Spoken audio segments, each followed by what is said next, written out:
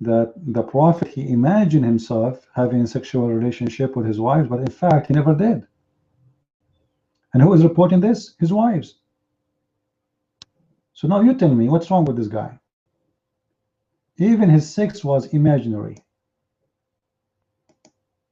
Like what it was a situation, what was the situation of Muhammad to the point that he imagined himself having sex, but in fact he never did? What he is suffering from?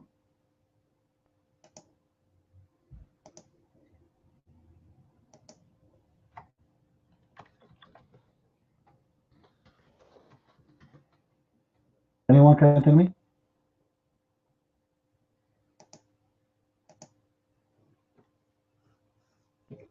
You know, when you read the story of an angel coming and sitting in the room, in the corner of Muhammad's room,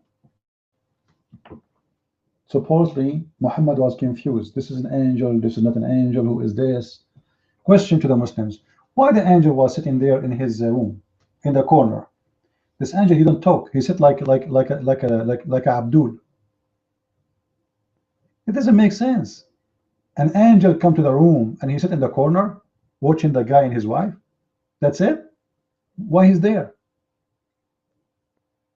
Making a picture of Muhammad, drawing Muhammad. What he's doing, and why in the bedroom, and why he don't talk to Muhammad? And then Muhammad, he told his wife, I see someone there in the corner. Where, honey? He in the corner. Here? I don't see anyone. I can see him. Oh, okay. Then Khadija, she asked Muhammad to sit in the top of her left leg. She said to him, do you see him? He said, yes. He said, okay, move to my right leg. She said to him, do you see him? He said, yes. Then she took off her clothes and she asked him to sit in the top of her. You know, she got naked and she said, do you still see him? He said, no. She said, the glory to Allah, this is an angel. Like what? The only, and the funny, by the way, do you know the story? This story is listed under what? In the Islamic books? Anyone knows? What is the section of the story name? Who knows? Oh, this is not a verse. This is a hadith about Muhammad, first time he encountered to be with the angel. This is even before, supposedly, before he met him in the cave. What the story we are talking about? Khadija is doing striptease to Muhammad in order to discover if this is an angel or not. Anyone know what the section of the book? This is called Imtihan al-Wahi. Imtihan al-Wahi, which means the examination of the inspiration of Allah. The examination of the inspiration of Allah is by the legs of Khadija. Have you ever believed somebody will examine if he is a prophet or not by the legs of the wife? Huh?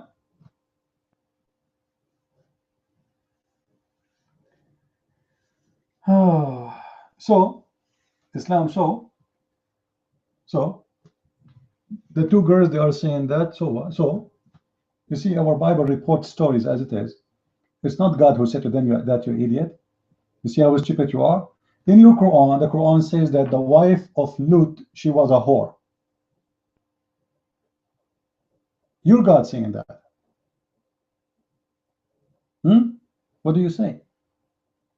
Here, it's not my God saying go and do that. Those two women, they want to survive, so they say, let us do this because this is the only solution. This is what they did. It's not God saying to them go and do it.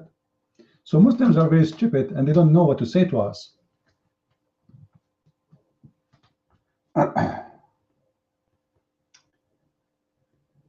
Do we have any brave Muslim here? Are you going to flood the text? We saw it.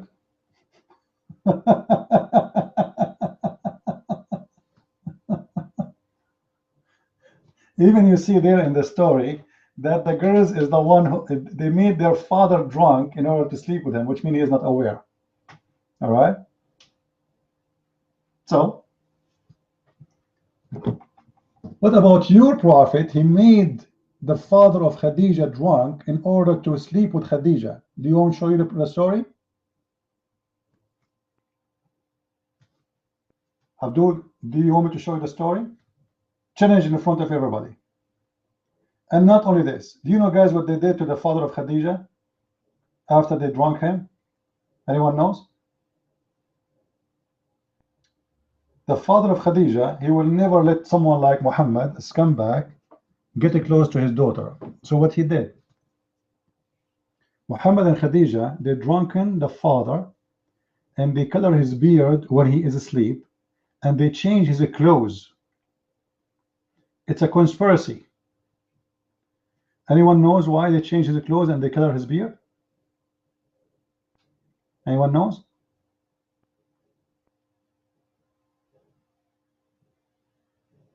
Nobody knows?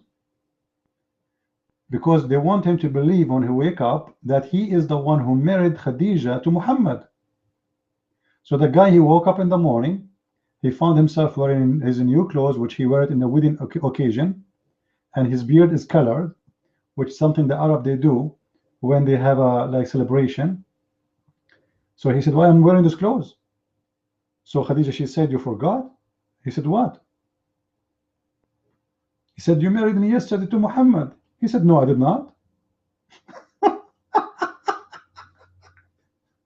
Even the father of Khadija, he took his sword, he want to kill Muhammad.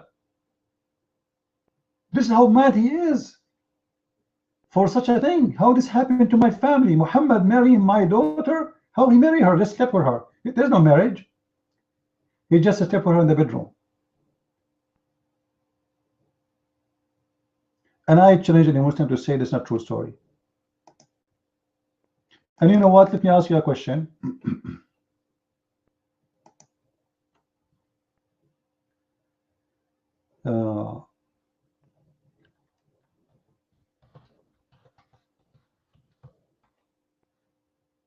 If Muhammad was a good person, why he is doing such a thing?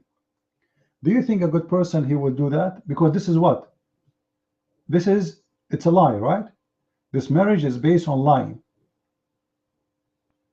They made the father of Khadija drunk, and he slept with the daughter, and they made him believe that when he woke up that he is the one who married him to Khadija, but there's no marriage happen. So even the marriage of Muhammad is not real, is nothing but a fiction. It's a lie. You know, Islam, I'm going to doubt you, not because you are posting those verses, all right, but because you keep flooding the room. You are stupid. We saw those verses many times. You are dumb like your prophet. Those verses mean nothing for us. It's not our God teaching that girl can sleep with her father. However, by the way, I can show you from the Quran, but you're a coward like your prophet, that the Quran approved to you to have sex with your daughter if she is a daughter out of marriage. And we spoke about this before, correct, guys? There is nowhere in the Bible it's approving that a father he can sleep with his daughter. Nowhere. The Bible is reporting a story of what those two girls they did, not God saying this is what you should do. So Muslims are stupid when they post those things for us. The Bible speaks about people who they are sinners, people who they are good, people they are perverted like your prophet, people who they are evil, and the Bible is reporting history of men and the word of God at the same time. So if the word of God say you can't do that, then bring it to me. Otherwise you are a stupid fool.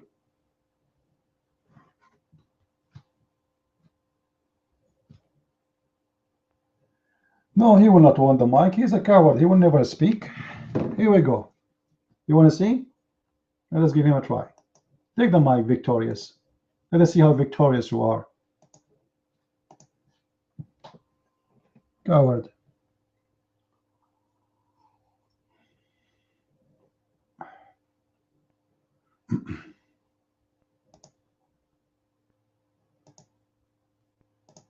I told you.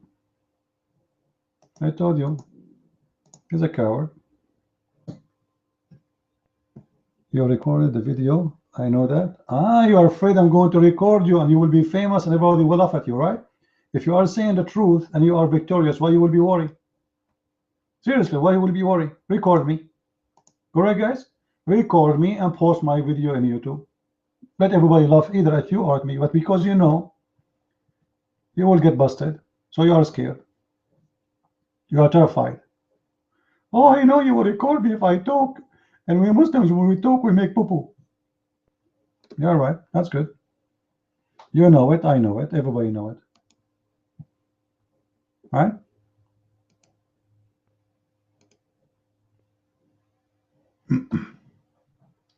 Well, internet warrior, say whatever you want. I am the one who no Muslim can debate. Face it.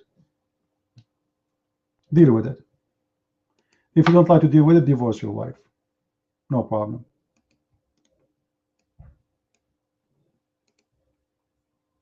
Right?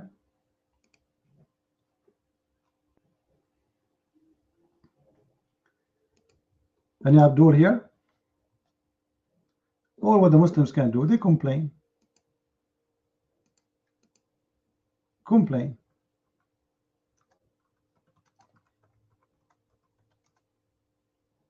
But can they debate us?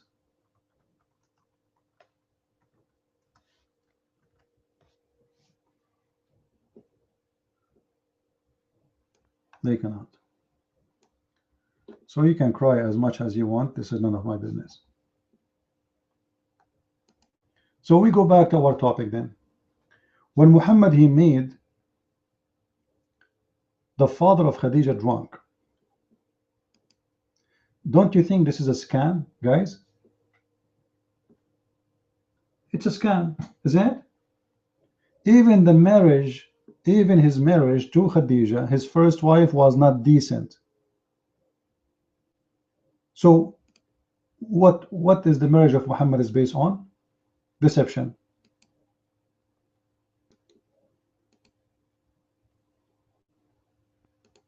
Deception.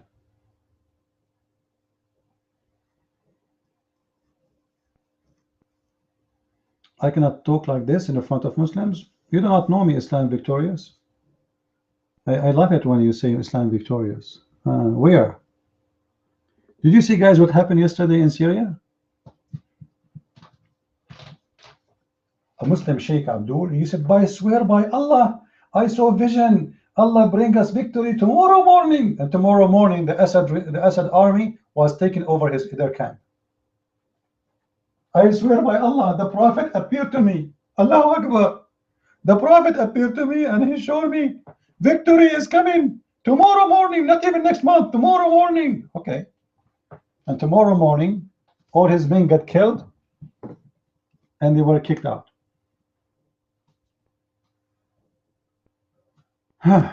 Any Abdul?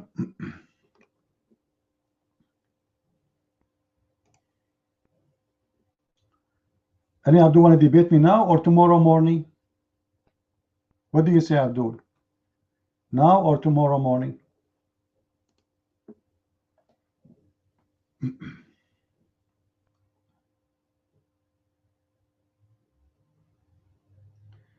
The story of Al-Khidr is simply coming from a fairy tale story. Have you ever heard of a story it's called Gilgamesh? Muhammad ibn Dawood? You heard of the story of Gilgamesh? You can search the internet. It's an old story, was famous in Persia and in the Assyria, in the Babylon land. Yes, Gilgamesh, very famous. So this story is and so there is some similar stories exist long time ago, before Islam, even before Christianity, you know, about people who they are looking for the fountain of life, where you drink from that water and you live and you stay youth forever. All right. And Al-Khidr is that person. Al-Khidr, he met a person, he was looking for the fountain of life. And actually, we have it in the Quran. Yeah, let me show you the story and the interpretation. Hey, Halima. Let us see the interpretation.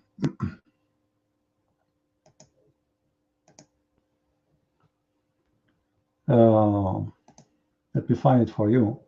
You will see that Al-Khidr, he looked He asked where I can find the fountain of life, and they told him, he met a man, old man. He told him, you walk in the beach, in this long beach, and you keep looking until you find a rock, and next to that rock you will find the fountain of life. You want to read it, guys? Don't make me look for it for nothing. Who want to read? Okay, you promised me you will say the reference, so next time I speak about it, one of you can help me and post, because for me, I don't save reference, because if I save every reference I know, I'm going to spend the whole year just saving a reference, if not more. All right. So help me. All right. If we go to chapter 18, verse number 60, chapter 18, verse number 60, and I believe we can find that in the book of Ibn Abbas. Now, in the book of Abbas, see, I forgot which page, but hold on. Here we go. All right.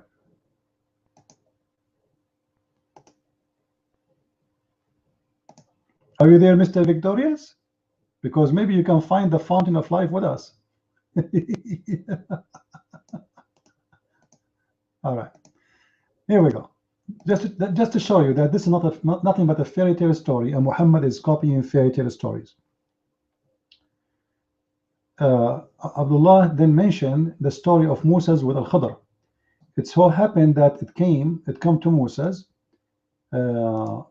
mind that there is no servant on the face of this earth who is more knowledgeable than him. And so Allah said to Moses, I have a servant on earth who is more obedient to me and more knowledgeable than you, which means he's a better prophet, higher, a lot higher. And this servant is Al-Khadr. Moses said, oh my Allah, are you serious? Guide me to him. He said, okay, take with you salted fish and walk along the sea shore until you find a rock in which there is a fountain of life. Sprinkle some water on the fish until it comes back to life. You see it? You see it? We aren't making things up. And here we go. This is the Islamic website, and this is the Islamic reference. And by the way, Al-Khadr, why Al-Khadr, his name is Al-Khadr? I told you before, right? Who remember? Anyone remember why his name is Al-Khadr? Anyone remember? This is the official government website of the Kingdom of Jordan, owned by the King of Jordan. And this is Tafsir Ibn Abbas, the cousin of Muhammad himself. Al-Khadr, he was called Al-Khadr because he drank from that fountain. That fountain, which is the fountain of life. So Al-Khadr, Khadr in Arabic mean a green. Like you say, Mr. Green. All right. So Al-Khadr, wherever he go, if he sit in the ground turn green. Why? Anyone know why? What the reason? What the reason?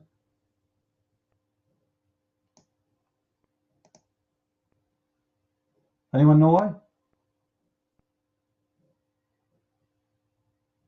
Because he drank from the fountain of life.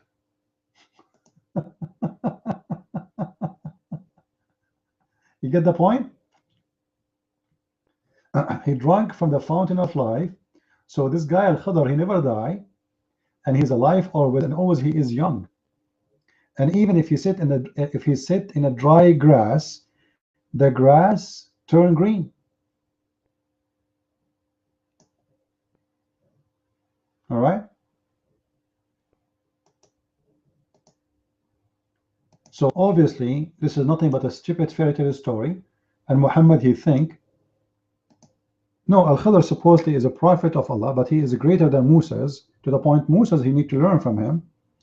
And Al-Khadr, by the way, he was exist in the time of Noah. Al-Khadr is exist in the time of Noah, but then he is exist in the time of Moses, and then he attend. When the last time Al-Khadr appeared? Anyone knows? Anyone knows? When the last time this guy appeared, according to Islam?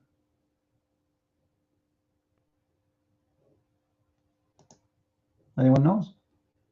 In the funeral of Muhammad. Thank you. Look at this story. Crazy. This guy, he was with Noah, and then he was with Moses, teaching Moses, and then he came in the funeral of Muhammad. Like this guy, how many thousand years he's alive? All of this happened because he drank from the fountain of life.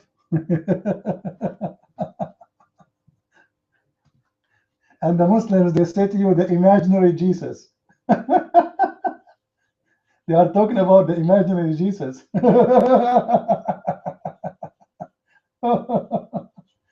Oh boy. Victorious, I am in the blacklist. Why don't put me in the white list?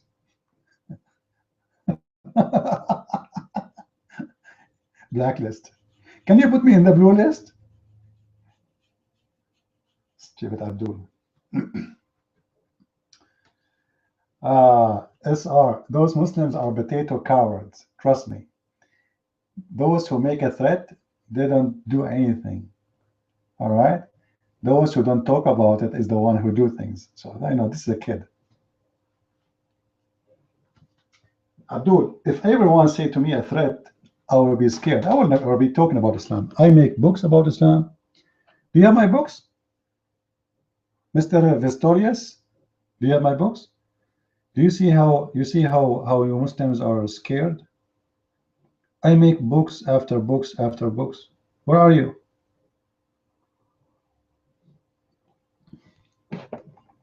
Where is Abdul? Oh.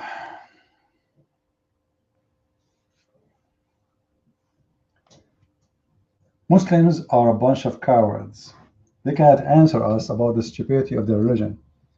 Al-Khidr, he drank from the fountain of life and he's alive for thousands of years. Why Muhammad, he was not given some water from the fountain of life?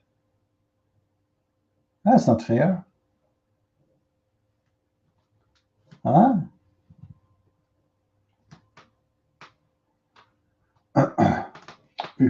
That's deep. Victorious, that's very deep, brother. That's very deep.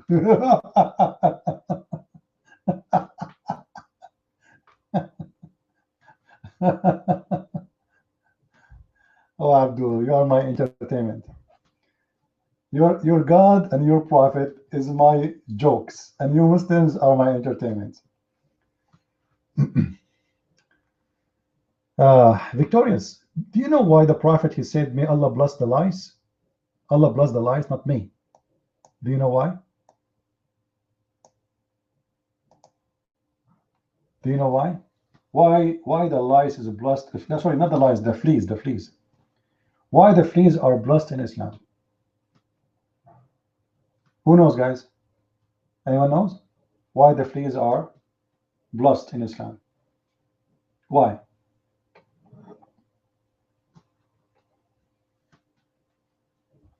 They were trouble in the prophet. Yeah, you are right, because they used to wake up the prophets to pray. Amazing. So Allah, he blessed the fleas, and Muhammad, he said, don't curse the fleas. They are blessed. They wake up the prophet to pray. How many fleas and how many lice in the underwear of Muhammad to make him wake up? So a lice, who is very harmful insect, creature, which suck your blood, Muhammad saying it's a blast. It's a blessing for you, brother.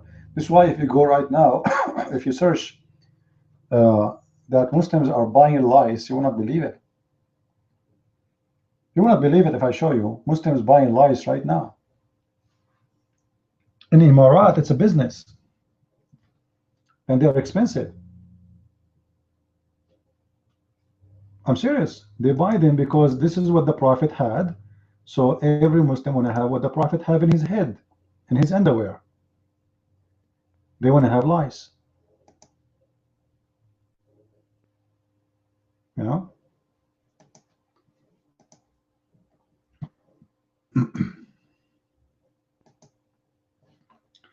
Let me see if I can find the news.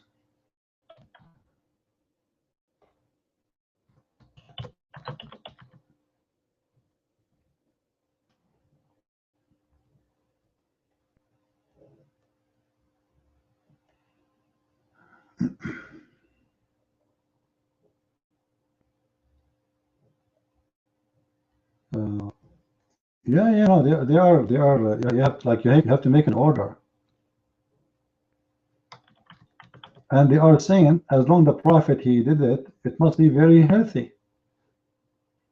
You know.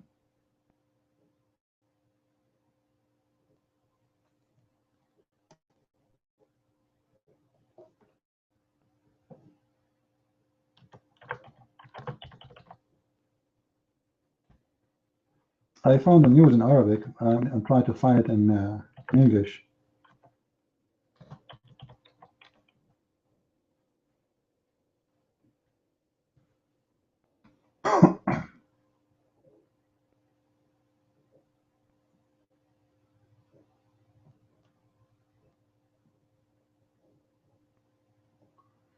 Every lice, the price is $4. $4.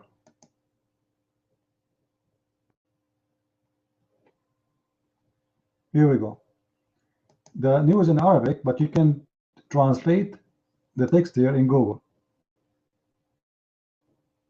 All right. Well, you can discuss the discount with them. Oh, the link is very long.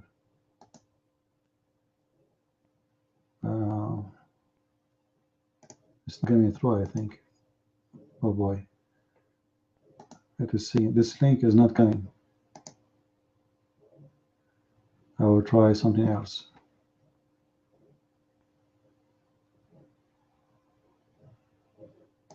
$5 for one lice.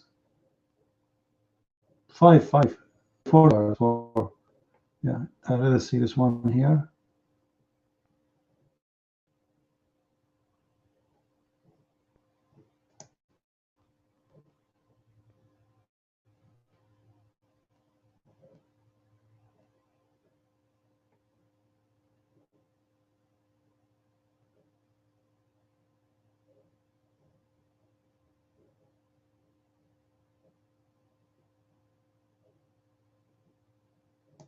Actually, there's a video about it in YouTube. I just found a video.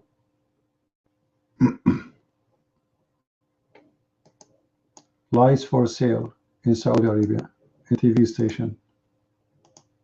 This is the video. It's in Arabic, but anyway.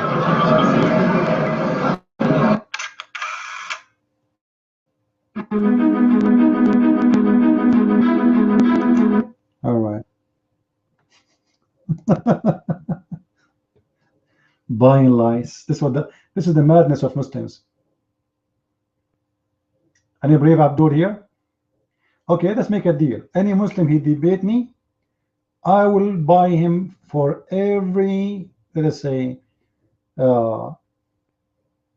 every 15 minutes you make victory, you earn one lice.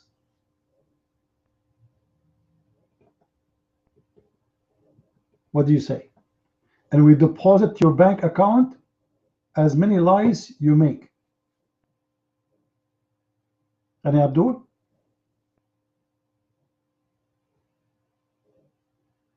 Who want to have some lice now in this blessed lice day?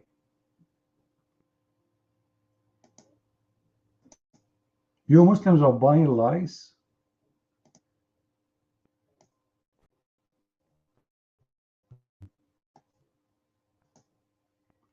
Should I say takbir?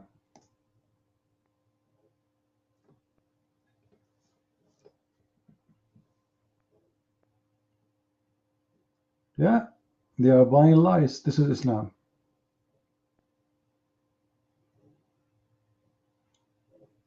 And you know, the Muslims before, they used to say, filthy people have lice in their head. You remember Osama Abdullah, the guy who come here once? And he said to me, Christians, you are full of lies. People are dirty. You don't take shower like the Muslims. I said, so you are saying the one who have lice is dirty? He said, yes, sure. Sure, absolutely. Absolutely. Then I showed him the hadith where it says the prophet is full of lies. And then he was saying,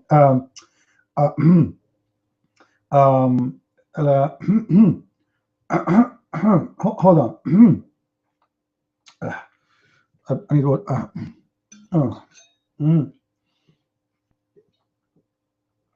Yeah. This hadith about the Prophet having lice.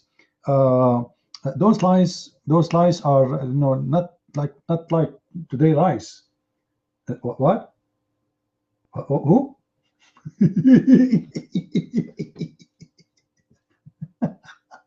Yeah, they are coming from the moon, brother. They are holy lies. He was so excited calling us names. You Christians, you don't take shower like us. You are filthy. By the way, Muslims don't take shower. Muslims, and you remember, right? Muhammad taking a bath with dead dogs and women blood from period. Remember? No wonder you are full of lies. If this is your shower, if you shower in the sewage, and Muhammad, he told them the water is always pure and nothing make it dirty. The water is always pure, but let me tell you in the news, Muhammad, almost 95 or 97% of the piss is water. Is that correct? The piss, 97% is water. What do you mean the water is pure? You remember a Muslimah, she decided to answer me, and she said, according to Islam, if the size of the water is the size of 2 swimming pools, it's clean. So I made a video about it. The hadith says that the size of the water where Muhammad he took a bath in it, it's not even 2 meters and 70 centimeter. So how that will be in foot if we convert 2 meters and 70, that will be what, 6 foot, 7 foot? That's it.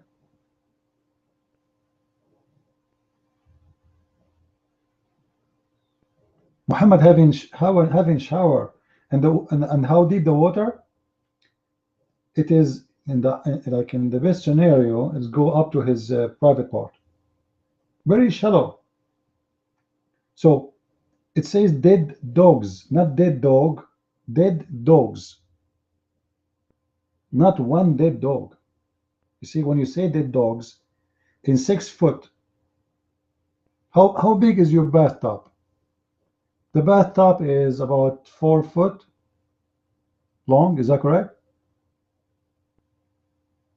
So it's a little bigger than the bathtub, and Muhammad taking a shower with dead dogs, and the water have women blood from period, and even the hadith says even garbage or stink.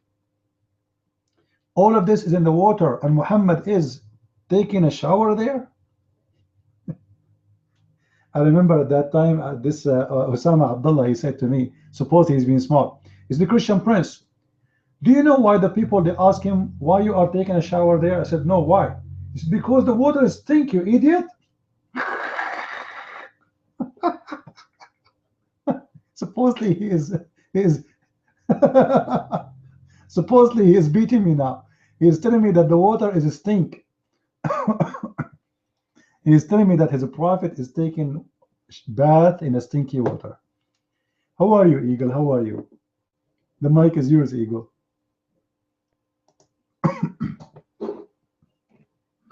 Hello. Abdul in the room. Hello.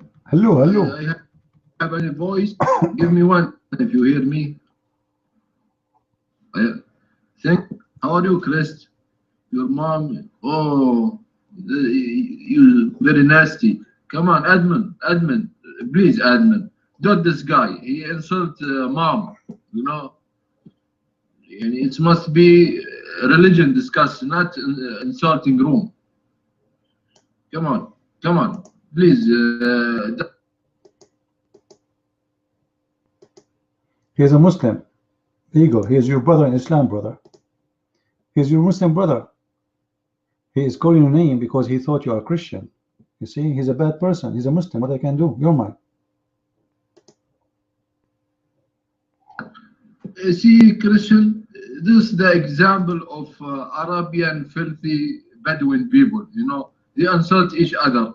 Wallah, our Islam not like this. Wallah, ya Wallahi. Christian.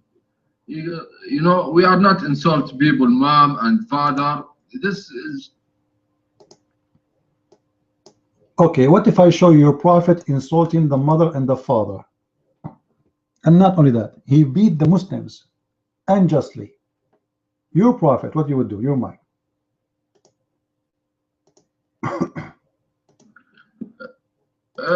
but you must hadith صحيح.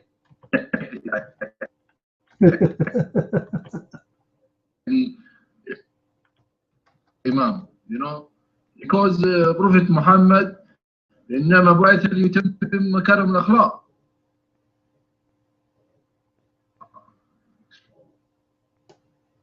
يعني he understand, Mike free.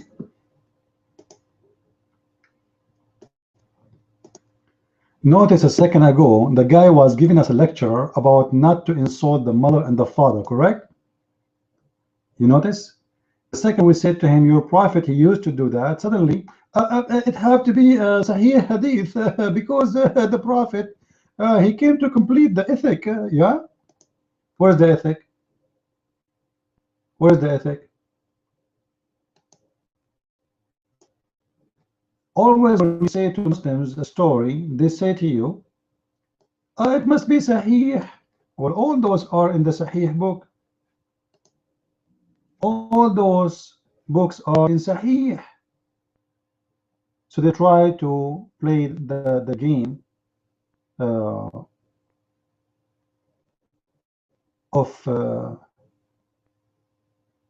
Sahih. Sahih and strong. Let us go to the Hadith and show you Muhammad insulting and calling the father's names, bad words. Now here you see the Muslim translation trying to make it look nicer. However, still from their translation expose Muhammad and his followers. Let us read. Allah Messenger, the good would reach everyone, etc., etc. He said, why so? I said, because you have invoked curse and heard meditation upon both of them. He said, don't you know, I have made condition with my Lord, saying thus, O Allah, I am a human being, that for a Muslim upon whom I invoke curse or hurt or insult his parents, make it a source of a purity and reward. Guys, have you ever heard about a prophet of God? He put conditions on God, and the condition is what? I beat my Muslims, I curse them, I say filthy words to them, I say the F word to their parents, and then Allah will make it a reward, a blessing for them. Why He will make it a blessing? Because it is unjustified. Do you see it? Muhammad curse you, Allah bless you. Muhammad say the F word to you, Allah bless you for it. Why? Because Muhammad is not being just He is not cursing you for a reason. He's just being an idiot. So what do you mean in Islam we should not curse the parents? Here we go. Sababtuhu wa la'antuhu. This is what it says in Arabic. What sababtuhu mean? Asabbu huwa min ash-shutam, ay an tashtuma ahlahu wa halahu wa ahwalahu wa qiba'ahu wa ila akhirih. Your prophet is saying bad words to the parents of those people who did nothing wrong to him, as the hadith saying it clearly. This is why they are going to go to get zakat and reward because of it. Allah will reward you because the prophet is cursing you. By the way, I did not post the whole story. Hold on. The whole story starts from here. You want to show me something? Okay, show me something. No problem. Aisha reported that two person visited Allah Messenger, and both of them talked about a thing of which I am not aware. But that annoyed him, and he invoked curse upon both of them, and heard, etc. And he, like he said, bad word to them. And I went out, said, why you are doing that to them, huh? He said, oh, you don't know? I put conditions in Allah. Huh? I put conditions that anyone I curse or I insult or I say bad words to his parents, Allah will give him a blessing and reward for that. What do you say, Eagle? And this is the reference for the link. Who want to save the link? Who want to save the reference? Here we go. The mic is yours, Eagle. So why your prophet is being a rude man? He is insulting people unjustified for no justification. What kind of a prophet he is? Go ahead. Christian, you know, we have a preference, you know, Bukhari and Muslim, one of those. Okay, Potato. Okay, he wants me to give him Bukhari or Muslim. Yes, it's Muslim. Sahih Muslim, Hadith number 26008, or book number 45, Hadith 112, or book number 32, Hadith number 6285. Stop this game. And this is a Sahih. So now the mic is yours. Go ahead.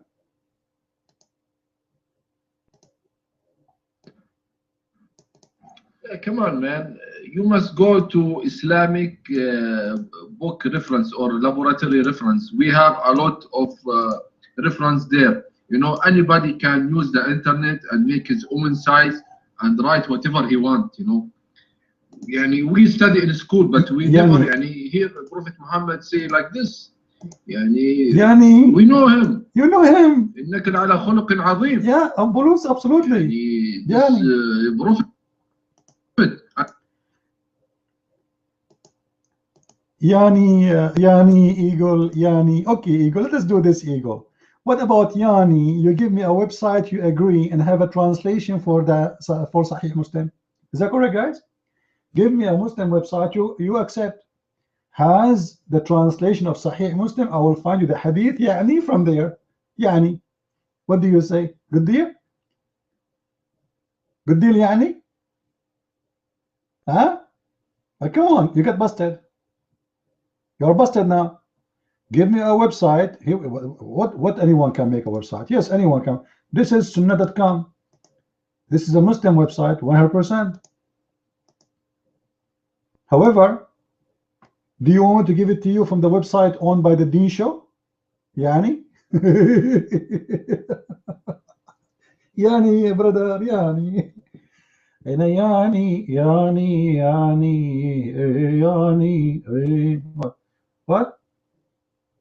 What is the problem with Islam?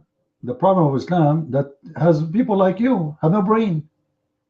I keep showing you things and you know it's true, and what you say to me, you know it's true.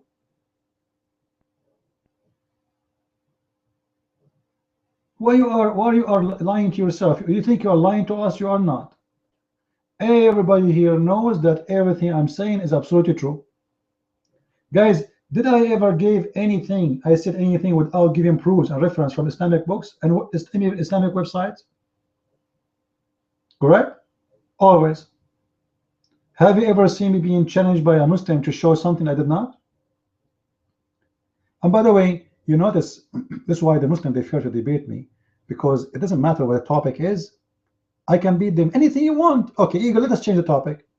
Open different topic. I will give you a chance to survive. But I'm telling you, from every 3 words you say to me, I'm going to use them against you. Just say 3 words. It doesn't matter what they are.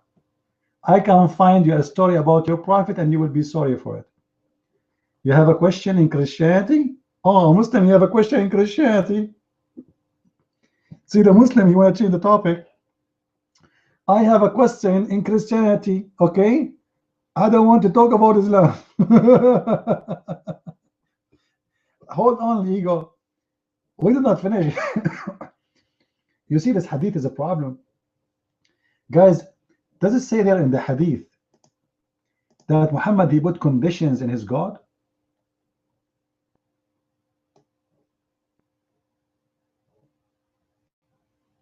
How a man can make condition in his God? Who is in control? Who is the God?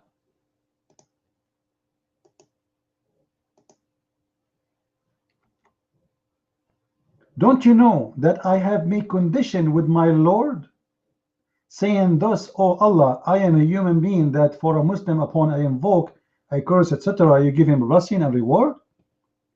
How Muhammad can put conditions in his God? What does that mean?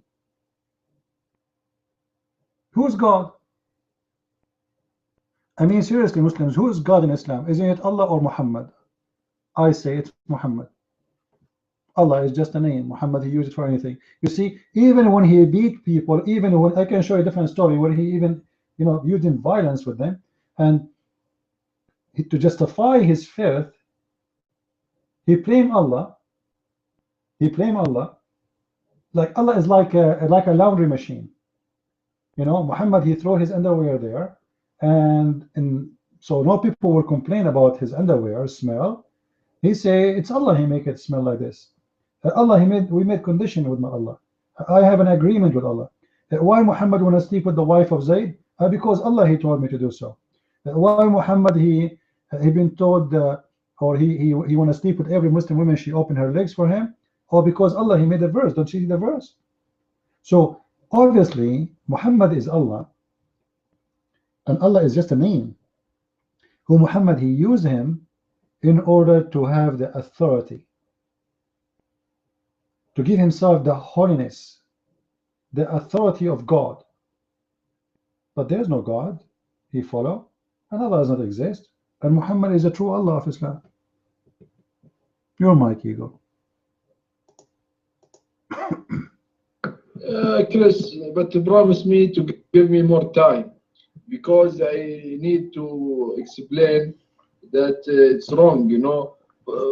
Prophet Muhammad, he's just a prophet. Allah sent him to show us how to worship Allah, you know.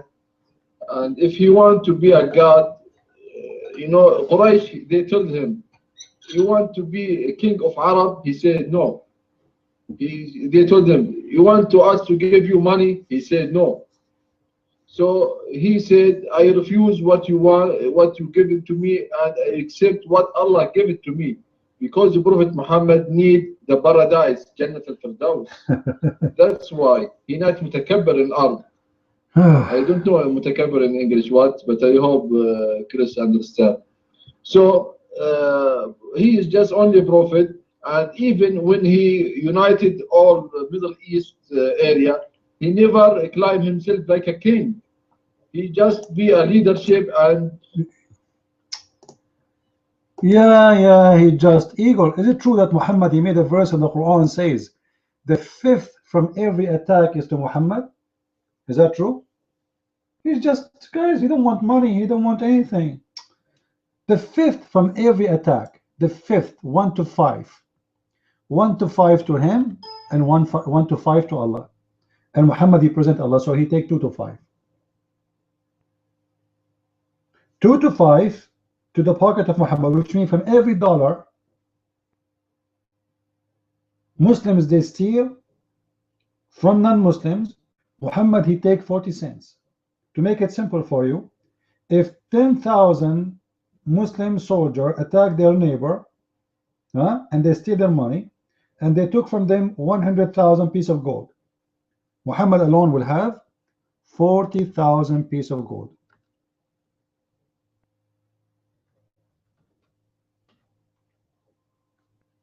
Alone. What is left? 60,000 pieces of gold. How many soldiers we have? We have 10 soldiers, right? 10,000. That's mean every soldier what we will get? Guys, how many? $6. Muhammad alone will get 40,000. And the guy who went to war, he will get $6?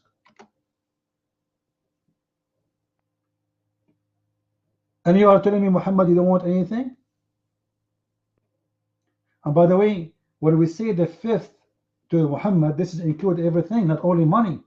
Slaves, women, kids, slavery, goats, animals, camels, sheep, gold, silver. Do you remember, guys, when Muhammad was accused of stealing underwear?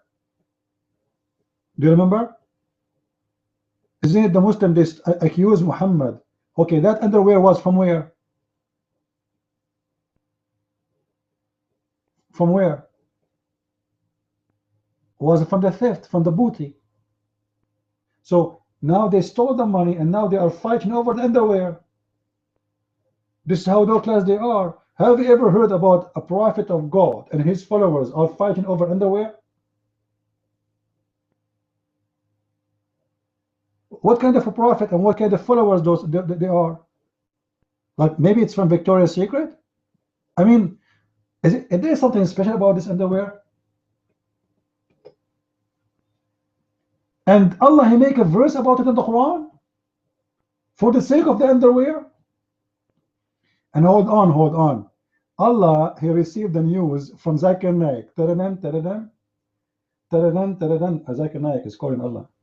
Taradan, taradan. Brother, hold on. I'm calling Allah, brother. Taradan, taradan. Allah is answering. Bismillahirrahmanirrahim. A'udhu billahi minash shaitanir rajim. Because Allah read Quran. Allah don't talk, Allah. See, Allah don't talk. Allah, He read Quran. So Zakir Naik, he wait until Allah, he finish, and then he said to him, brother, assalamu alaikum. My name is Zakir Naik. I'm from Bangladesh. I'm calling because the Prophet is in trouble. He's in problem yet right now. He's in Mecca, brother. And he have a problem because they accuse him that he stole an underwear. So please Allah, do something. We invoke you to help us to solve this problem. So Zakir Naik, he called Allah, seeking help for the sake of the underwear, which is missing. And the FBI and CIA and the whole world is busy trying to find where this underwear is gone. And now Allah is going to give the solution. So Allah, He went to his bedroom. He think how we can solve this problem, how we can solve it. Bingo. And Allah sent a verse saying, it is not for the Prophet to steal underwear. What is the solution? Tell us who took the underwear. At least tell us, you are Allah. You are Allah, aren't you? Can't you tell us who is the one who took the underwear? Until now, the underwear is missing. Until now, nobody knows, save Allah, for sure, brother, for sure. Auzu billah, save Allah. Nobody save Allah know where the underwear is. Let me add this actually. Nobody knows save Allah and the Prophet, to be sure.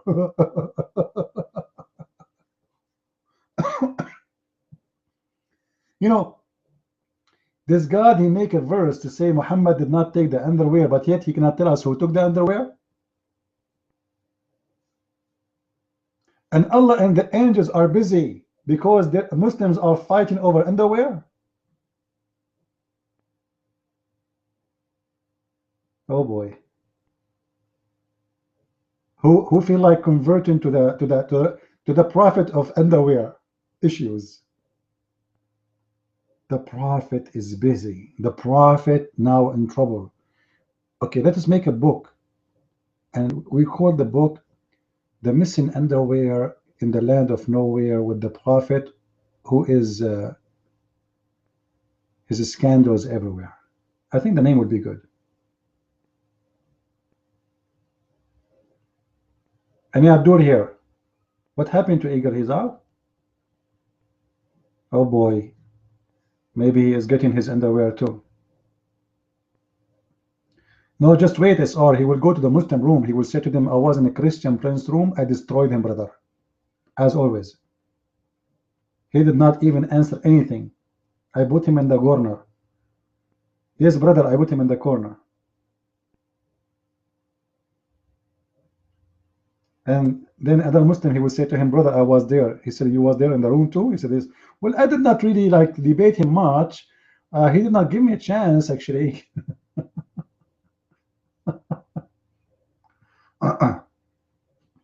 You know, this guy, I made a video for him. He is from Germany, the Muslim who live in Germany. He's not from Germany. You know, he said all the Hadith Christian prince he provided, they are weak.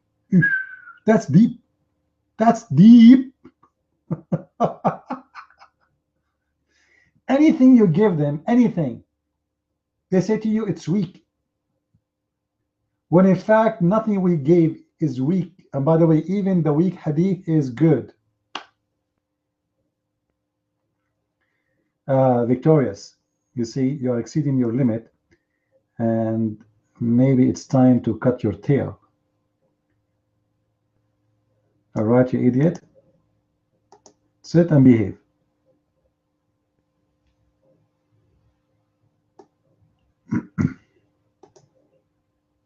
Oh, he's a potato.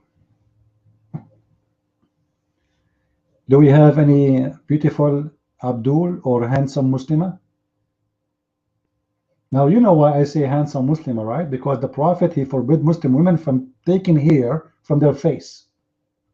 If you ever see a Muslim woman, she don't have a lot of hair in her face, it means she is a false believer. The Prophet said clearly, Allah curse the woman who take hair from her face. Allah, he curse a woman she take hair from her eyebrow. Allah, he curse a woman she take hair from her mustache. Allah love women have mustache and beard. Who is the great sister here? She have a beard. Any great sister, Muslim sister, she have a beard? Muslima, which one? Hafiz, I don't know which one. What do you mean no waxing? Allah, I'm telling you, Allah, he will curse her. Allah and the angels, this is serious crime against Allah. And this is why I say to you, all Muslim women, they don't care, they don't give a garbage for Allah. If you see a Muslimah, she have a mustache, it means this is a true believer. All Muslim women, especially Middle Eastern, you know, in Middle East, we are hairy people, it's not a secret. You know, once I went to the swimming pool, they kicked me out. They said, you cannot swim wearing your clothes. I said, you idiot, I'm not wearing my clothes, this is my hair. Hello? Anyway, so if a Muslim woman, she don't clean her hair, she will look like a monkey. We Middle Eastern, we are the only proof the atheists they have that monkey used to be human. I mean, human used to be monkey.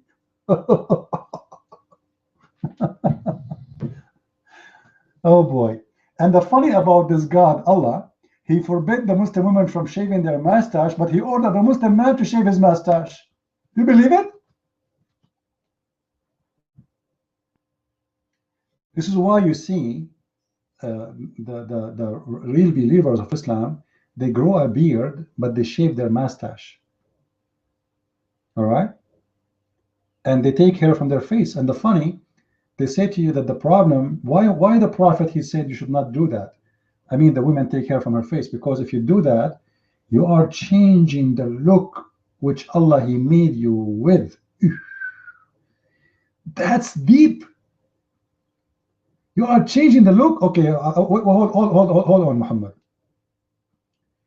When you do circumcision, aren't you change the look which Allah, he made you with? Huh? You cut the penis, is not a change in the look. What about Muhammad coloring his hair? He want to be blondie. Blondie, redhead. The man, he can color his hair and make it a blonde, and it's okay. Allah will not complain. But if a woman, she take hair from her face, she's changing the look. Who of you here use sometime wigs? I know some women, they use it for, like, you know, I know nothing wrong with that. I mean, women, they can, it's a woman, no problem. Muhammad, he curse you if you use a wig. Or some girls, they put, what they call it, this attachment to the hair. Like a girl, she want to make her look like long hair. Or even sometimes what they do, like you cut your hair, let's say you have a long hair, right? They cut it for you, and then they make that hair as attachment. You can add it anytime to your head. Is that correct? If you do that, Allah curse you. Extension. Allah curse you for that reason. You are in trouble. You are in trouble. You know, I really laugh when I see somebody saying to me, Islam is a great religion, when Islam is the most stupid religion. No, Muhammad was not circumcised. And this is one of the funny things about Muhammad. You see, he ordered every man to circumcise, but he himself never did. Why? Because the Quran says, Allah qad tahhara rasul mutahhiruka. You know, he is the one, Allah, he circumcised Muhammad. That's deep. Allah himself, he circumcised Muhammad, but without touching his penis. You know, how this happened, we do not know. Do we have any Abdul here? No. I don't know how Allah. Come on, this is Allah. Allah can do things without touching it, correct? Come on. Maybe he bite it. I don't know. Don't talk dirty. There's many kids here. Like how many here under the age of 70? How many of you under the age of 70? Okay, that's mean you are still not teenage yet, because obviously in Islam you get teenage when you are 70. The more Muslim men they grow, the more perverted they became, and I'm very serious about that.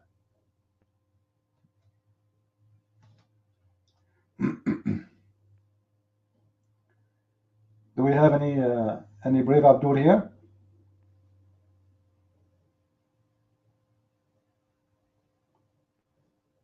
Yeah, actually, you know, there is lectures about Aisha, how she grew up very fast. Actually, there's tons of videos on YouTube speaking about girls in the Middle East.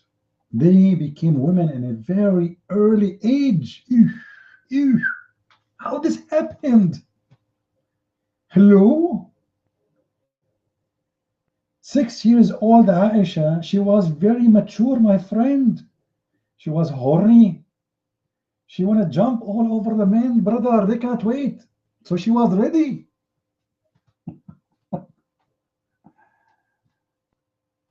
Which Muslim? I have no idea. Do you know how many Muslims I spoke to in the last, whatever, 10 years, 15 years, 20 years? Do you think I remember all those names?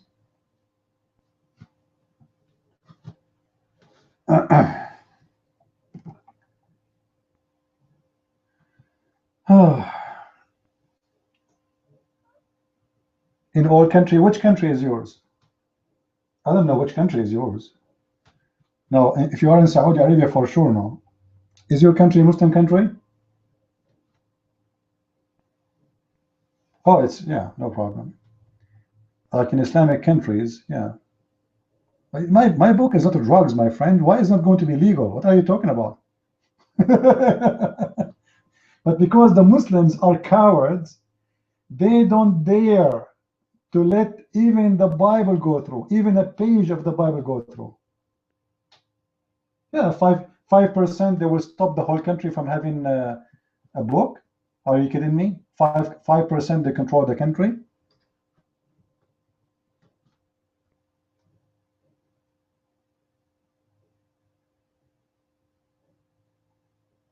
Actually, there's people even in Pakistan, they are able to get my books. India, you know.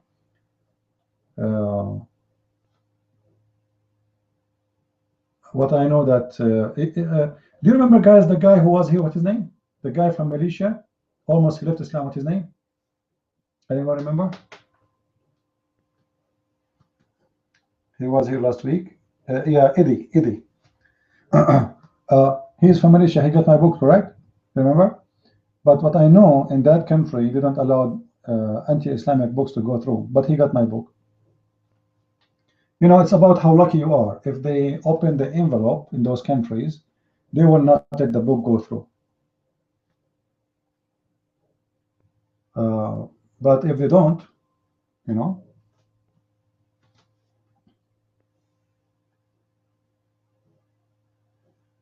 Yeah, you can have it. You can have it. No problem. Anyway, to guarantee you can have it, just go and order Kindle. Don't order the paper book. It's cheaper, and you can have the book in 5 minutes. It's download. Why you cannot? Kindle, Amazon, they offer free software to install in your tablet or even in your computer. You do not need the Kindle machine gadget. Really? All right. Well, those countries, obviously, they are scared from people to know the truth. You see, they try to forbid information to come through, hoping that they can keep Islam, alive.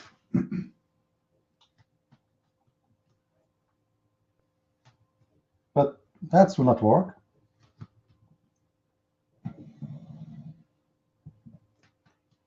That will not work. People, they can go on the internet, YouTube, Facebook, and there's no limit. There's no way. Like you see, all days, Muslims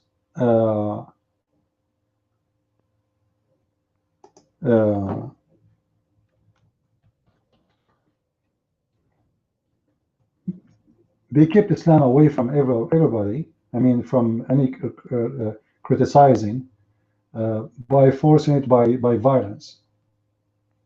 But even in the old days, Islam was criticized badly within Islamic countries.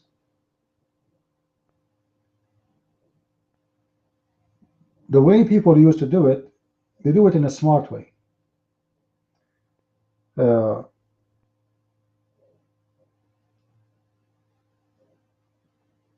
Like, I remember there was a Muslim. Once he said to me, "You Christians have a belief." He said in Arabic, "You have a deen, but you don't have a belief, and we have a belief, but we don't have a deen."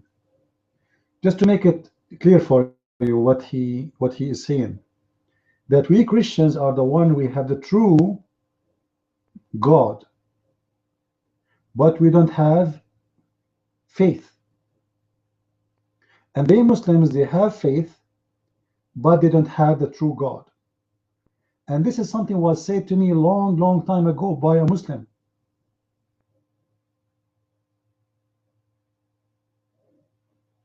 When a Muslim he said that to you, it's mean that he for sure he's out of Islam, but he don't dare to say so. Correct?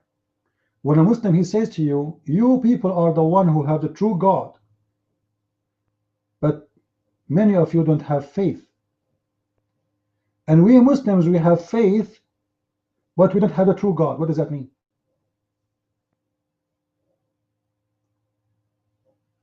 It's mean Islam does not really exist. If this is what the Muslims are saying.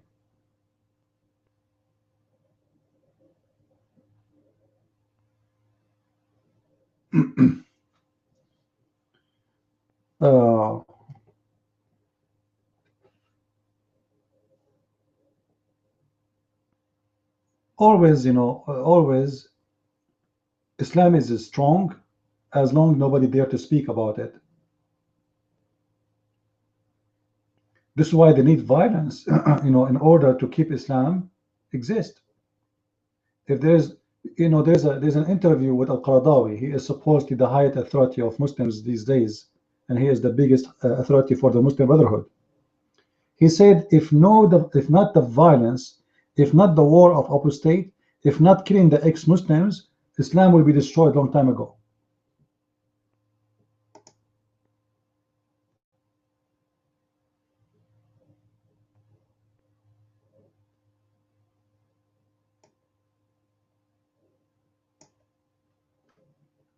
This is how it is. You remember the video we played here last time? The Muslim teaching in their schools that if a Muslim stop praying, we eat him. Do you remember? We grill him and we eat him. What the purpose of this? Why they are teaching this in their books, that if a Muslim, he's a Muslim, he stopped praying. He did not say, "I'm not a Muslim no more." He did not say Muhammad is the prophet. No. He just stopped praying. We, as a Muslims, we are allowed to kill him and grill him and eat him. The whole is, thank you, just to make fear. This exists in the text to scare everybody, that if you try, if you think about it, if you ever think not to pray, and you think maybe you can get out of it, we will kill you, we will grill you, and we will eat you. This is the whole purpose. This is the only way to keep Islam exist. Take the apostasy way law from Islam, give people freedom. You know, if Islam is a great religion, and the Muslim, they are saying to us in the West, there's people they convert to Islam. Okay, what about you? You practice what the West practice. Whoever want to stay, stay. Whoever want to leave, leave. And let us see how many they will stay. In the West, if anyone convert to Islam, because you don't lie to him, because those Western, many of them, they are ignorant. They have no idea how bad this religion is. But most of them, after they convert, they leave. They made a conference in USA, Muslim, and the whole conference is about why Muslims, new convert, they leave Islam maximum in 3 years, in the most of the cases. 3 years. They lie to them, and then after a few years they find out this is not what they thought, what they've been told before. It was not this. Especially if you start studying and searching, like what happened to this guy, his name convert to Islam, right? I have an answer for you. Allah is an Arabic name of God in English, or Dieu in French. Jawad, this is very stupid of you, because if Allah is just an Arabic name of God, or you are saying it's an Arabic word of God, then you should not say in the Shahada there is no God but Allah. You should say there is no Allah but Allah. Correct, guys? If Allah is just an Arabic word mean God, then in the Shahada you should say there is no Allah but Allah. Muslims are very stupid. Even what, like, you know, this woman, she went for all this time, she'd come back here with this. Now let me ask you a question, Jawad. Challenge between me and you to show me one place in the Quran it's saying that Allah is a word mean God. Is that fair, guys? Is that fair? Who is the Muslim when I do that challenge? If you show me that, I will shut up my mouth. Just to show you how stupid the Muslims are. If the word Allah is a word mean God, how come Muslims, when they translate the Quran, don't translate the word Allah and say God? Why you put Allah there? Because it's a name. You don't translate a name. What do you? What God? What stupid? You know, idiot. I'm talking here. Talk to me. Why you are translating? Why you translate the word God in Arabic, which is Rabb, Rabbi? Huh? Why you translate it and to English as God, but you don't translate the word Allah as God? Why you keep it in the Quran as the word Allah? Jawad, well, first of all, your God name is Lah. It's a female. It's a stupid female, you know, stupid Muslimah. You don't even listen. I will force her to listen. The problem, if you doubt them, they say to you, see, they say you see, he is doubting us, but they don't answer you.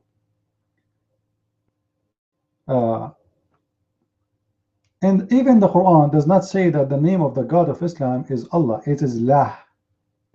But the stupid Muslims, none of them is educated. They are the same as their prophet.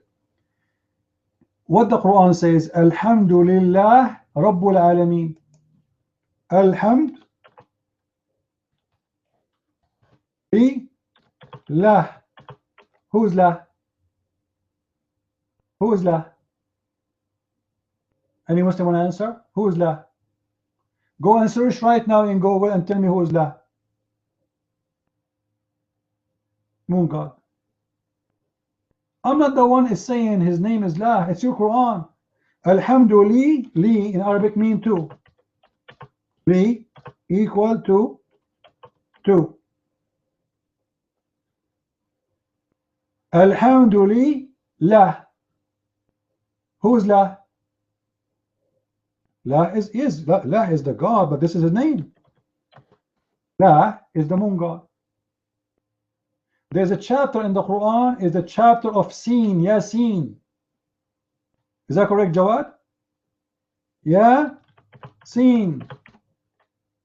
Who is Sin? Go and search right now, the God Sin. Go and search right now in Google. Somebody post for me. The Muslims, they agree that that is one of the names of Allah.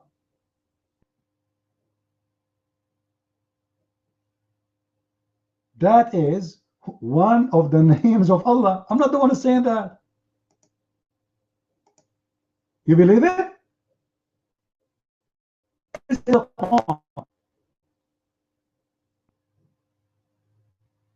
Ya is a word meaning God. Sin is the name of the God. But who is Sin? Go and search. It is the moon God.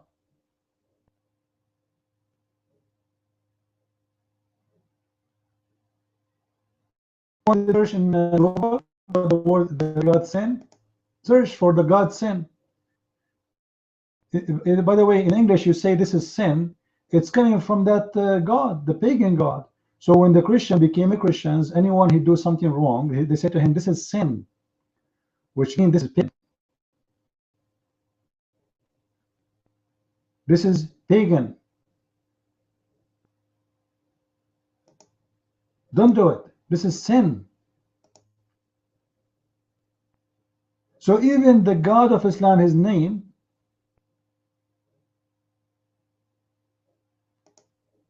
of their God.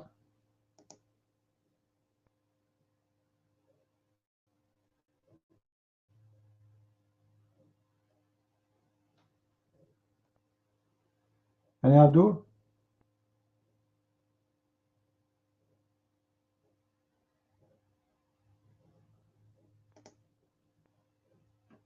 Who is a brave Muslim here?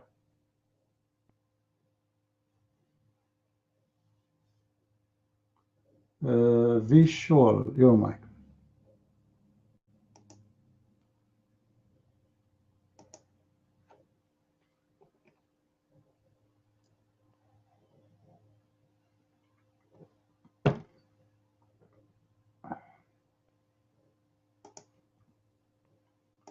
Am I saying his name correctly? Vish, are you there? Your mic.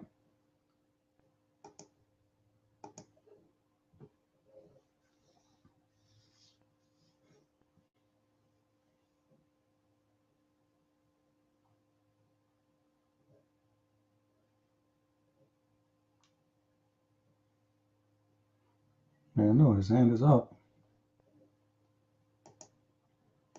Well, do you want the mic? Do you want the mic? Your hand is up. I don't know. Tell me if you want the mic. Any Muslim here want the mic? Any Muslim here want to bring victory to Allah?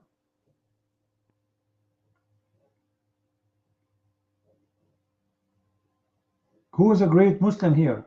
Who is a warrior? You can win easy for a very simple reason.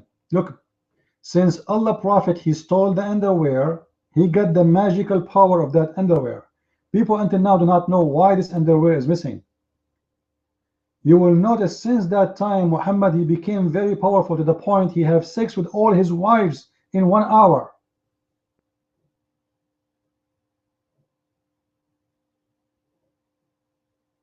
Isn't it amazing?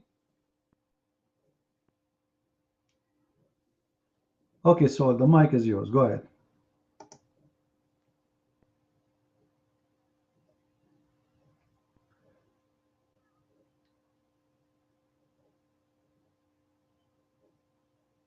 I know what's wrong with this guy.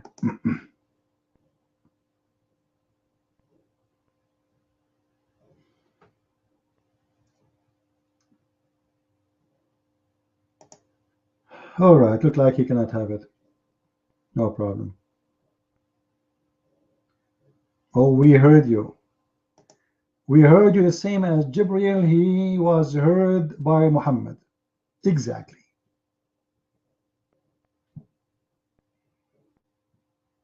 It was amazing speech. We heard nothing, man. I don't know. You are not talking.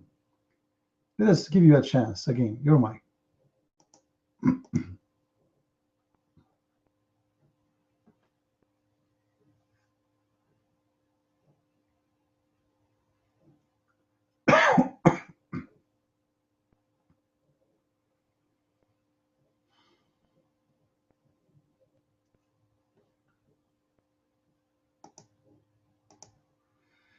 All right, maybe you can go to the help section and ask them for help. They can help you. Are you pushing the bomb? So did you push the bomb? Because I know people sometimes they want to go in the elevator and they wait for the elevator to come, but they never push the bomb. I hope it's not your case. I'm serious. There's many people they go, you know, they see somebody waiting in front of the elevator. They think that he hit the bomb, and they wait, and the elevator never come, and they are waiting, never come, and then they start wondering like, wait, and then why it's late, and they ask the guy why it's late. I had not pushed the bomb yet.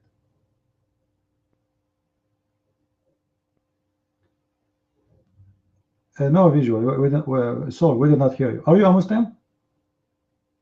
Do you know how to take the mic? Saul, do you know how to take the mic? There's an option there. It says lock the mic on. So how we will hear you? You are taking the mic. You have to press hold in the mic. You have to press control in your keyboard. Press control and keep pressing control until you finish talking, and then release your mic. Okay? Press. Oh, an iPad. I don't know how that will work there. I have no idea. But I'm sure it's going to be the same, like lock your mic, something like this. Next to the chat space, it says lock your mic. Try.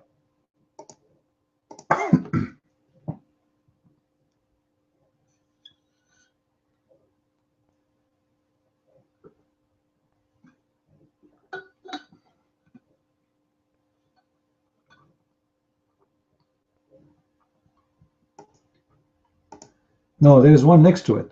There's one next to it. It says lock your mic, not raise your hand. Anyway, practice until you find out how to work.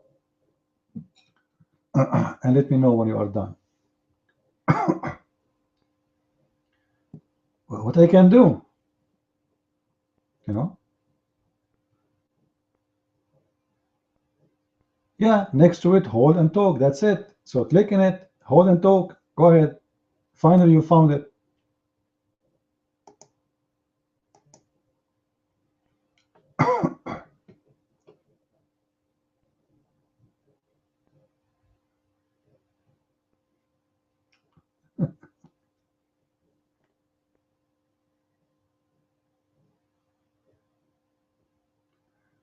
Oh boy.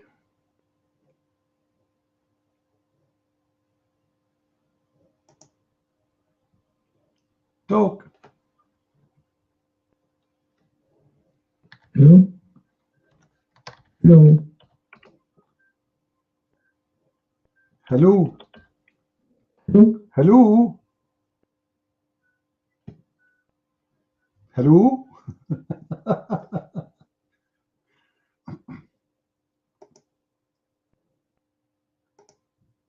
ألو ألو ألو بيروت من فضلك يا عيني تددددم أعطيني بيروت دخلك على الخط شوي. Do you think yourself you're on the phone? What do you mean hello hello hello? Just talk, man. It's one way. We cannot answer you. Hello? Hello? It's me you are looking for. What? Don't be surprised if one day I commit suicide. Now, how I can commit suicide, I will do it in an Islamic way. I will buy a lot of lies and put them on my head and on my body. In the morning, I will find myself without blood. Thank you very much. Are you there, Saul? We wait all those hours to find a Muslim, and when we get one, the only thing he knows is hello.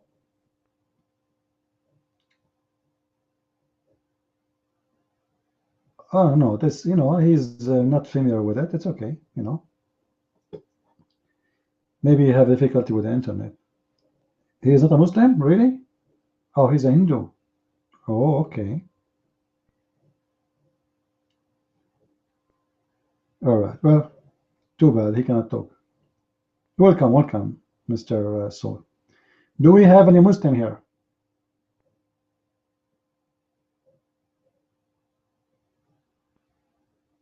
Who is a Muslim would like to come to the mic?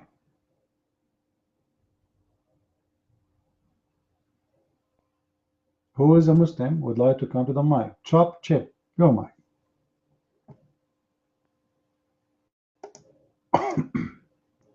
Hello, Christian Prince. How are you? Thank you for inviting me to the mic.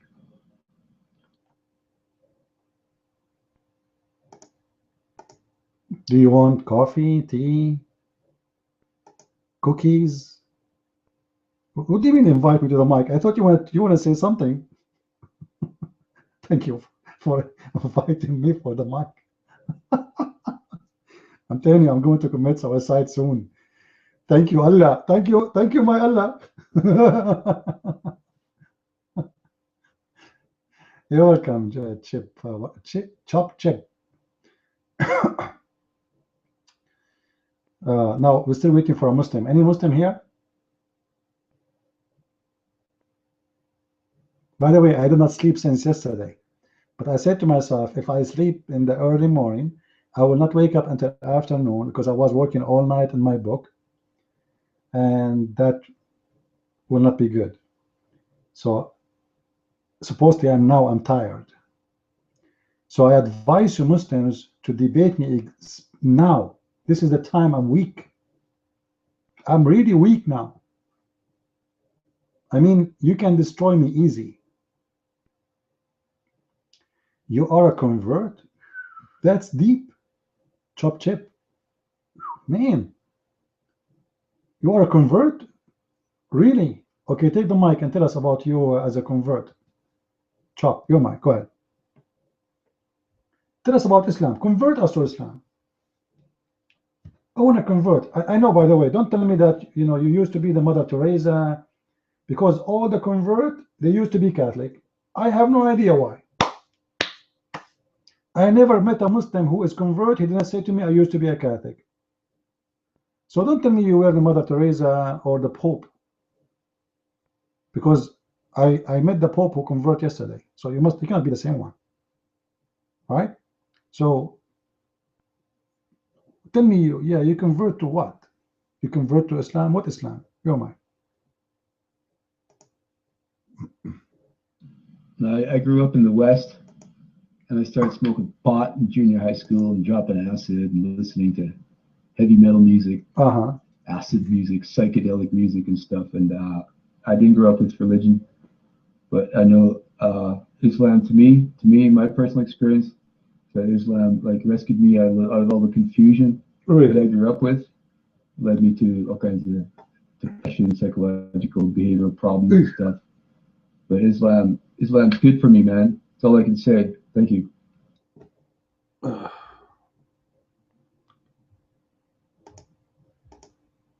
Islam take depression from you? I never saw a Muslim is not angry.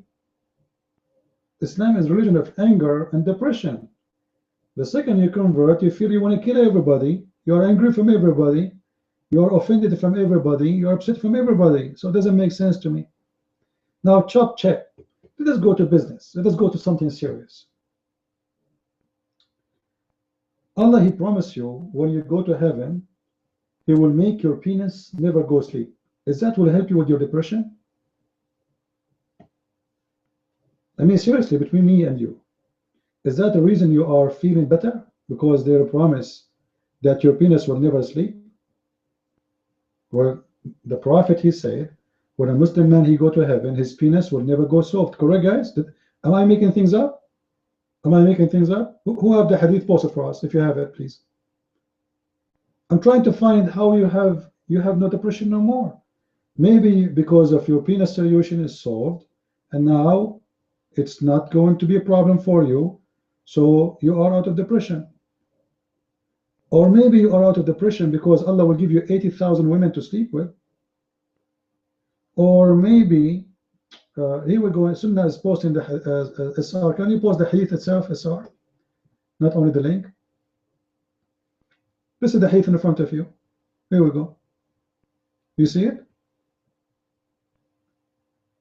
Is that what you converted for? A religion who promised you that your penis will be always like a concrete? Do you think it's comfortable to be around with a penis like this? I mean, imagine going to the mall and you have a big penis and the door of the mall is far away from you. You will break the window. I mean, your penis will go inside the mall before you. Especially, it's very, you know?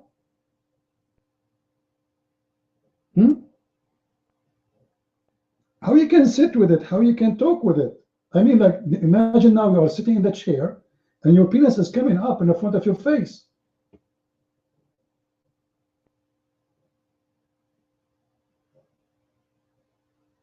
No, the hadith says, كَالنَّخْلَ السَّحُوقِ.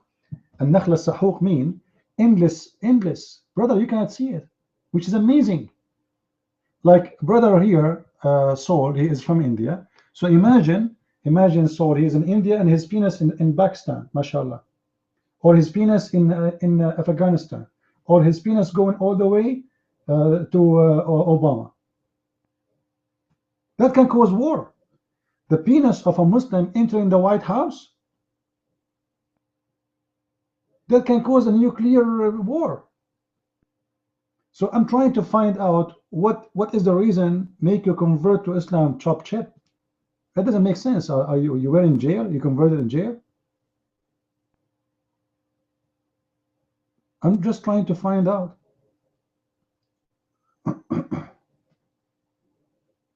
Do you want to say anything, chip chop, to me? So what Islam is for you? Or maybe you convert Islam because you like the Fountain of Life story. I like that story. That's deep. You guys remember, right? We just spoke about it. The story about Al-Khadr. He drank from the water of the Fountain of Life. And then he lived forever and ever and ever and ever.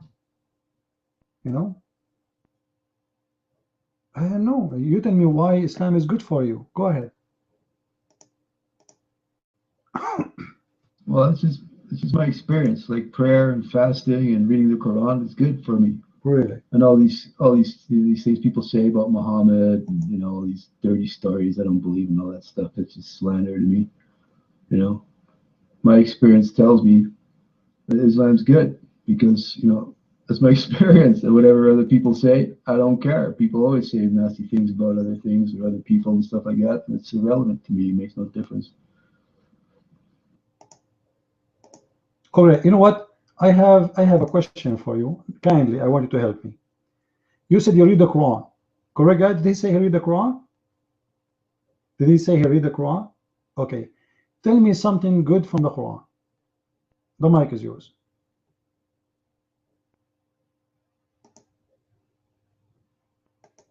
Something good from the Quran? That we all have our day in court. That the little girl who was buried in the dirt because her father wanted to collect sons so he could be the big tough. If you can show me that verse, I will close my room. If you show me a verse in the Quran says, little girl, they were used to be buried, I will close my room. There's no such a thing. This is a false fabrication of Muslims. The mic is yours. And I know, by the way, what he's talking about. It doesn't say about girls. This is the fabrication of Muslims. If you show it to me now, it says those who bury their daughters and Islam saved the daughter from being buried. You are my hero. Be my guest. Did it lie to you, my friend? The Quran doesn't say that. The Quran is speaking about when the soul is buried, which means when a person is dead, that soul is going to be asked, why you been killed? What reason you been killed? That's all. This is have nothing to do with any word is called daughter. This is why I feel sorry for those who don't speak Arabic. Where it says the word the female where, this is false translation. This is false translation. There's no female. There's no female. There's no infant. And there's no alive. You see, guys, in one line, how many false translation there? Look, this is what he posted for me. In that verse, there is no infant, and there's no female, and there's no alive.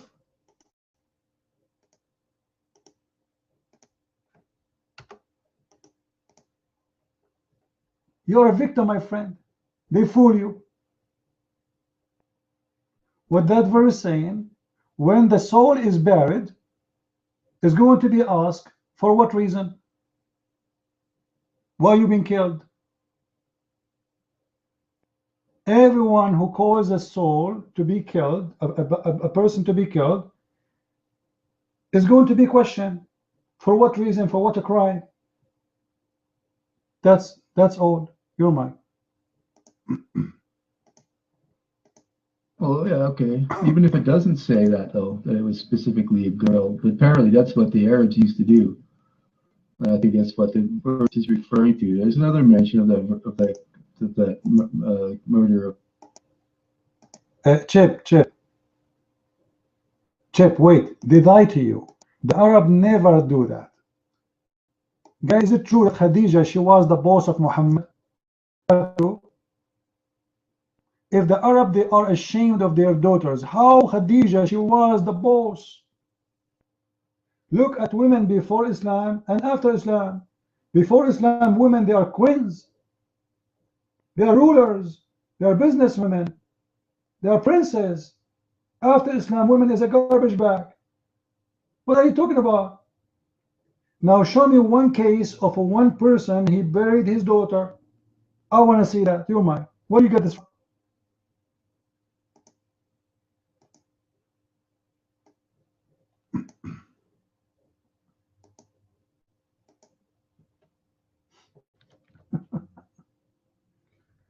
Oh boy.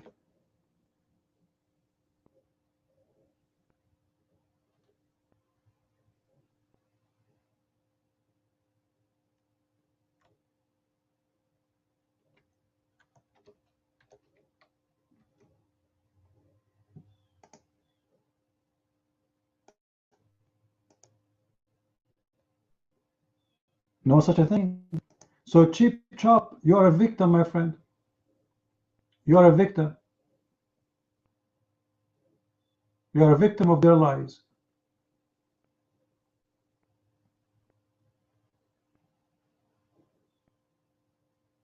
What the verse in the Quran is saying, when a soul is being killed,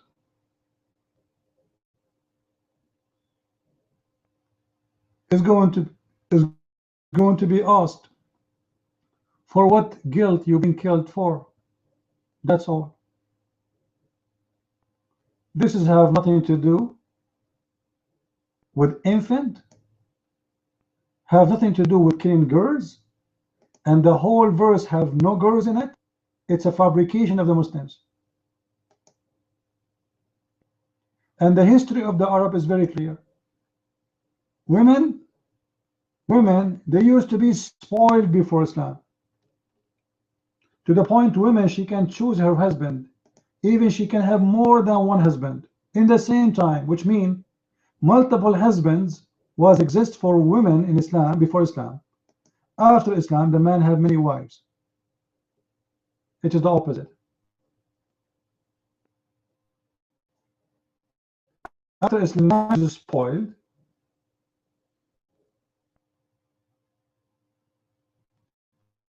and you know, just to show you those who say those things, I'm not saying Chip Chop. Chip Chop is a victim. Guys, this is exists in chapter 81. Chapter 81, this is about the judgment day. The holy chapter is about the judgment day. So Allah is going to ask every buried person, for what reason you are dead or killed. This is have nothing to do with burying a daughter. The holy chapter is about the judgment day. You can go and read it right now, chapter 81, from the first verse to the last verse.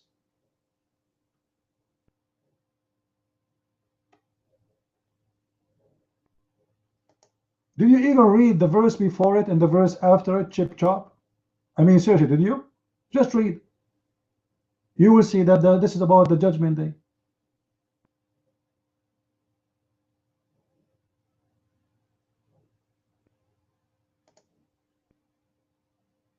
This is how they lie to you. This is why we are here, to show you that those people, they are lying to you. They try to convert you to a religion you do not know what it is, and they fool you. They say to you, this is a good religion. It's to protect daughters. Actually, Islam buries daughters alive. When you force a child to marry an old man, is it better for her to be buried? What do you think, guys? Which is more ugly, to kill a child or to force a child, she is six years old, to go in bed with 54 years old man? How you can convert to such a religion? How you can accept such a man to be your best man? 54 years old. Just go right now in the street and ask your neighbors, show me your daughter. Do you have a daughter 6 years old? By the way, 6 years in the Islamic calendar is 5 years in our calendars. What kind of a man he will think for a second of a child to be his wife? Actually, Muhammad, he asked for the hand of Hubayba when she was an infant.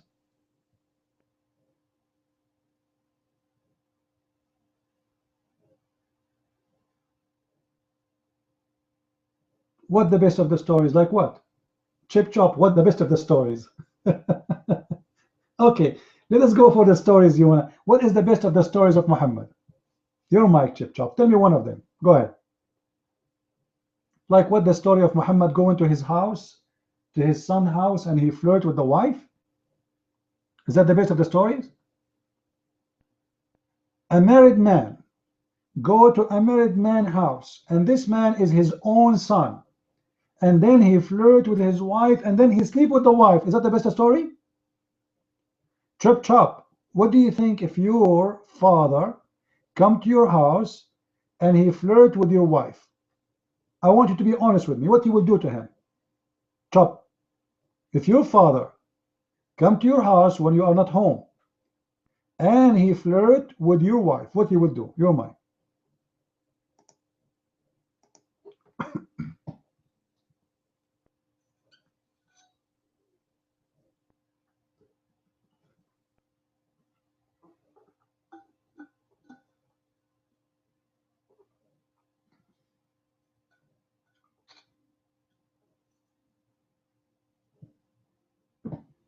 What, you don't want to talk? What, Chip? Come on. What do you say? Be honest with yourself.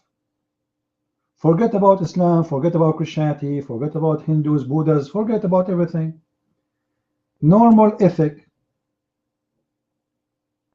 Do you accept your father to come to your house and he flirt with your wife? And he tell her, my heart is beating for you and you are so beautiful, I want you? Do you accept that? He left. I think the Muslims, they invite him out.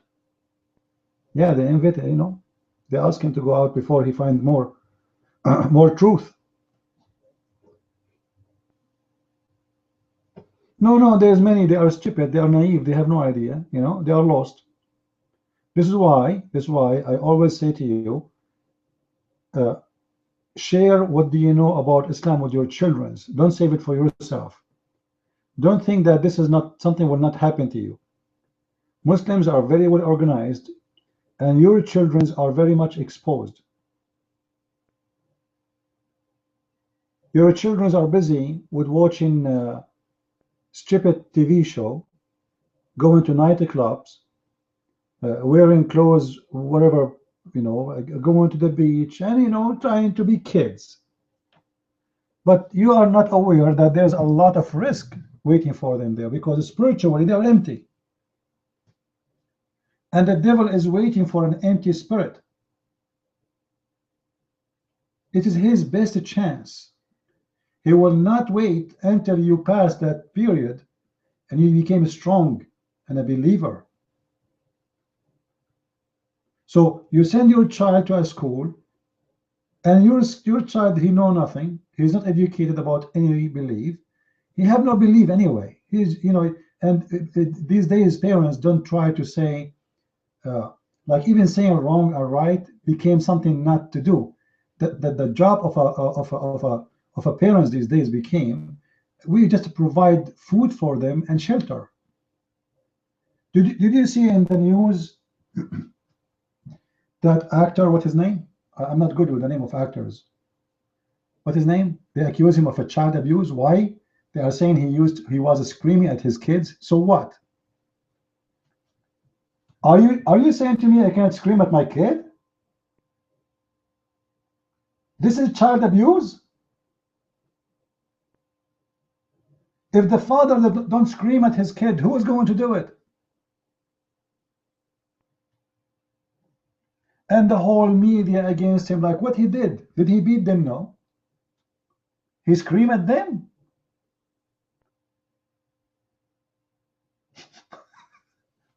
And he is a bad person now. So what's his job then? Who is the one who will make them know what's wrong, what's right? Who? We just bring baby and we throw them in the street and that's it? We send them to school, and school they say to them it's okay to be gay. And it's okay to play with your anus. And it's okay to buy a sex toy and put it in your bum. And that's supposedly the right thing to do. And then they ask you why drugs is a flourishing. Because nobody's screaming at his kid.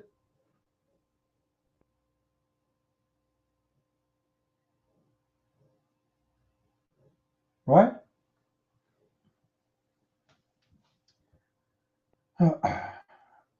Well, if the Muslims can convert, they can convert. Why not? Because you see, don't blame the Muslims if they can convert anyone. This is not the fault of the Muslims. It's the fault of the Christians. You Christians, you sit and watch. You see, I make a video just to show you how the Christians are. I make a video, take me 6, 7, 8 hours to make it. And then the Christians, they complain about the 30-second introduction. They have no time to watch it. I make a video for 9 hours, and then the Christian, they say to me, it's too long.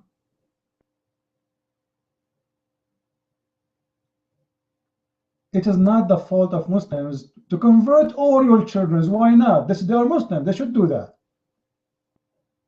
Don't blame Muslims for your mistakes. If Christians are taking care of their families, that will never happen. Your child will convert the Muslim out of Islam. Why a Muslim, he can do it, you cannot do it? Because simply the majority of the Christians, they just became a Christian by name. They go to church, they wave their hands, they pray to God, and they go home. Knowledge, none. Education, none. Debating skills, no. Ability to answers, no. So how do you call yourself a Christian? What is a Christian about you? Just to go to the church? That will make you a Christian?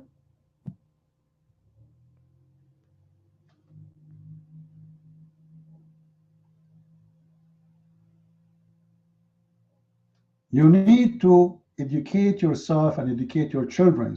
And you ask yourself why I'm here Saturday. This is Saturday, right? Why I'm here? It is sunny outside. Summer is going to go soon.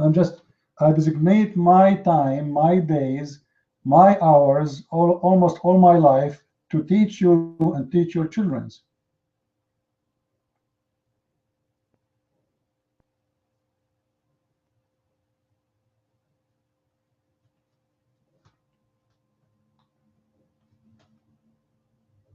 Islam is very weak.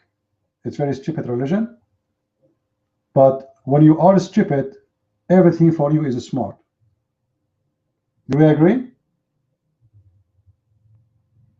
Do we agree in that? When you are stupid, ignorant, anyone can fool you, anything. They fool you in buying a product, they fool you in spending money, they fool you in doing this and that, because you don't have education. Anyone can fool you. A little commercial on TV can mislead you, can deceive you, can make you even maybe lose your house, so you have to be smart. The Bible is so clear. My nation was destroyed because of their ignorance. And Muslims are like wolves between your children. A Muslim child, he all his life, from the first day he joined Islamic school until he leaves Islamic school, all the time, all the day, they are teaching him how to attack Christianity. And 90% of the things they say to them about Christianity is a lie. If you join a Christian school, nobody speaks about Islam. Nobody. Go to Christian church, nobody speaks about Islam. So if the Christians don't speak about Islam to your children, who's going to speak about Islam to them? The Muslims?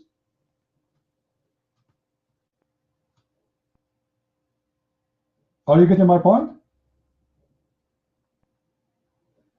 If you're a church, don't want to do it. This is why I'm saying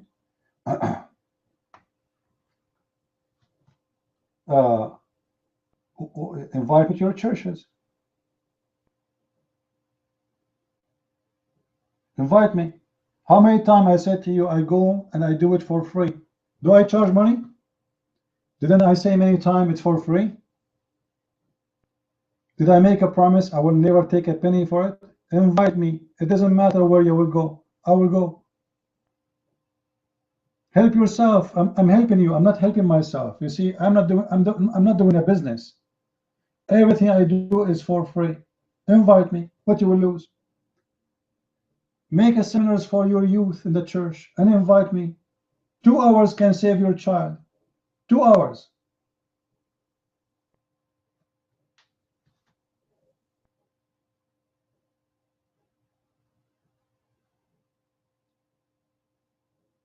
You have a duty. Vine, you know, just to show you that the opposite. You see, wherever I go, Islam destroyed. You see, I don't wanna praise myself. I praise only my Lord. But honest to God, when I walk inside an ocean, all of it is Islam is like when Moses he split the ocean. This is how weak Islam is, my friend. Islam is like a million mosquitoes. When you walk between them, they run away. And the proof is here. Here we go. You are here in the bomb. You don't dare to take the mic. Do you dare? Do you dare?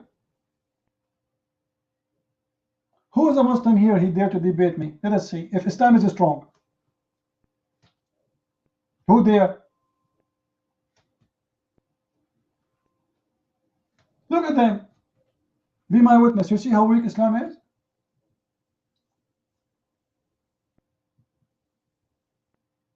Look how many Abdul in here. Not even one of them there. For they know, if this is a room, or if this is a place where nobody knows what Islam is about, you will see in the Muslims' hands is all over you. Everybody want to talk. Michael, the mic is yours.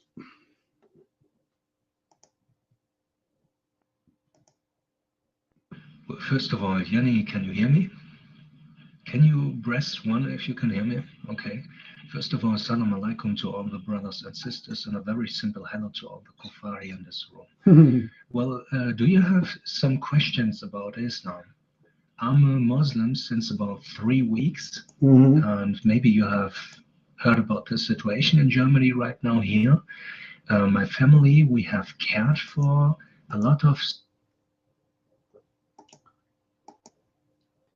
Next. I want to real serious people. I'm not, you know, Michael, I don't like stupid talk here. We don't accept fake acting and, you know, stupidity. Do we have any real Muslim here? Do we have any real Muslim?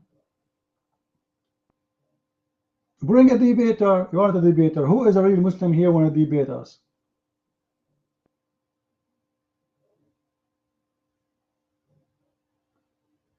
This guy is not real, guys. He's making fun. He go to room seeking attention. You know, just to go from room to room, just to play. Any Abdul?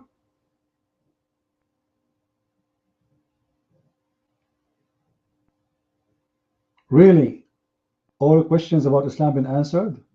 Oh, okay. No, I want Muslims' answers, not my answers. Who is a brave Muslim here when I come and debate us? I want to convert to Islam. I want to get the 80,000 version who their legs is open wide. I want to get the penis, excuse my language, who is going to be always like a concrete. We want to get that. Help me. Who want to help me to get that? Who want to help me to accomplish that goal?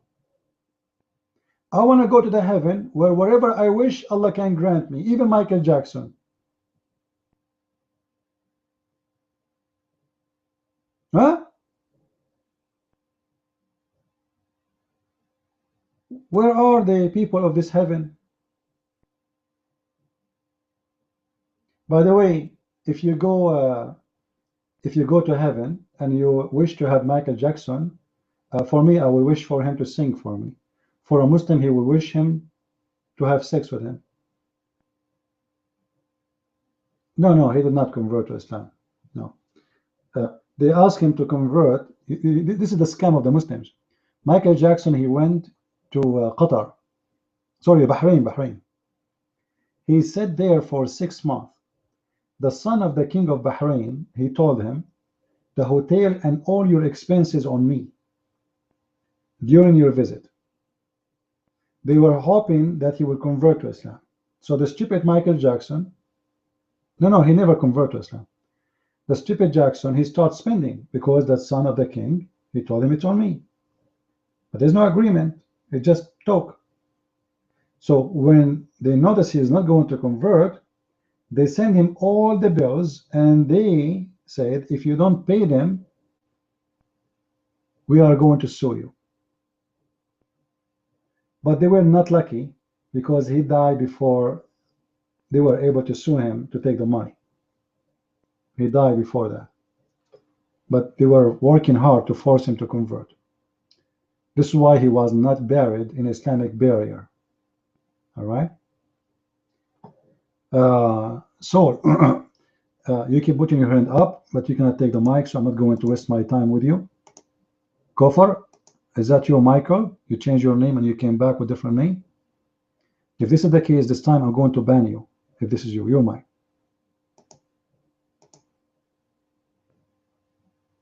Bismillah, salatu rasulillah, ittihiyatu lillah. Oh boy. I don't play with kids. I know it. He changed his name, he come back. No, he's fake. He's not a Muslim.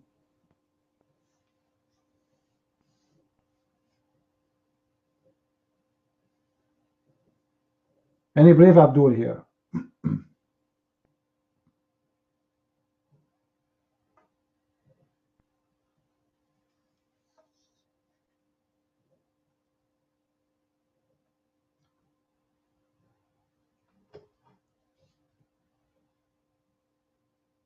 Like, you know, in a few months from now, I'm going to go abroad. I'm invited to do some seminars. So if you guys, you want to invite me. Before I come to the state, I can stop in your country, wherever it is.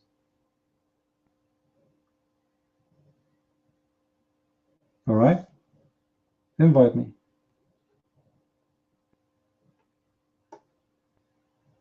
Your church is in the state, your church in Australia, in Canada, in Europe, in Asia, I will be happy to go. Without Muslim, CP is nothing.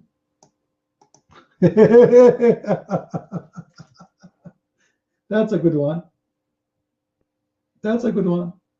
I like it. Well, let me tell you something. If there is no stupid, what is the point of opening a clinic for stupid ones? I mean, seriously, you get the point there. If there's no crazy, what's the point of having a clinic for a crazy one? You're smart. Yeah, right now, if there's no Muslims, I will be now outside. You know, that's deep. That's absolutely deep. No, I am victorious. I am victorious always, regardless if there is Muslims or not. Because remember, what is bringing victory is not a person, it is a truth. And Muslims, because they have nothing to say and they cannot answer, look at them. We are not victorious because we have a person who knows how to talk. We are victorious because we have a truth, and the truth will set you free. And because they have nothing. Islam is a source of income. Well, if Islam is my source of income, then I should be rich by now. Correct? Go to my donation page and see how much donation I get every month. And let us see how rich I am. It shows there. Correct, guys? Go right now to the donation page. Almost it is the end of the month. Let us see how much donation I got.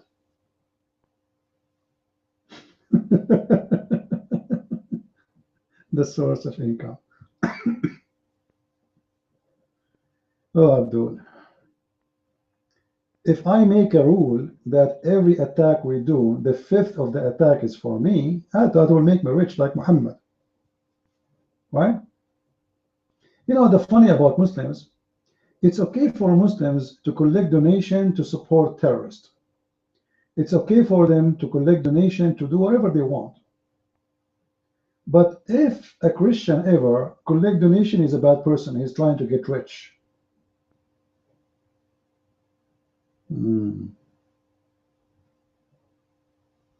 Like I saw a video, they are accusing David Wood and who?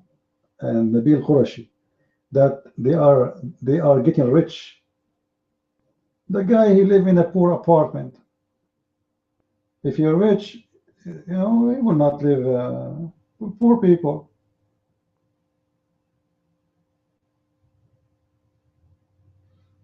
And you know, the rich is those people like Zakir Naik, who he can afford to pay for 12 satellite. 12 satellite a month. Do you know how much satellite costs? Every satellite costs at least between $21,000 to $23,000. So Zakir Naik, he pay every month $100,000 at least just for satellite. You tell me from where he got the money.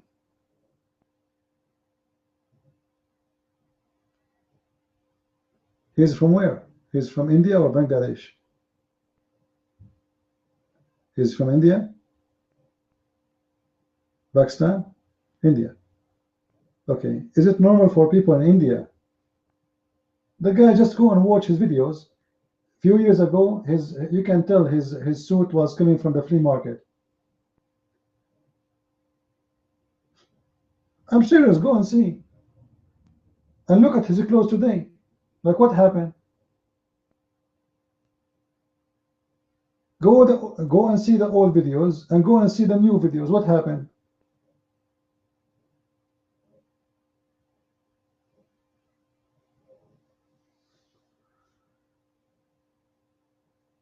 Do we have any Abdul? You met him personally? Did he spit on you? I hope you were far away. I mean, how close you were when he spoke to you.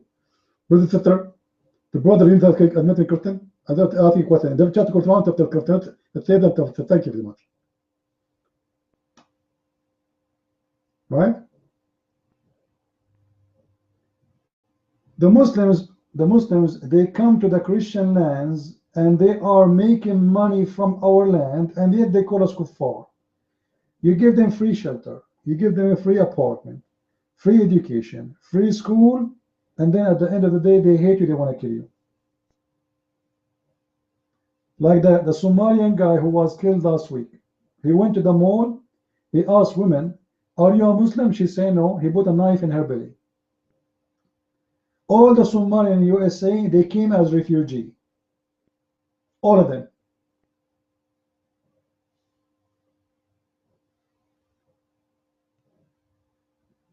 Right?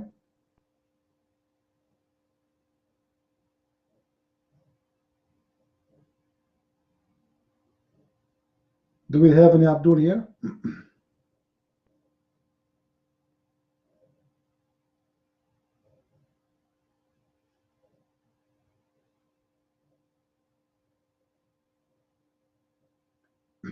Any Abdul?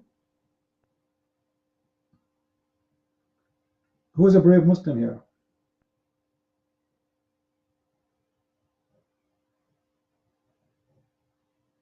You know, once I have a seminar, and two Muslims, they came to me and they said, can we take picture with you?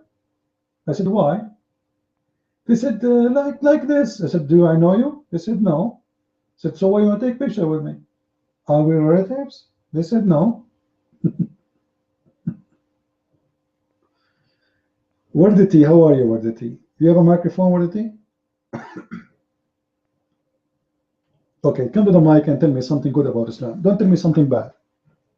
This is a Christian room, and we would like to hear something good about Islam. Is that okay with you? Guys, do you like to hear something good about Islam? We don't want to talk about something bad, but please choose one topic and we will talk about it. Just choose the best topic you think you're good with it. And the topic you choose, we talk about. You mind. Go ahead.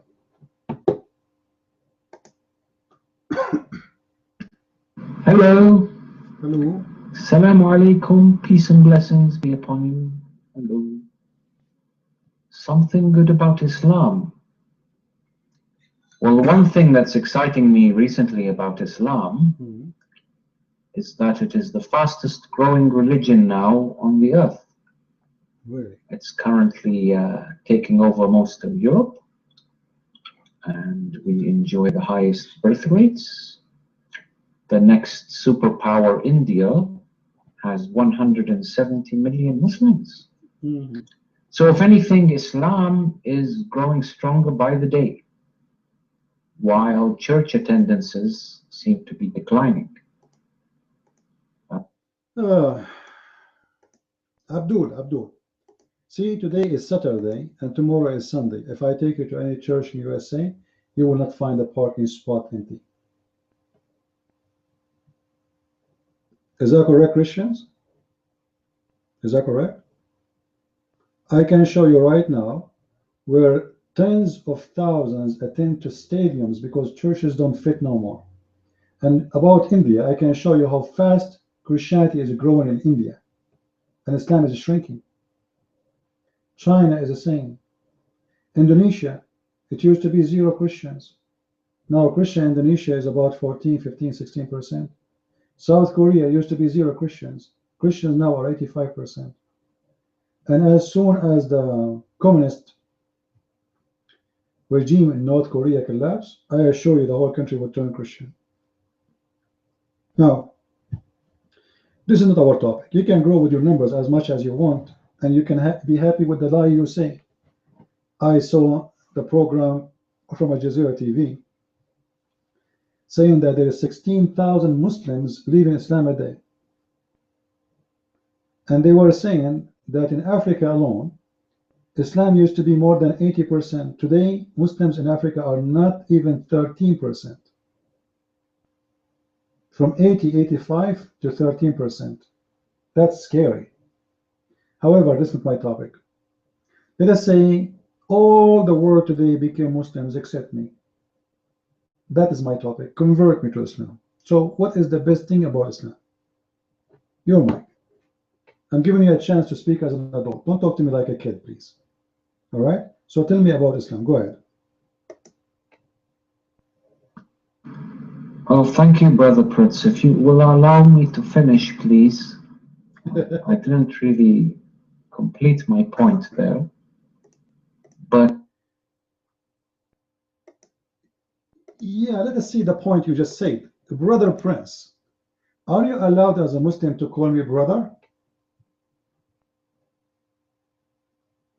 Are you fornicating here? Where in Islam it's allowed for you to call a Christian a brother? Your mic.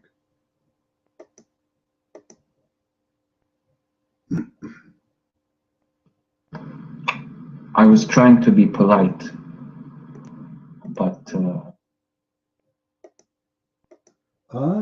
you don't mean it. Taqiyya, he's practicing taqiyya. He don't mean it, man. He's trying just to be polite, to fool us. But in your heart, I am the enemy, right? So you are saying to us the best about Islam, that we can lie to anyone we want. And you just admitted that, your mic.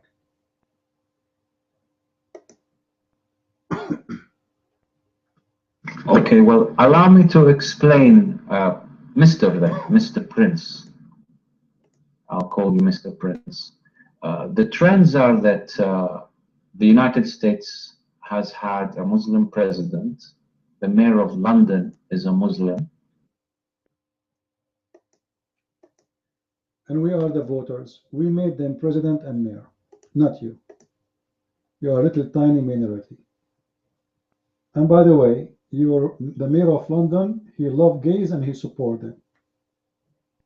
So I don't know what is Muslim about him. And Obama, he loved gays and he supported them. Is that why they are Muslims? Now let us go back to Islam. Why you allowed yourself to lie to us, and what kind of religion teach its followers that you can lie to them to deceive them? As an example, when you entered the room, you said, "A blessing for you all." But all of us, we know that Muhammad, he said, when you see a Christian or a Jew, don't initiate salam to them. Instead of that, humiliate them and force them to walk in the most narrow alley. Which means you have to force a Christian or a Jew or non-Muslim to walk in the sewage. So why you say this to you, my brother? Why you are lying? Aren't you ashamed? Or there is no shame in Islam, your mind?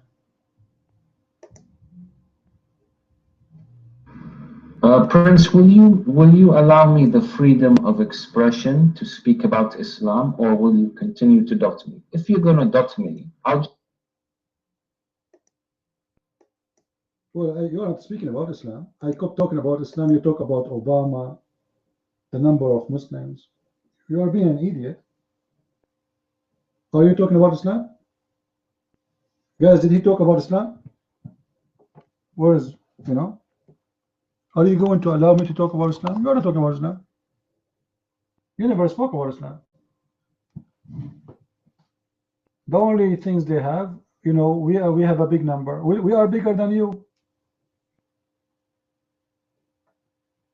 We are, I mean, almost 3 times more than the Muslims by numbers. But who cares for the numbers? I can show you my Mexican neighbor. His wife, she have 5 children in her shoulders, 2 children holding her skirt, and 3 they are playing in the yard. And they are Christians, and I love them. But what does this have to do with the Christianity and Islam? Right? Who cares for the numbers? Yeah, well, this is nothing good. Muslims are dying from hunger, my friend. The number is not helping you. Your numbers is a curse. Muslims are dying all over. Muslims are crossing the sea, seeking refugee. Hello? And people are donating sandwiches for them.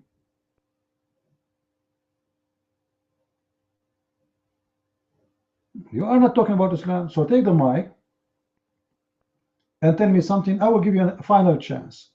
Tell me something about Islam, not about Muslims. About Islam. About your Prophet, maybe. About the Quran. Take the mic. Go ahead. I hope you will do it in the right way this time.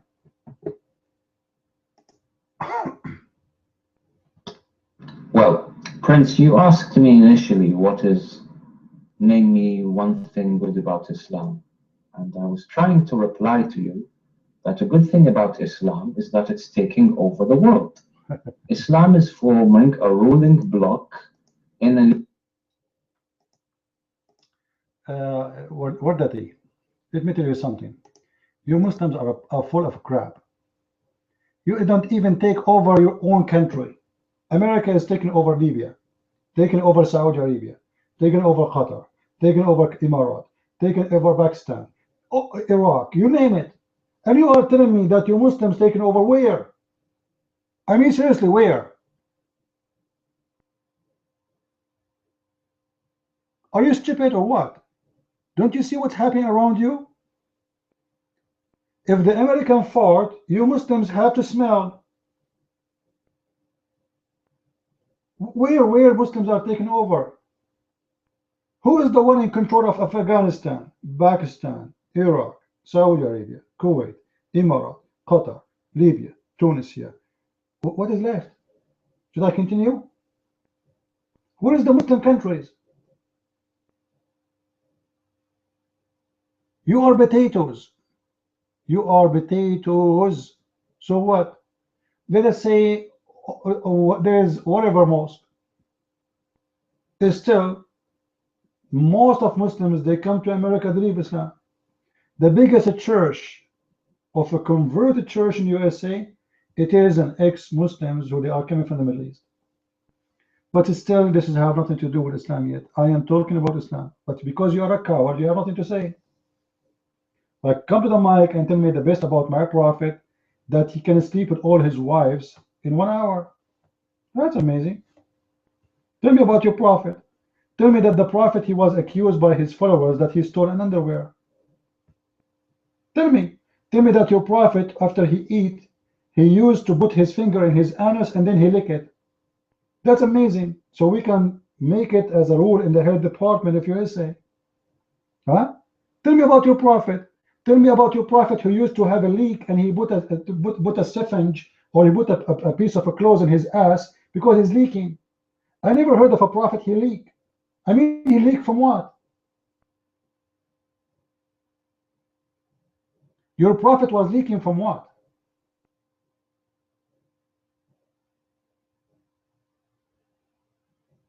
Don't make me open the box. I have a very, very bad box here.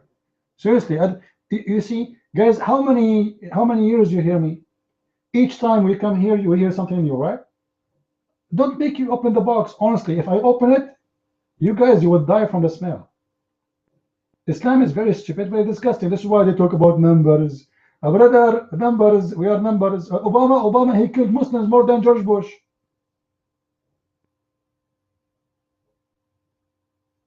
I'm very serious about that. He is a Muslim, he's not, who cares? But seriously, he killed more Muslims than George Bush himself. But what does this have to do with my topic? Okay, I will give you the mic. But to promise me, don't talk about stupid things. Don't talk about America, countries, talk about Islam. So, the final option for you. Tell me about the Quran, about Muhammad, about the teaching of Islam, something like that. Go ahead. Otherwise, go and bring me your daddy to talk to me. Obviously, you are not mature enough to understand the question. Well, Prince, I'm trying to answer your question, but you keep dotting me. You just won't let me express my point of view and answer your question. Now, I can only conclude that either you're worried. Okay, I'm very worried. I'm seriously worried. You know, really. And this is why I advise you to stop drinking camel urine, because you are getting so strong since you drank the camel urine. Like, I mean, come on. Unless you are worried, brother. A kid. This is why I say every Muslim is born stupid. I'm not exaggerating. Wallahi, you know, wordity. Are you a Middle Eastern? Those who say Wallahi, they are gays. Are you a gay? Have you ever heard yourself saying Wallahi? You must be a gay. What Wallahi? Shame on you, man.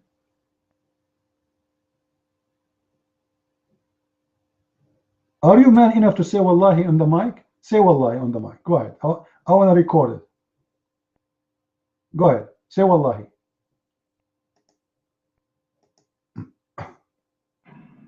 Now, back to your question, Prince. No, say Wallahi and say the question. Say Wallahi. I want to hear Wallahi from your mouth. I want to see if you are a man or a gay. Go ahead. Wallah al-azim innik jaban. This is not Wallahi. Be a man and say Wallahi. Are you scared to record you and post it and everybody will know that you are a gay? How come in the text you said to me Wallahi, in the mic you will not say it? Because you know it's a gay statement, right? Now take the mic then, Mr. Wallahi. Go ahead. Wallahi. Yalla, you're a coward. Yalla, yalla, bye, bye, chicken. You don't even want me to answer your question. Would you like me to answer your question or not? You asked what is good about Islam. And I'm telling you, 90% of the mosques built in... Get lost, get lost. Next time, bring your diaper with you. They have nothing to say. We have mosque and wallahi. That's it. What is good about Islam? Wallahi. He did not notice himself how gay he is when he said wallahi. You know, this is why he didn't want to say it in the mic. When you see a Muslim saying in text wallahi, it means he's a gay. Hey Tom, say to us wallahi. Tom, aren't you a wallahi too? Wallahi? Wallahi, I'm going to spank you, wallahi. What is that? What's wrong with you Muslims? I mean, seriously, I cannot find a man to debate me, or what I find a wallahi. Who is here a Muslim? Who is wallahi follower? Any wallahi member here?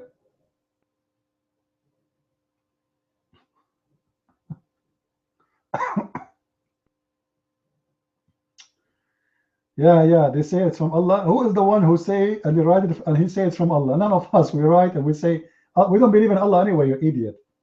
You see how stupid your statement? They write statement and they say this is from Allah. We don't believe in Allah. How many of you here believe in Allah? Guys, any one of you here believe in Allah? We don't. So when a stupid Abdul supposedly is like he's being tough now. Deep, this is deep. Look what Tom is posting for you. They are writing the text and they are saying it's from Allah, brother. But we don't believe in Allah, you idiot.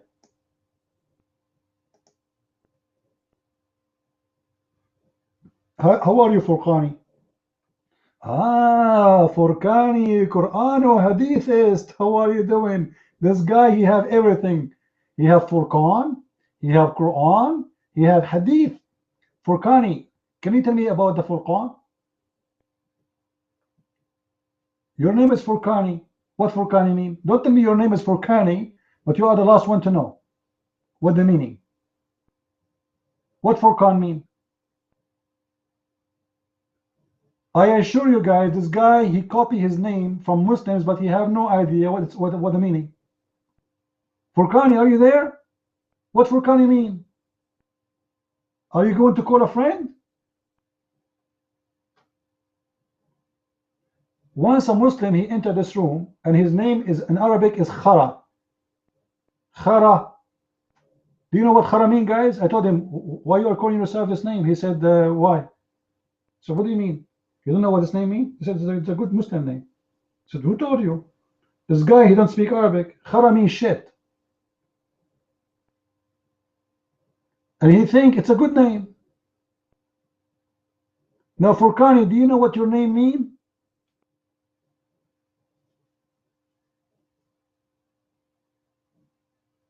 Yeah, they told him it's a good name. They are making fun of him. Where's Furqani? Did he leave? You notice the second you start talking to them, they keep quiet.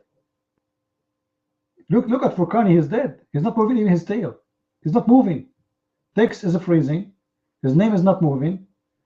What 19, 13, 14? What is that? Furqani, Qur'ani, you are going, what?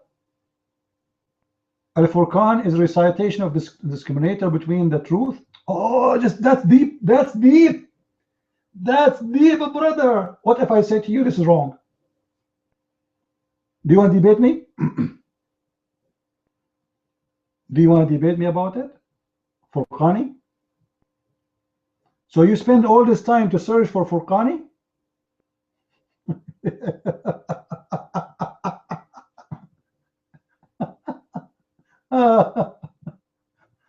Oh boy. Who is a brave Muslim here? Did I say brave? You know what? I think I'm making a mistake. I keep saying who is a brave Muslim here, and this is why nobody is coming to the mic. maybe I should say who is a coward Muslim. Wardani is back. Wardati is back. Wardati. He's out, he's in. He's out, he's in. He's out. Look, actually look at the Muslims when they come to my room. They are in and out. We don't want to go like in that level, but they are like a rabbit who is trying to explore. They put their head in the room and they leave, and then they come back and they leave. But nobody dare to talk. And when we give the mic to a Muslim, he said to us, Wallahi, Wallahi, Wallahi, Wallahi, you are wrong. Okay. What else? Yani and Wallahi. Now don't talk about their balls, please. Respect the balls of the Muslims. Shaitan, he play with their balls because Shaitan, he like to do sport there. This is not strange. It's happened always, brother. But the funny, it happened only to Muslims. And that explains why after they leave the bathroom, they say Wallahi. You see, before they go to the bathroom, they don't say Wallahi. They leave the bathroom, they say Wallahi. That's because Shaitan, he play with their... And then they became Wallahi people.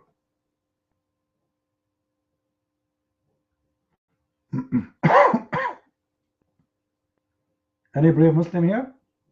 Okay, any coward Muslim, as long as there's no brave.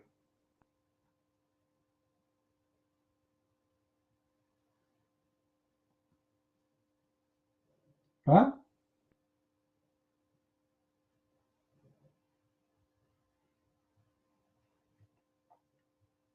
There's a terrorist.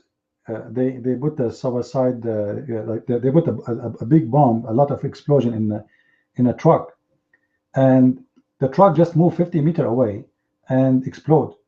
And the Muslims start saying Takbir, Allahu Akbar, Takbir, Allahu Akbar, Takbir, and then they heard from the other side with the walkie-talkie saying, "A brother, it's explode between us." What? You don't hear me? Oh boy, am I heard? Am I heard? No voice.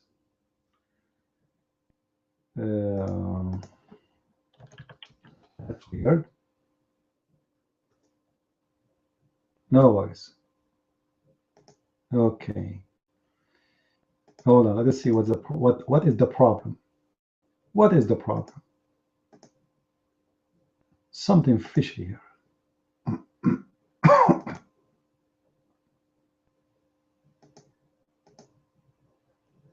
What about now? Still no voice? No sound. Oh boy. Paltalk.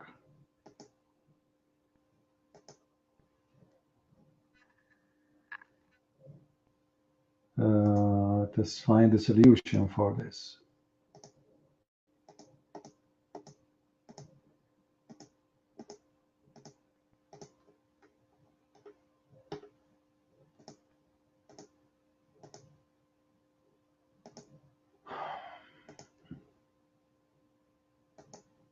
All right, let us go out and come back again.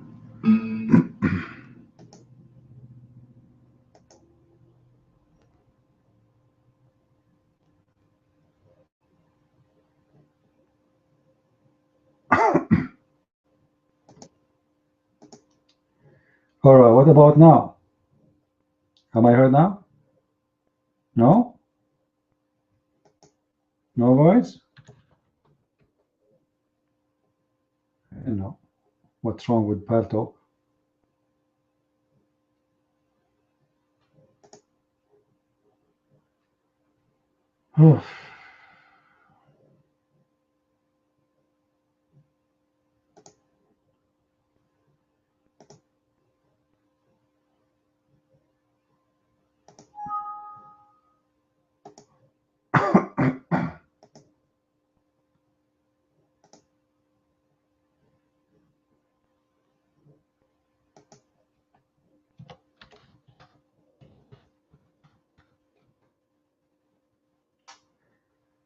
Let's see what's happening here.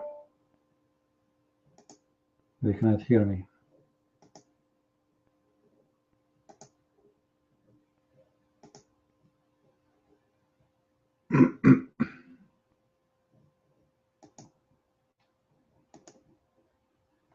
All right, am I heard now? No voice still? Oh.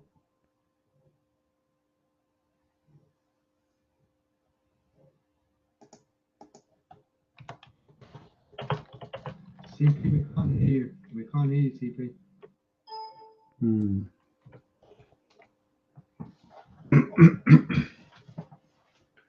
Very weird.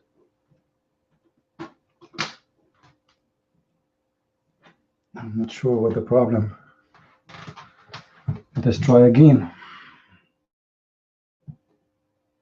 Paltalk is not working.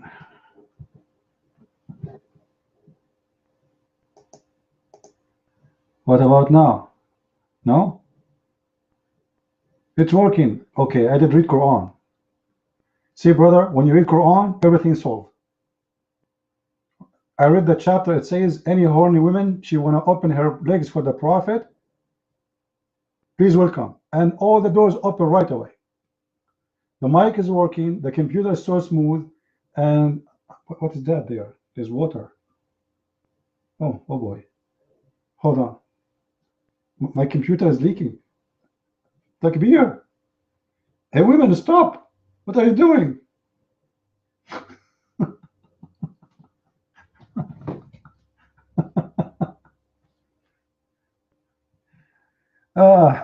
You know, Islam is a very beautiful religion. We have to admit, come on. And the proof it's so beautiful, that it's so beautiful to the point no Muslim can describe to us how beautiful it is. Like, can't you tell?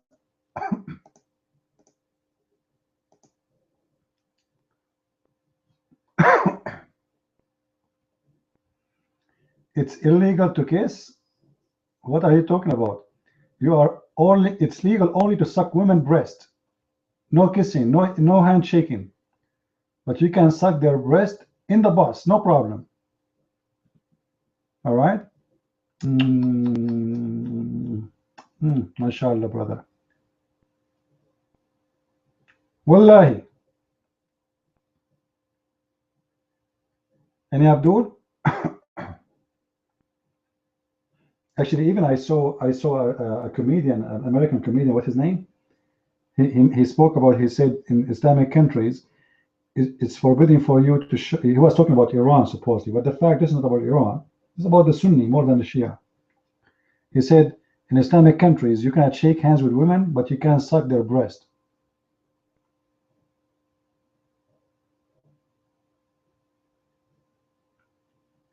And some Muslims in their articles, they try to make this issue less the problem. So they say to you, as an example here, you remember the story of Asma? Asma, she was doing breastfeeding for anyone who want to enter upon Aisha, right? In the translation, it says, so the sister of Aisha, she gave them milk. What? What do you mean she gave them milk? Where do you get this from? So they try to hide that she was giving her breast to suck it. There's no milk there. What do you think? Women, they have milk 24 hours, 7 days a week, 365 days a year? Even cows don't have a milk always. It says, suck their breast. There's no milk there. Where's the milk? Women, they have milk only if they give birth. Is that correct?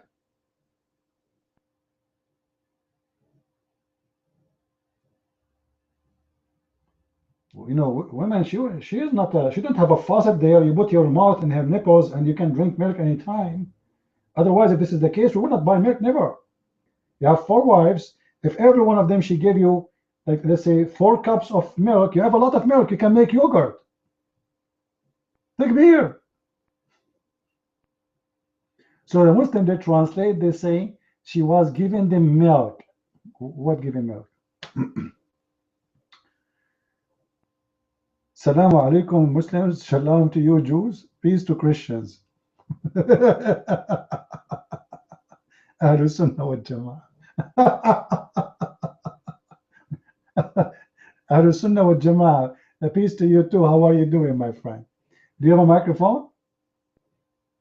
But what I know that you as a Muslim, you are not allowed to greet non-Muslims with peace. Is that true?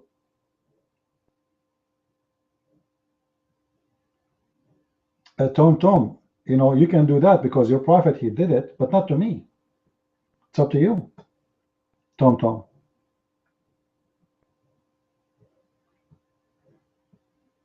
I am wrong again? Okay, in the front of the room, what if I show you that your prophet, he said that you should not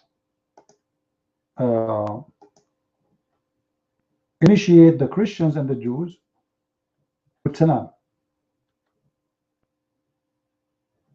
What do you say? You like to come to the mic? Your prophet, he said, don't initiate the Christians and the Jews salam, and if you meet them in the street, force them to the most narrow alley. You are saying I'm wrong again. I never been wrong. Can you prove me wrong?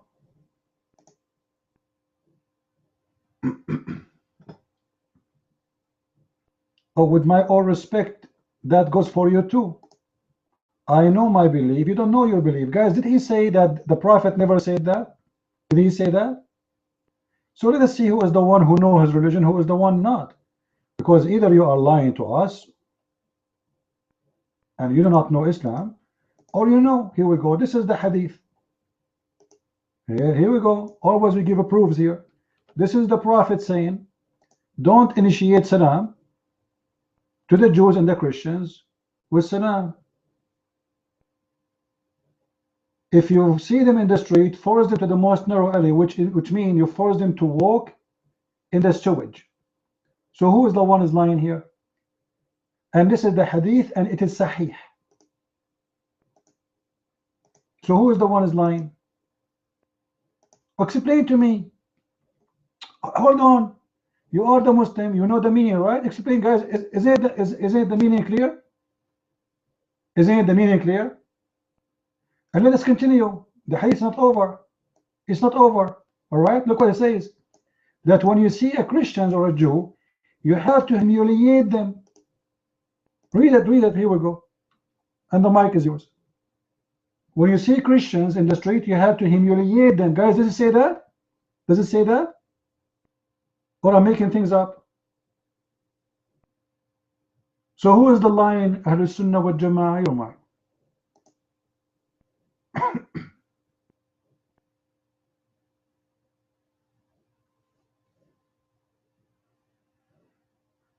You was getting busted as usual.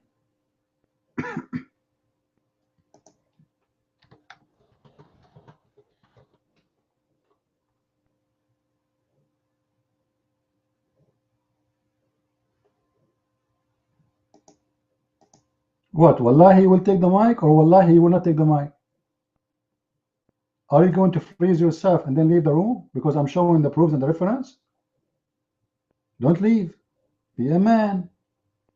Let us see who is the one is lying here. Here we go. The mic is yours. Take the mic.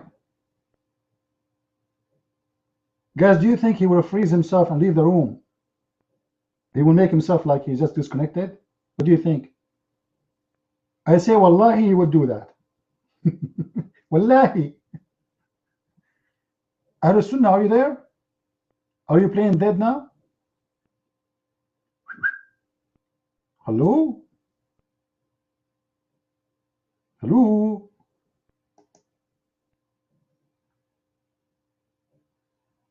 Hello?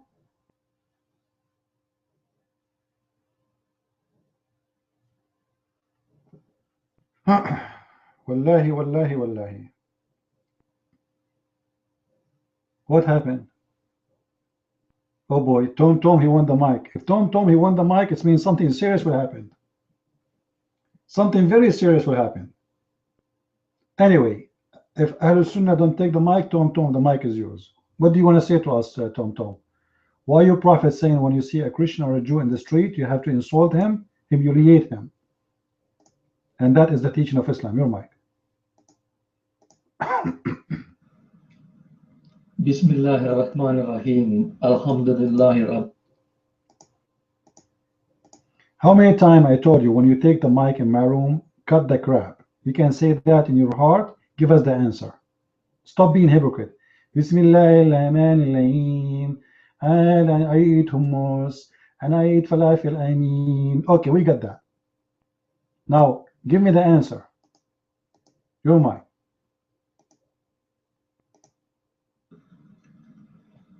Right. The reason is, okay, when the Prophet sallallahu alaihi wasallam and Aisha or any of his wives used to walk down the street, the Christians and Jews used to say, "Death to you," which is in Arabic. It's similar as it would sound similar to "peace be upon you" in Arabic. And one day Aisha, his wife, got very angry. Hence, the Prophet said, when they say something to you, just say, "Well." Tom, you see there's a physical abuse. Don't you see what your prophet's saying? You have to force him to the most narrow alley. Let us say I saw a Muslim in the street and I say to him, "Poo-poo, you're a poo-poo." Okay? Say to him poo-poo again. You insult him. He insulted you, you insult him. But this is not what the story is saying. The story is saying don't initiate them with salam, don't greet them, and force them to the walk in the narrow alley. What you are telling me has nothing to do with this story. It's because you are Abdul. Muhammad now is in charge, and nobody dare to insult anyone. Nobody dare to insult a Muslim, because Muslims are in control.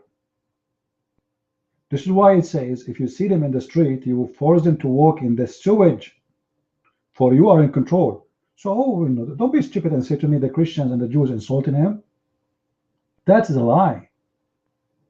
So they are in control. The Jews are not insulting Muhammad. There's no Jews left actually. Where's Jews? In Mecca there's no Jews. He killed them. The only one left is the Christian who pays jizyas. So if you see them in the street, insult them, humiliate them, don't respect them, and force them to walk in the sewage. The mic is yours.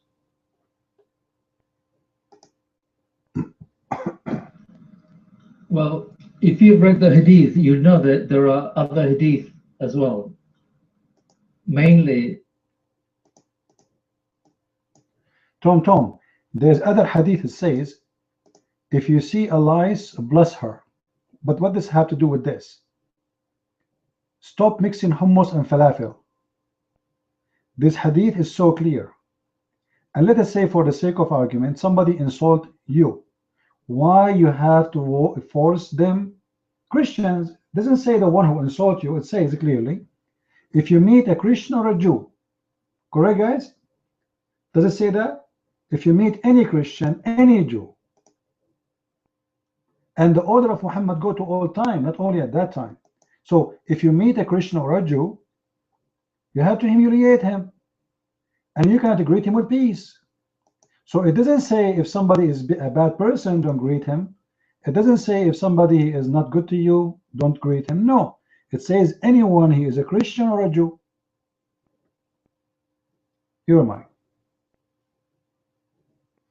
Well, Mr. Furqani, if this is about the story of Bani Qurayza, then why he is saying the Christian and the Jews? Bani Qurayza are Jews. Correct? Do you see the hadith? It says al-Yahudu wal-Nasara fiha ta'min. The Christian and the Jew in general, if you see them in the street, humiliate them, insult them, and make them walk in the sewage. That is the ethic of Islam. And the Muslims, they try to fool us, says Islam is a good religion. Actually, I can show you that from the interpretation of Ibn Kathir, chapter 9, verse 29. That was a hadith speaking, explaining the chapter of 9 verse 29, where it says وَيَدْفَعُونَ الْجِزْيَ عَنْ يَدٍ وَهُمْ صَاغِرُونَ.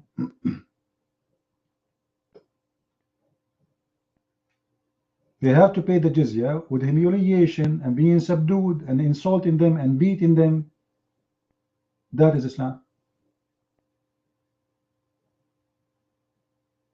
Now I was expecting Tom to say to me Wallahi, but if I was relieved, I was scared that he would say it. Guys, did you say the reference? Did you say the reference that Muslims are not allowed to say to us peace?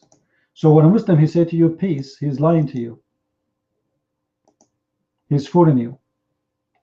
Muslims are not allowed to say peace to you, and not allowed even to respect you. Even the Quran says the one who take them as a friends or respect them, he is one of them and he is an apostate.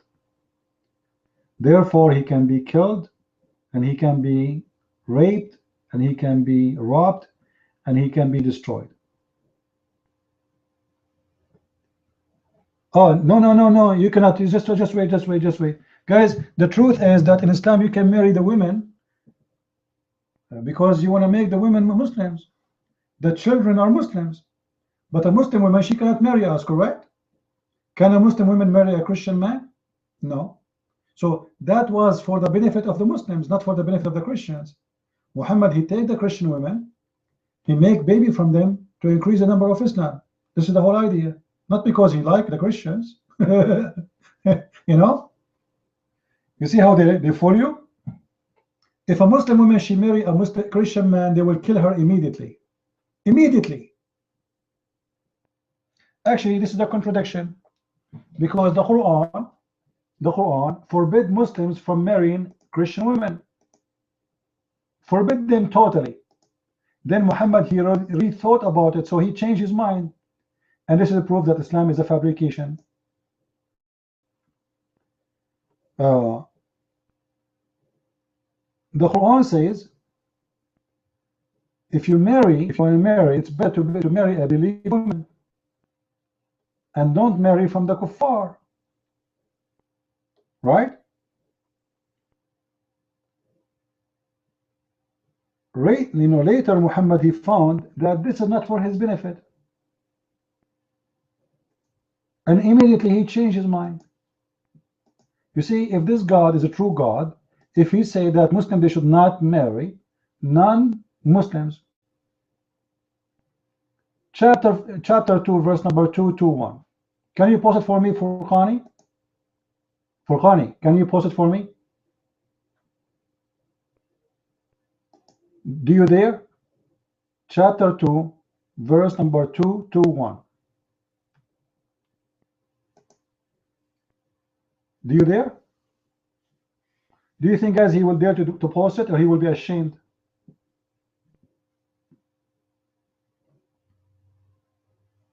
No, post the English, post in English.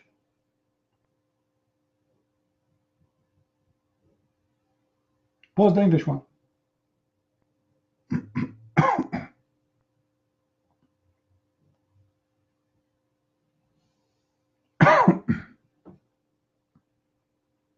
Come on, I'm waiting.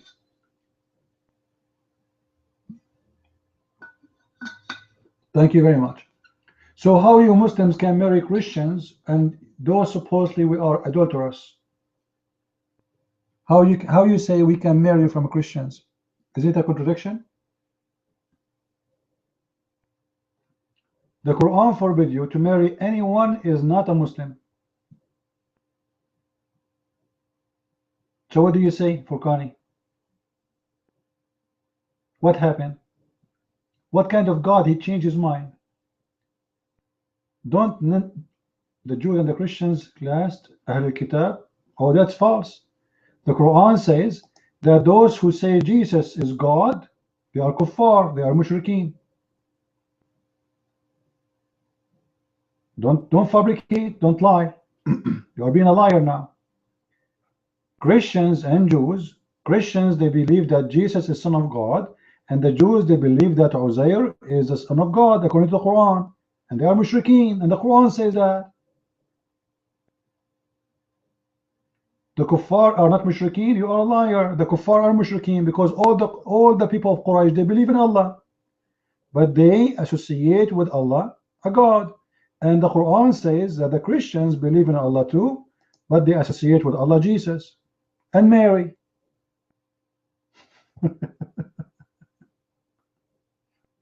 Now, let me show you. If I show you from the Quran that the Christians are mushrikeen, what you will do?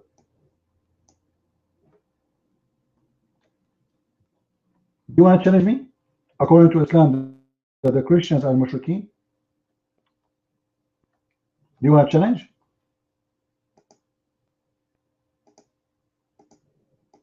Can we do it or no? Because obviously you are fabricating now. You are trying to cover the contradiction.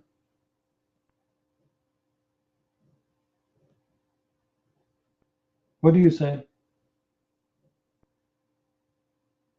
In chapter 2, verse number 135, the same chapter we are talking about, it says, وقالوا كونوا هودا أو نصارى تهتدوا قل بل ملة إبراهيم حنيفة وما كان من المشركين. They say be a Jew or be a Christian and you will be guided, you will be saved. You know what? Abraham, he was not a mushrik, which means he was not one of you. So why you are lying?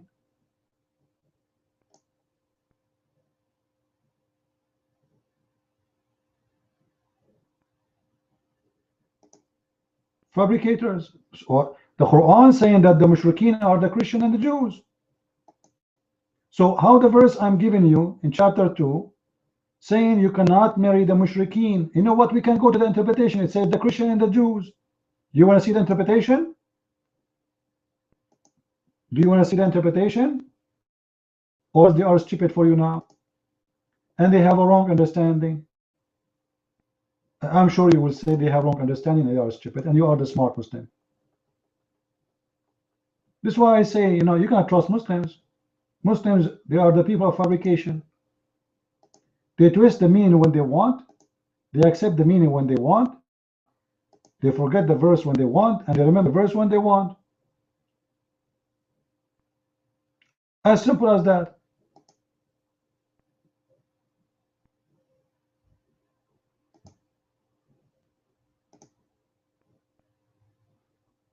How you can be Furqani without foreign scholar? Okay, you know what? I want you to show me, just to show you how stupid what you say. I want you to show me one clear proof in the Quran saying that Allah is one, without scholars. Give me a verse.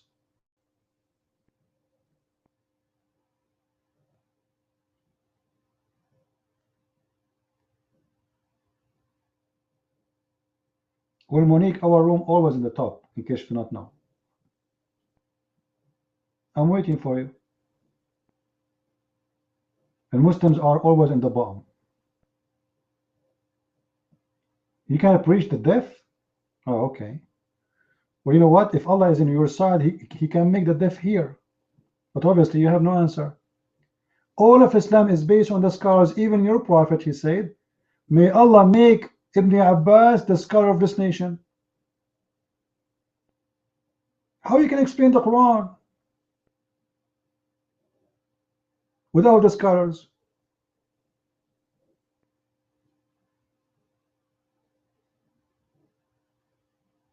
And if you can do it, be my guest. Be my guest. How we can explain the Quran without the scholars? How Muslims can understand the Quran?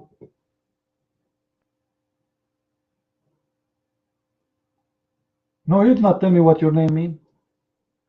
You did not tell me what your name. By the way, there's a book, it's called Al-Furqan. I advise you to read it. Did you read it before? Al-Furqan in Arabic? You should read it. And you will see how stupid the Quran is. Let me see if I can find you a link for it.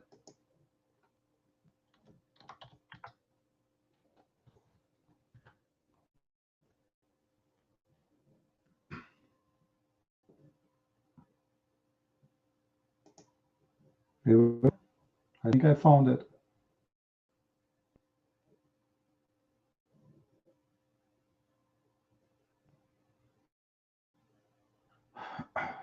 Oh, this one is asking you to download. We don't want that. Hold on.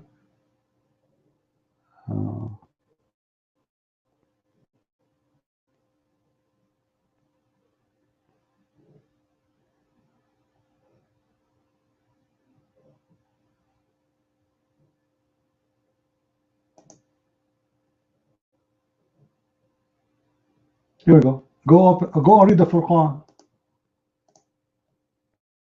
Go read it. This is the book of the Furqan. Did it fool you, my friend? Muhammad is stealing others, people, writing. Go read it. That is the Furqan. You will see the chapter of Al-Basmala. You will see the chapter of Al-Fatiha. There's, you will see them. Muhammad is a thief. Go read it.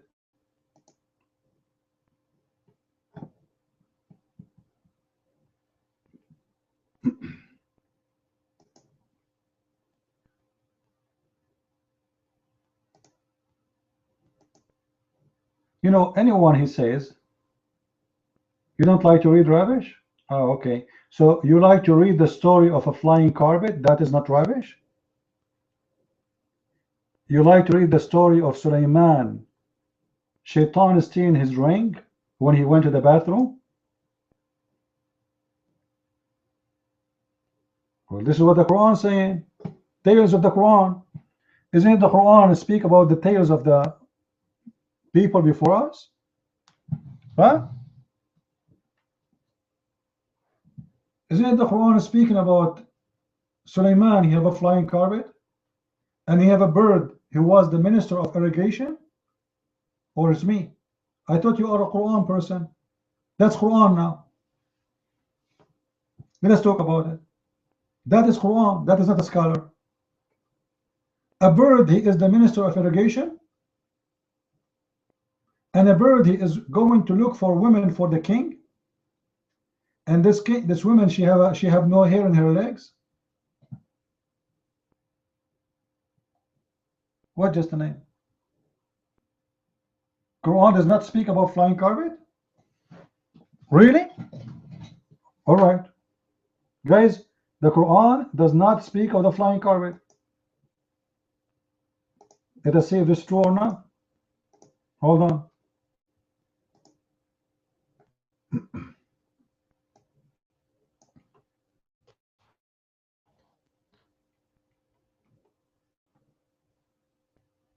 Let's see if it's true or not.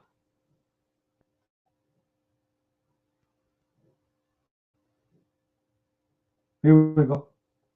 Chapter 21, verse number 81.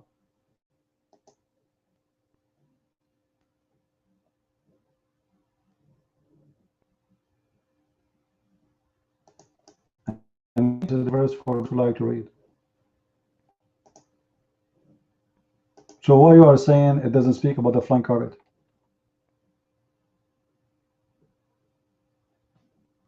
We'll prove it. Here we go. I gave the verse. I gave the verse. Explain that verse for me. You are a person who follow the Quran, correct? Don't you follow the Quran? Okay, explain that verse for me. Guys, is that fair? He followed the Quran. Explain it. I'm waiting for you.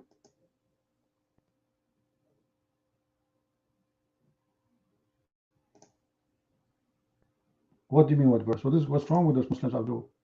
Chapter 21, verse number 81.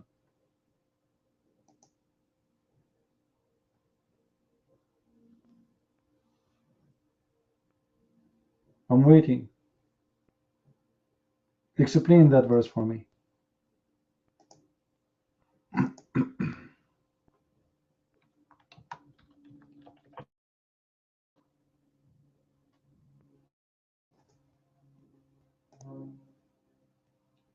It was our power that made the violent and unruly wind follow teamly of Solomon. What is that? What does that mean?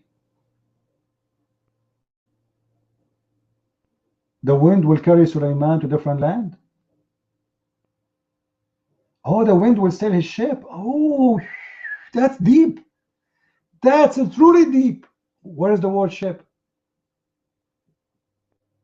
Where is ship there? I thought you follow Quran only. I don't see the word ship there. Do you see it?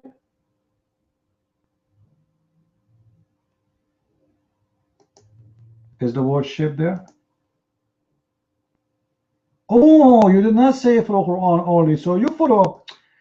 Oh boy, he follow. A second ago you told me you follow Quran only. Now you don't follow Quran only. Okay, as long as you don't follow Quran only, then you have to accept the stories coming from your prophet and your scholars. That's wonderful. I like that. That's really wonderful. Let us see what the story then. Okay, there we go.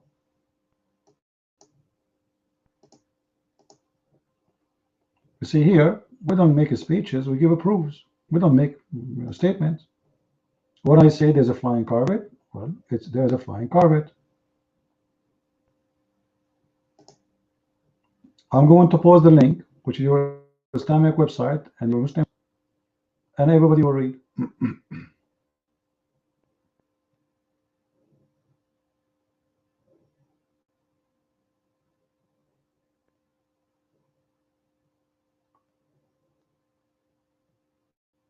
All right.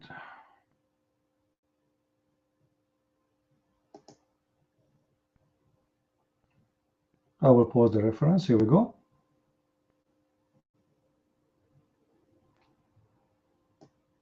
Guys, tell me what it says there. This is Ibn Kathir. This is Ibn Kathir. I will give you the mic, Ahlus Sunnah wal Jama'ah. What it says there, guys? He had a mate made of wood, on which he would place all the equipment of his kingship, horses, camels, tents, then would command the wind to carry it, and it would go underneath it and carry it. Do you see it? Yeah, does it say that, or I'm making things up? Does it say that? And this is Ibn Kathir. So who is the one is lying here? You told me this is a ship. Oh, hold on. A second ago you said you don't follow Quran only. Correct? You don't follow Quran only. Now Ibn Kathir is getting that from your prophet. Now you know what? If you are a man, put your hand up and challenge me to show you the source. More source. And I want you to show me one source, just one. It says it was a ship. Is that fair? No. You don't follow Ibn Kathir. Doesn't matter. You said it's a ship. I say it's a flying carpet. I gave a proof. Give me a proof from your side. Guys, do you think he is capable to prove what he said? He said it's a ship. I want one reference, one Islamic reference. It says that this was a ship. Otherwise, you're a liar. Can you show me? You are making things up. Okay, Ahlus Sunnah wal Jama'ah. Ahlus Sunnah wal Jama'ah, we are talking about the flying carpet of Sulaiman. What do you say of that? How a flying carpet can carry 600,000 share? 600,000 share, and all the camels and horses and donkeys and goats and chickens on a flying carpet. The mic is yours.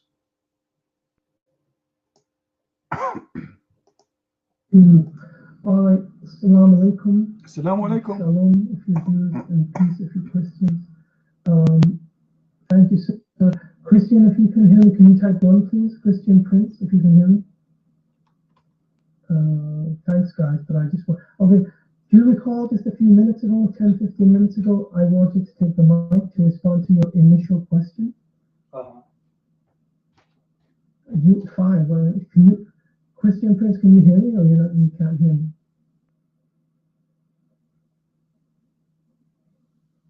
Mr. Christian Prince?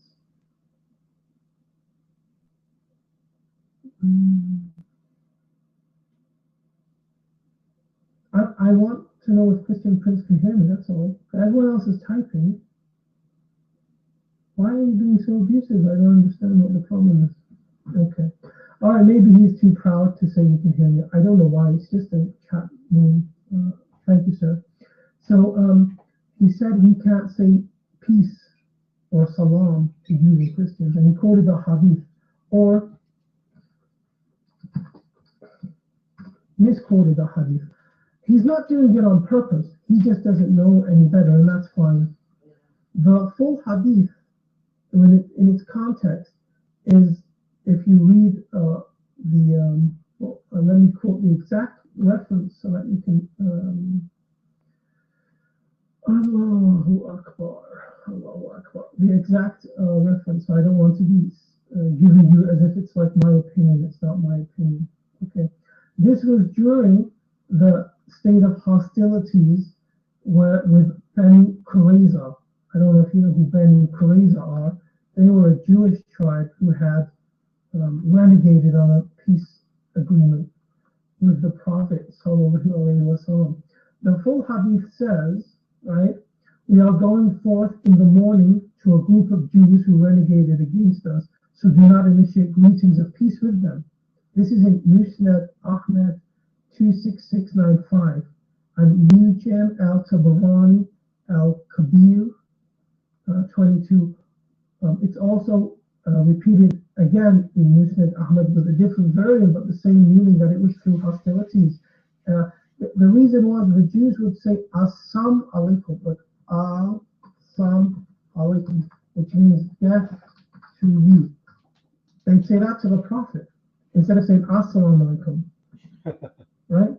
So you need to. Now, I'm not saying Christian Prince is lying, because all he's doing is quoting the hadith without knowing the context. It's like if I quote a verse from the Torah or the Talmud, and I just quote one part of it without explaining the other parts in the other books. It's ignorance, but ignorance can be fixed. All you need is to be explicit. Now, if I've given you the references, it would mean that you would investigate that and not repeat the same ignorance. However, if you're just someone who likes to lie and hate, then you'd be known as a liar, because you're going to repeat. If you were to repeat that again, brother Christian, if you were to repeat that again, then it means that you're not interested in truth. You just want to spread lies. In regards to flying carpets, forgive me, brother, I was not here, sir. But if you want the mic, please take the mic. And I don't know what the flying carpets question was. Jazakallahu khairan. Mic is free. Well, obviously, you are the one who have no education, and I forgive you because you are a Muslim at the end. If you see the hadith with me, it says the following. Guys, did he say that this is an issue happened between Muhammad and the people of Bani Qurayza? Did he say that? Bani Qurayza are Jews, correct? Look what the hadith is saying. The Messenger of Allah said, don't initiate the Jews and the Christians. So if the Jews are saying to you that, why you want to harm the Christians? Is that correct? Just wait. Just wait. Just wait. And just to show you that you are the one is ignorant as the rest of your Muslims, will I continue? Not only you don't initiate them salam, it says here you harm them violently. Let us say, for the sake of argument, the Jews, they said what they said to you. They said to you death. They are making fun of you. Let us say. Why you want to force them to walk in the narrow road? Did the Jews force you to walk in the sewage? So who is the bad person here? Who is the bad person? No, what you explain is nothing. You are saying to me that the Jews, they say Assalamu alaikum, but they don't say it correctly. They say Assam, which means bad thing. Let us say this is true.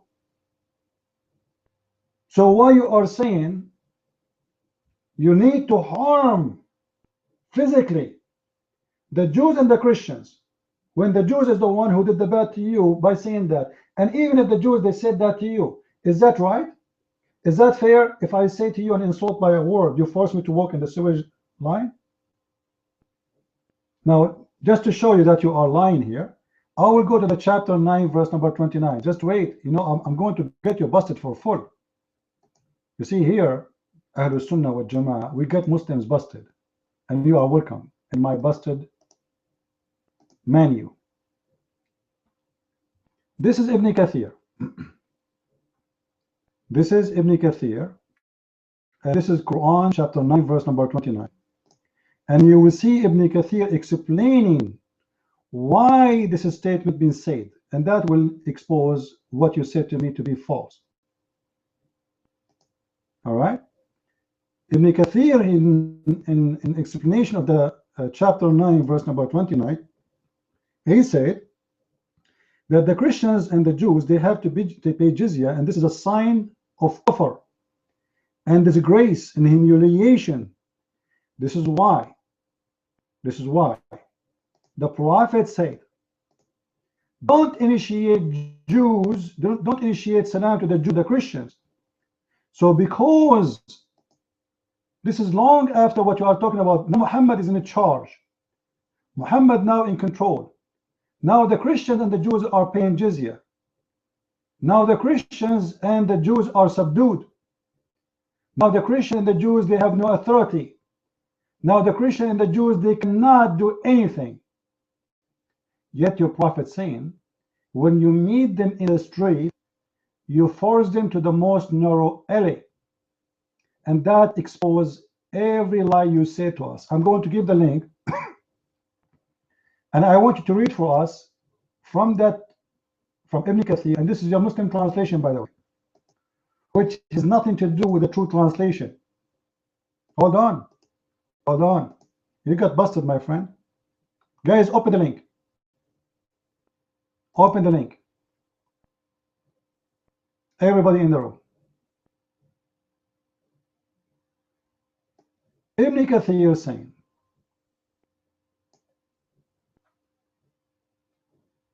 the title of the chapter is paying jizya is a sign of kufr and disgrace. Paying jizya. Now don't talk about Satan. I can show you that your Prophet said clearly that Satan is a Muslim. Paying jizya. You want to run? You see? He got busted. He got busted. The coward. You see how they try to lie to you? Brother, you know, you got it wrong, brother. You got it wrong, brother. And then look what it says. And the Christian, they have to feel themselves subdued, humiliated. Read it. I'm not the one saying that. And the Muslims, they have to elevate themselves above them, because for they are miserable, disgraced, humiliated. Muslim recorded from Abu Huraira that the Prophet said, let us see what he said. He said, don't initiate the Christians and the Jews salam. You see how they lie to you? This is not about the word some and whatever they're saying. This is about that the Prophet, he ordered the Muslims to humiliate the Christians and the Jews each time they see them. This is during the time the Christians, they were paying the jizya. Do you see how we get them busted? Do you see it, Christians? And this is why I'm here, to show you how we can barbecue those liars. He tried to fabricate a story saying, oh brother, I forgive you, you know, you are doing that based on ignorance. Wallahi, wallahi. Me? The Muslims want to teach me Islam. Abdul, you Muslims are the same as a man, his wife is cheating on him, and you are the last one to know. So either you are a liar and you know, or you are a stupid fool who think he knows. Do you see it? I'm not making things up. This is why the Prophet don't initiate salam. Why? because he said that the Christians and the Jews should be humiliated, should not be elevated above the Muslims or to be equal to the Muslims. They should be disgraced. You have to spit in their face. And the liar Abdul tried to fool us and play victim. Do you see how he play victim in the mic? Brother, peace to you. Allahu Akbar. Assalamu alaikum, brother princess. Let me explain to you. Christian Prince, obviously, he do not understand really what the hadith is saying. You know, he is misquoting the hadith. I'm not saying he's lying. I'm saying that he misunderstands. What? Come and sit in my lap and play in my beard and cry.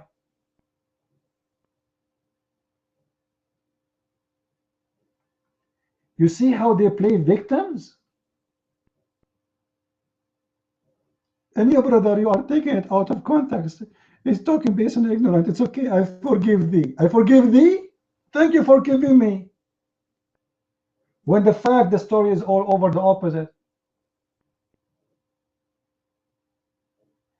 And when we get them busted, they run. Like the guy, he said to us, so where's the guy? Where's the guy with the guy with the ship? What happened to him? Where is the ship guy? He went to the port looking for the ship. We say it's a flying carpet. He says it's a ship. And then we say to him, give us one Islamic reference says it's a ship. What he do? He flee. Furqani. Same as this guy. Oh, you don't want to listen to me. Assalamu alaikum, bye. A Muslim saying bye? Since when? Wallahi? Yani. Do you love me? Do you? Do you? Do you hate me? Do you? Do you? Muslims, you face it. You are no match. You are no match whatsoever. You see, Muslims, honestly, when I walk inside an ocean of Islam, is the same as Moses when he split the sea. This is how weak you are. You are like water, nothing. Dirty water. Who dare to stand for me? Who's next? Who is the next victim? Wallahi. Tom, I never said something without a proof. So shut up. It's you Muslims who lie. And look how stupid the Muslims, by the way. Like Tom and this guy, both of them, they came to us and says, oh, the Jews, they say to you to say to the prophet, death. Really? Or death? Prophet, death. The prophet, death. Okay. Let us say that this is true.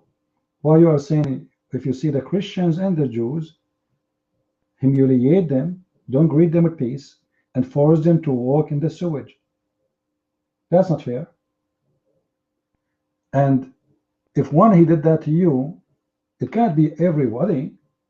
And what the Christians have to do, imagine the cats, they ate your food, you punish the dogs.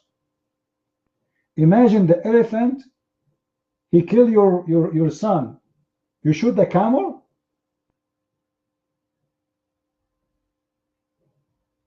If the Jews are the one who said that to you, why you are saying if you see Christian and Jews, humiliate them? Because Muhammad is a filthy man. When he was weak, he was kissing the asses of the Jews to accept him as a refugee. Remember, Muhammad, he came to Yathrib as a refugee. This is why I'm warning you, accepting a refugee today, they are refugee, tomorrow they will kick you out. And the stupid European don't want to learn. This is exactly what Muhammad did. He came to Ethiopia as a refugee. The first Muslim refugee in the world was Muhammad. He went to the Ethiopian king, he bowed down in front of him, kissing his shoes, asking for asylum. And then when he became powerful, he sent a letter to the king saying, convert or else.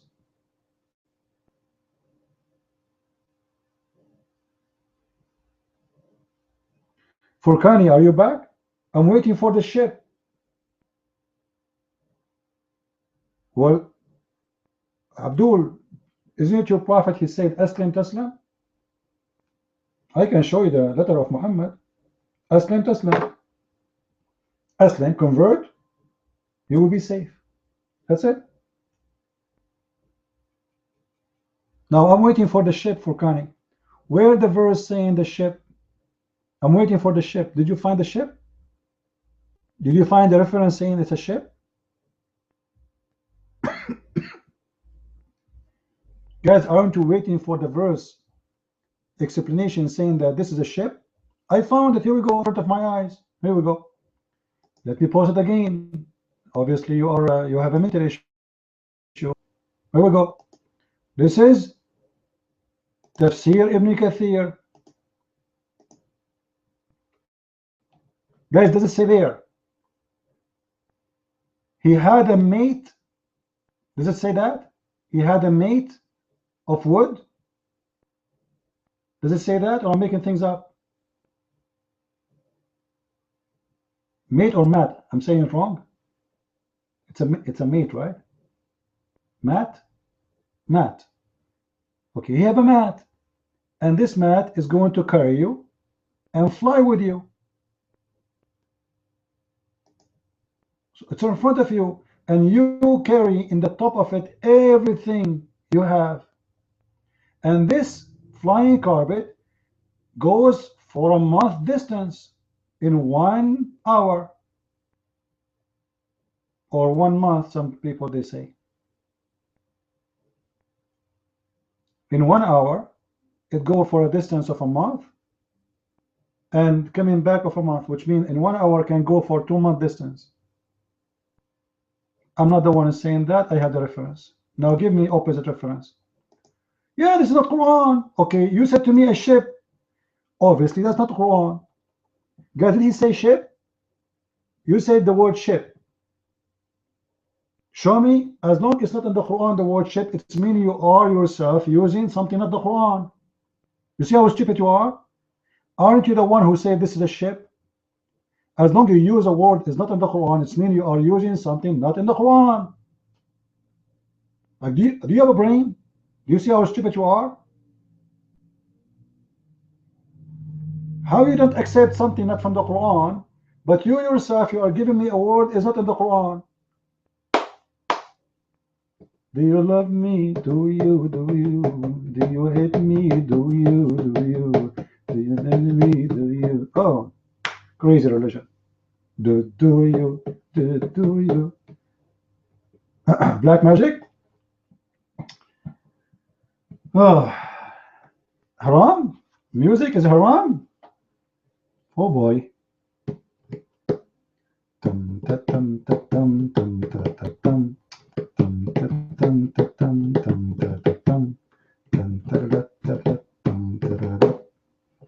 Yeah, I play drum very well.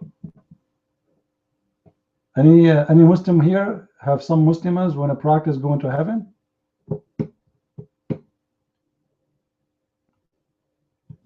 Where's the ship? I'm waiting for the ship, Abdul. It's a flying carpet, carry all the kingdom ship, tools, camels, horses, and in the top of it, 600,000 chair. That's a big mat. And not only that, guys, do you know that Sulaiman, he hired shaitans to die for him and get him jewelry? Shaitan, they work for Sulaiman. They're Muslims. Shaitans, Satans, they die for Sulaiman. What they do? What they do? They die for him to get him jewelries from the ocean.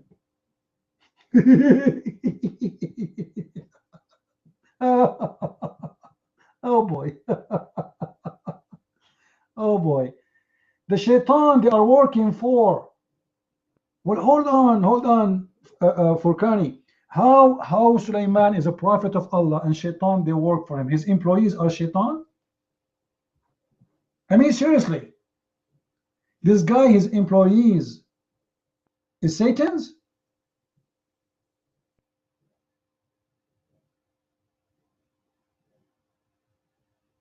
Hello? No, those stories are not even from there. No, those stories coming from there's something that's called the Legions of the Jews. The Legions of the Jews. So the stupid Muhammad, he thought that those are true stories. The Jews, they tell their kids, it's a kids' stories, stupid stories, fairy tale stories.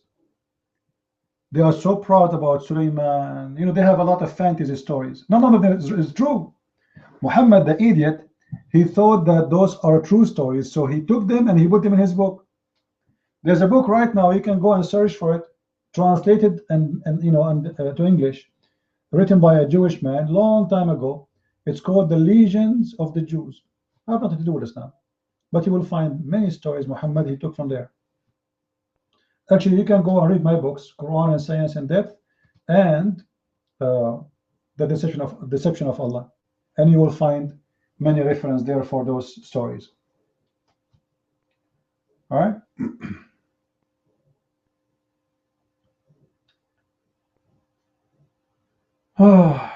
Do we have any Abdul? It's a ship, huh? Look at this magical king. This king, he have a ring. Guys, do you remember how Suleiman he lost his ring? Anyone remember? Do you remember how? How Suleiman he lost his ring? But what happened? How he lost it for real? How? Okay, how Satan take it? How Shaitan he took it? Satan he took it, but how? How? He went to the bathroom. Oh boy, I don't want to go to the bathroom. I will never go to the bathroom. Suleiman, he went to the bathroom, and Allah don't allow him to take that magical ring with him to the bathroom. Oh boy. Suleiman is in problem now. So always he leave his ring with his wife. He go to do poo-poo. He finished. When he went out, he came to his wife. He said, "Where is the ring?" He said, "Oh, you took it." He said, "Oh, what? I did not take it." He said, "What? Wallahi, I give it to you." When he was in the bathroom, Shaitan, he came to the wife of Suleiman, and he cloned the look of Suleiman. And he asked for the ring, and she gave him the ring. And right away, Shaitan, he became the king of the kingdom. Do you see, guys, Harry Potter movie? Do you watch Harry Potter? Do you see now why they are fighting over the ring? Do you understand now? It's exactly the same ring, man. The one who can get that ring, he can control the world. That ring makes Suleiman control the shaitans, the genies, angels, creatures, the sea, the ocean. He controlled the whole world by having that ring.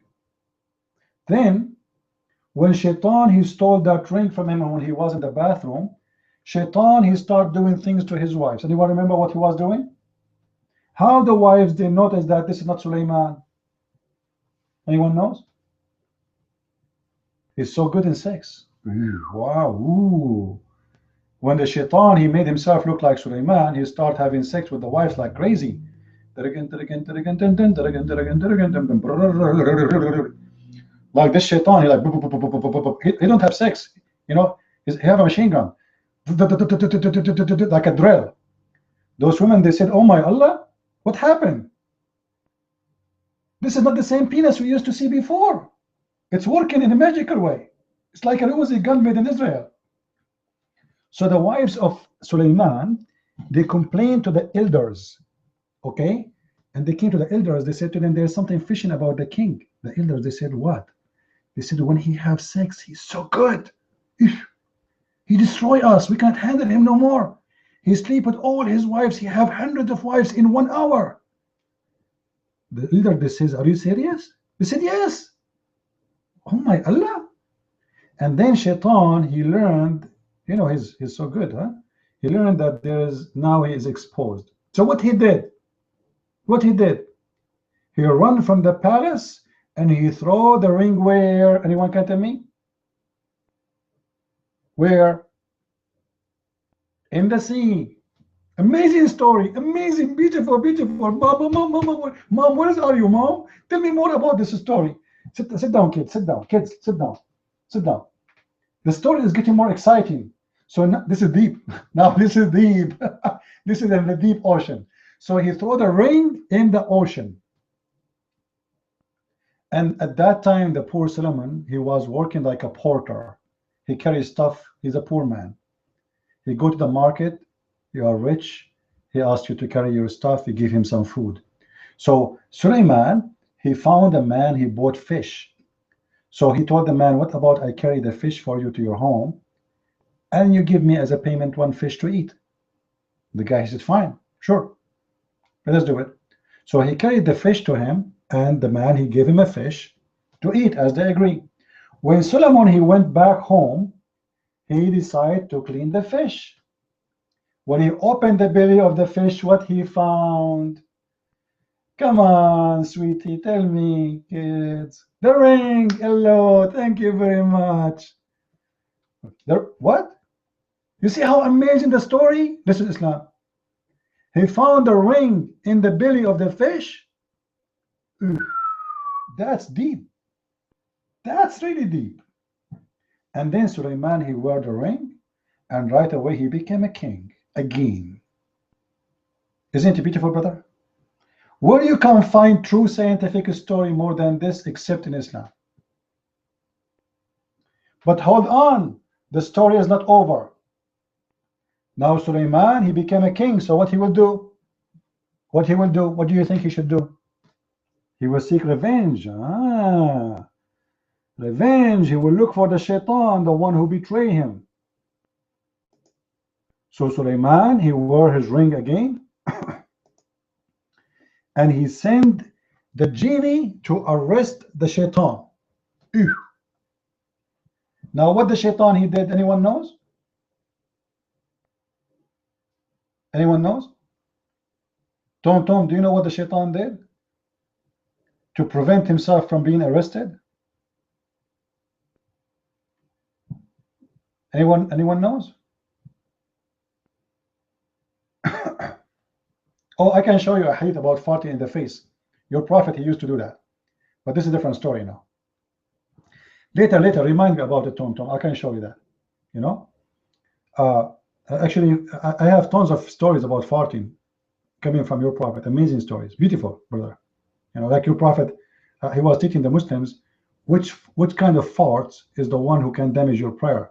So he was, I think, he was practicing a reel, and he fart like the one with the low sound, high sound, you know. Anyway, we'll talk about it later. So now, how Shaitan, he want to stop Suleiman from arresting him. He went to a faraway island, and he lay down, and he put in the top of himself a lot of lead. You know the lead? It's very heavy, right? Very heavy. Why he did that? Because he said to himself, this is the only way they cannot carry me and take me there. And then Suleiman, he ordered the genie and to burn a lot of fire around him, and then the lid melted, and they were able to capture and arrest the shaitan. Guys, are you listening, or I'm talking to myself? Are you listening? Because I don't know, I see people talking to each other, but I don't see people interested in the story. The story is not over, but do you want me to finish it? I will finish it fast because the story is really long.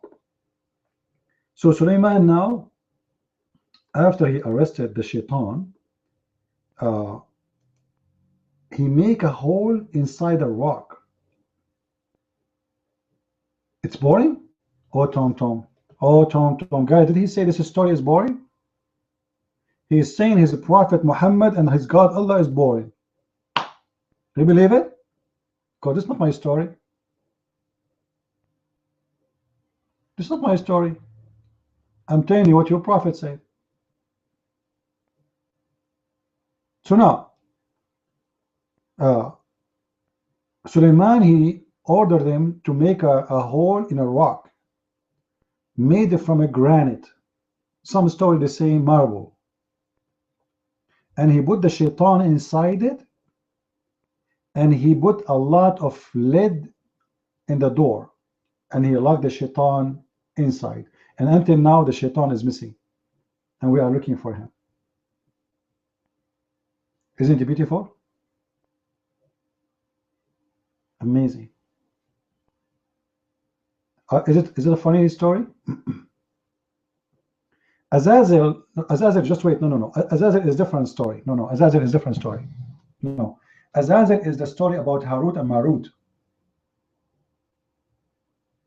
Alan, the story of Harut and Marut, the Jews in their fairy tale stories, they have two angels who they are fallen angels, and each one of those angels is a special in such a kind of skills.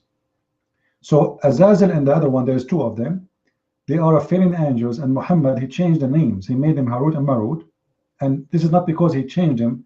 I believe because the story carried out between many nations and many other people, you know. So the names changed depending on the culture. So those two angels who came down to earth, and they had sex with the women, and that woman, her name is Venus. Venus. All right. You know who's Venus, right?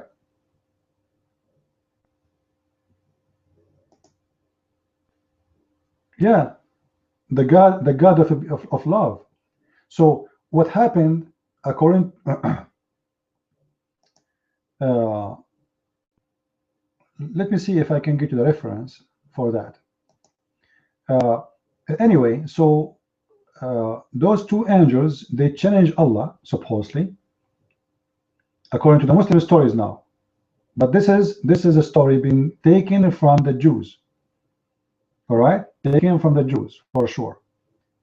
It says it is nothing but a fairy tale. So those two angels, or the angels, they said to Allah, if you remember, there's a verse in the Quran says, are you going to create a man who will do mischievement on earth about Adam? Adam, he said to them, no, he will not do that, etc. So Allah, he said to them, well, you know what, if you have the same desire as a human being, you will do the same sin. So the angel, they said, no, we will not do that, try us. So Allah, he told them, okay, choose two of you, and I will send them down to earth. So they choose two angels, one of them is Harut and the other one is Marut. And when they arrived to the earth, a woman, she came to them, her name is Az-Zuhra, which means Venus. In some cultures, depending on the cultures, they call her what her name? I forgot the name. Venus, and there's other name.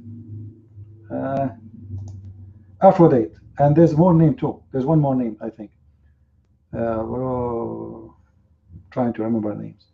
Anyway, so this woman, she came to them, and she is so beautiful, supposedly. And she seduced them to sleep with them, and she told them, if you kill a child, if you have sex with me, if you drink wine, you can have me. You can have sex with me. So they did everything she wanted, and they have sex with her.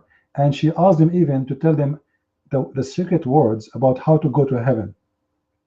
So the second she became able to know those words, she started flying to heaven. Allah, he heard about what she did.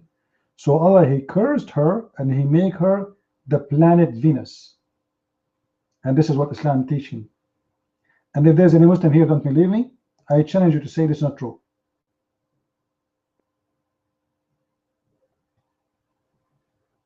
Any Muslim?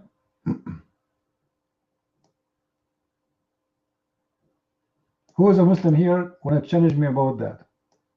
Because maybe I'm lying. If I don't show the reference from Islamic books, be my guest. Who want to challenge me? You know, Muslims, you see, Muslims, they are two parts, or let's say three kinds. One is educated, but he decides not to talk about it because he knows This is very dangerous. And one he knows he leave Islam, and one he do not know.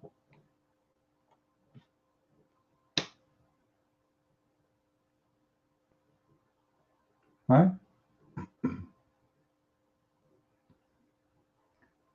And by the way, the story exists in the book of Al-Hafiz Ibn Kathir. You believe it? In Ibn Kathir book.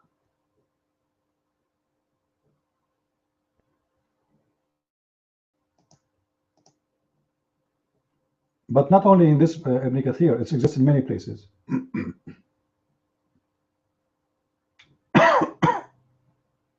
Yeah, thank you, most Jews. Actually, I posed the reference before here, right? And by the way, the story is coming from trustworthy Muslims, supposedly.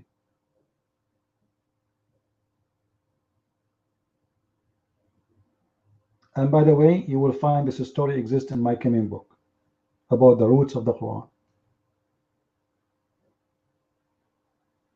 Who is here is going? Who is here waiting for my books to read it? How many of you like to read my books?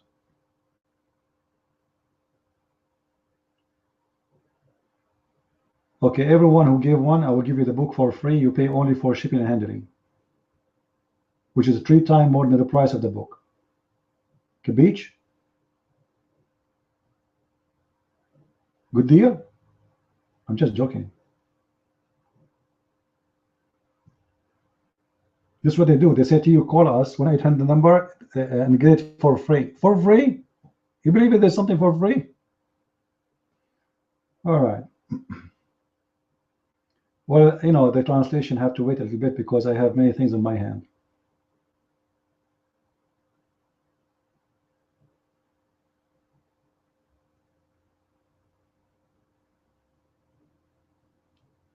Anyway, if you guys want to share my books with your friends, tell them about my books. You can go always to Amazon and just type Christian Prince in Amazon, and you can find my books.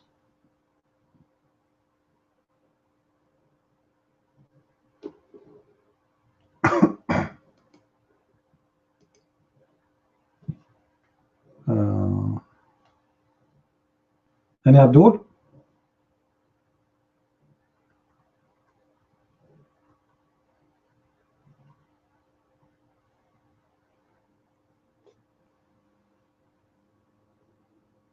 Yeah, but be careful. My books, you know, I got news from many people who bought my books. They said after they get them, they can't put them down. Look like there's a problem with the glue. I don't understand their English. I don't know what they mean. We can't put it down. Why? Oh boy. I hope nobody will sue me for he can't put it down. All right. Yeah, I get an email saying to me I could not put the book down until the end of it.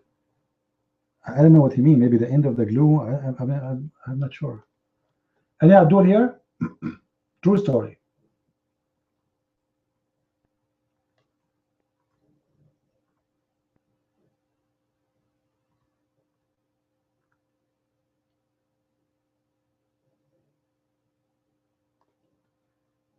Any Muslim?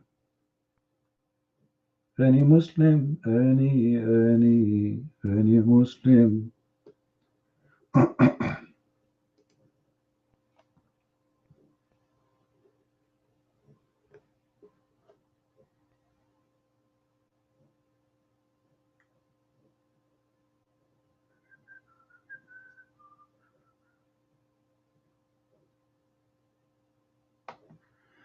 Oh, somebody here, a friend of us, is asking us a question about, I see in YouTube a question. Brother Ishmael is asking, hey CP, last time you said, don't agree with the Seventh Adventist belief. Can you explain why? All right. How many of you knows about this belief, Seventh Adventist?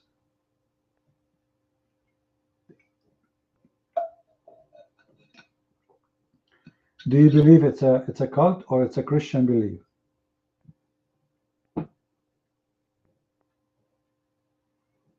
It's a cult. Why it's cult? I agree with you, but why?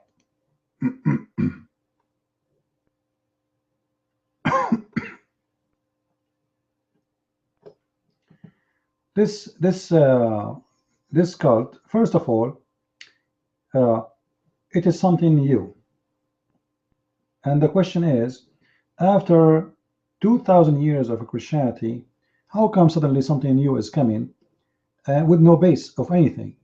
As an example, one of the things those Seventh Adventists they teach, that Jesus he inherited the nature of possibility of sin. Anyone agree with that? Anyone agree with that?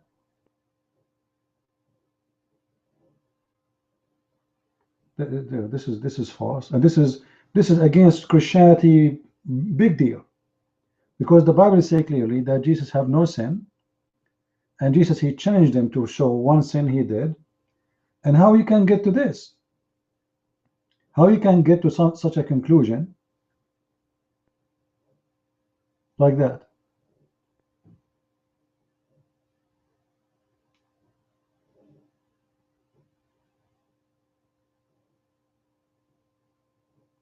So they are not saying that Jesus he commits sin. They are saying that he inherited the ability of sin. Inherited from who? From who? Nobody. That's false. So this is one of the things which is like in their book it says, when Christ took the human nature and he bore the consequence of sin, he became subject of the sin and weakness that all experience. That's false. Jesus never experienced the weakness of sin. Jesus experienced the weakness of the flesh. Yes, but not the weakness of sin. Jesus he fasted for 40 days. And that made him experience the weakness of flesh, but he never weak in sin. Satan he was not able to do anything with him. And this is very bad thing to say about Jesus. One of their statement it says that temptation and the possibility of sinning were real to Christ. How you can say such a thing?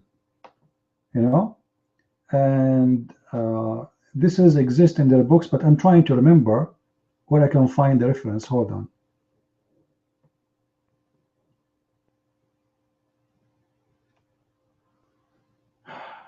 Okay. This is a statement I read. It's okay. It's in the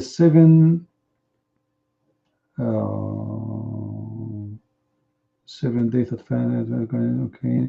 Seventh-day Adventist General Conference, Ministerial Association, etc. And the guideline, book number, page number 47. And the second one,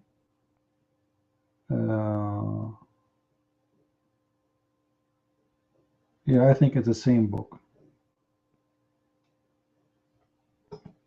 You can search that. You know, this is not really my specialty on my topic, but obviously they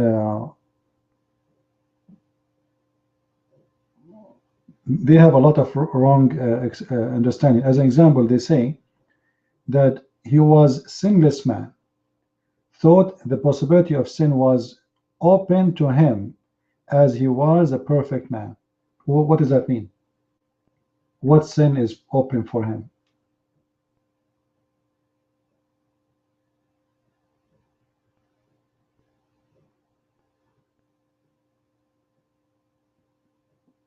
Sin is sin.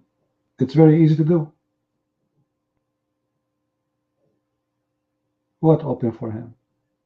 Anyone can do sin. You do not need an invitation for sin.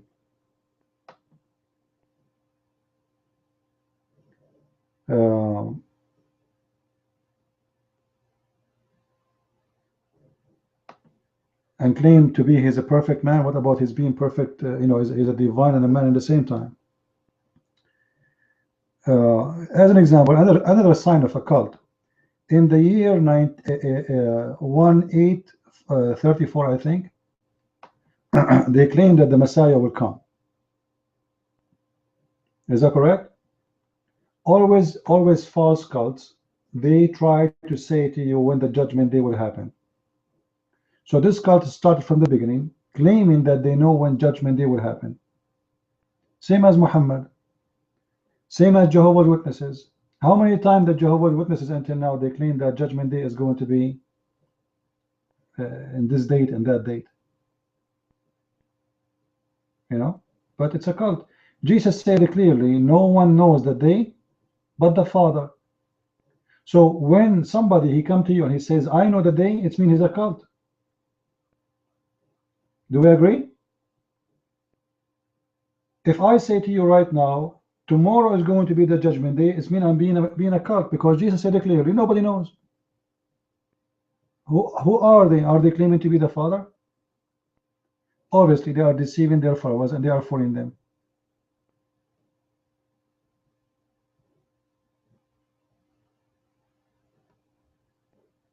There's tons of things which is based on same time.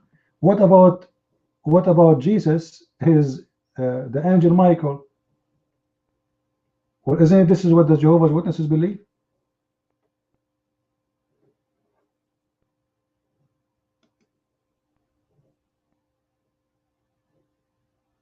Correct? Any Christian here believe that Jesus is an angel?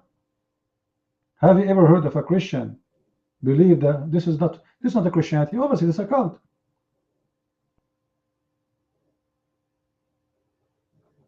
The second you go to that far, obviously you are far away from anything Christianity believe in. You do not need to be a genius to find out that this is a cult.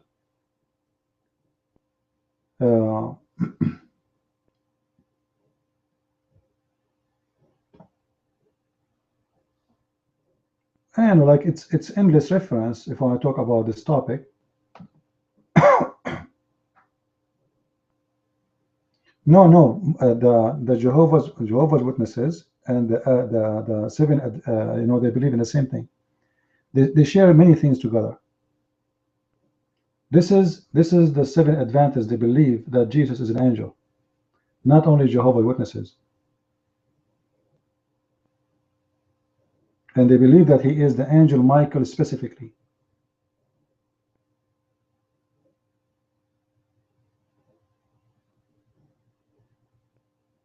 Well, how you believe in the Trinity and then you say Jesus is an angel?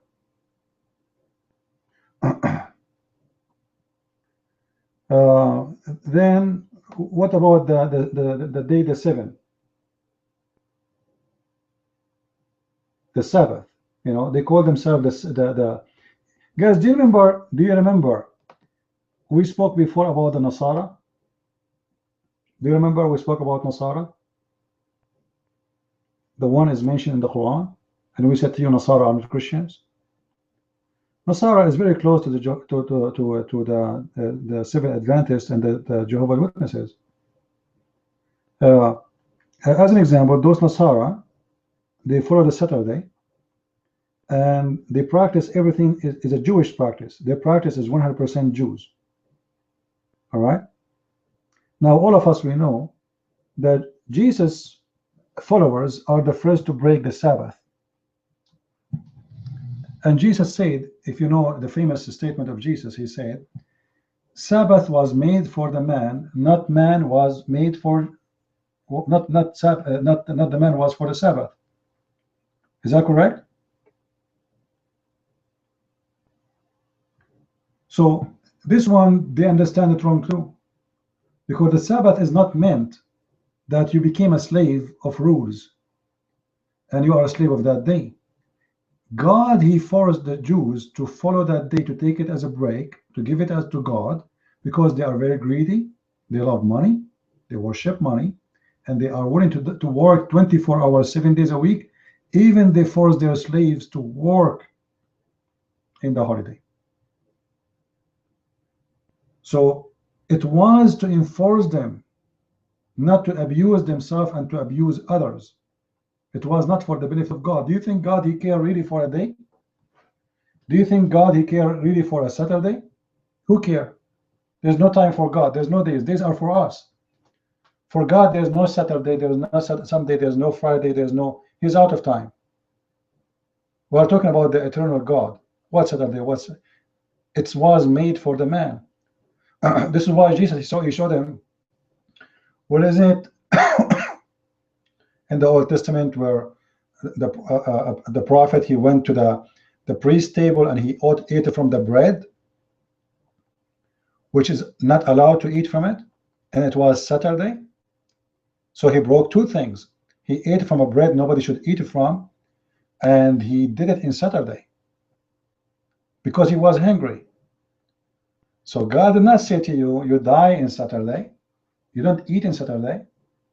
So obviously those people, they have a very wrong understanding of the Sabbath. They make the Sabbath more important than God himself. They became, you know, there's many cults. They are infected by the Jews to the point they lost their ID as a Christians, and they became just followers of rules. There is even if you want to, let's say you are a person who want to follow Sabbath, I'm not against you, but the Sabbath is not more important than God, and the Sabbath was not made for God, it's made for you. And if you go and read in the Bible, you will see that every day is for God. You designate to God, it's called Sabbath. All the holidays in the Old Testament is called Sabbath. And Sabbath is not Saturday. This is why some, they are confused about when Jesus was crucified. This is why some, they celebrate the Good Friday. Why? Because it says that before the Sabbath, right? The crucifixion happened before the Sabbath. But the fact, the Sabbath was not. It was a holiday. The Passover, right? There was a holiday. And that is a Sabbath. So the naive one, the one who is not educated, they think that Jesus was crucified on Friday. That's not true. That's not true. And what is the excuse? That the second day is going to be, you know, when Jesus, he met with his followers, the apostles, etc. So the Sabbath is coming after, so it must be Friday. But that's not true. That is the holiday, not Sabbath.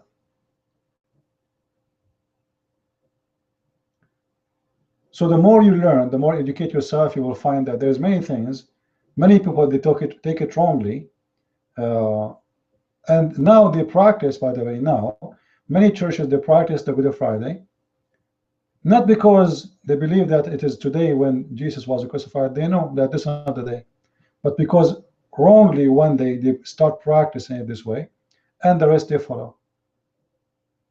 There's many churches, they know that it's not a Friday, but they do the service on Friday.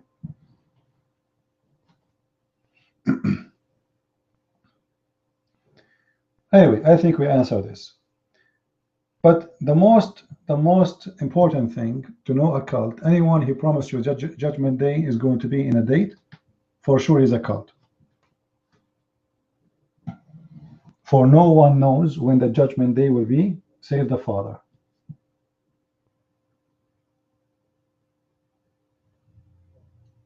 Do we have any brave Muslim here?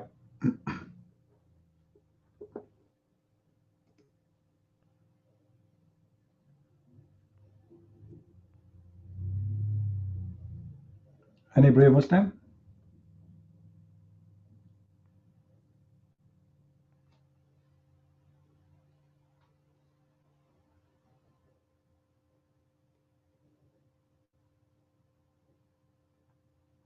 Judgment Day was not yesterday, I am a cult. Well, if you promise people that Judgment Day will be tomorrow, you claim that you have a knowledge, you're a cult. Because Jesus said it clearly, nobody knows. You see, when you claim that you know, it means you are coming with a cult teaching. Nobody knows. So who are you to say to me when the judgment day will be? The Bible says clearly that the Lord, he will come with the glory of his angels and with his glory, and he will come like a thief. Some people are asleep, some people are awake, and that is saying us that God is speaking about different time zone. Somebody is in the field, but somebody in his house is sleeping. Somewhere it's daytime, somewhere it's nighttime. But yet he will come when nobody's aware. So the second somebody tell you, I know when it's going to be in this year, it's going to be in this date, he is making fun of you.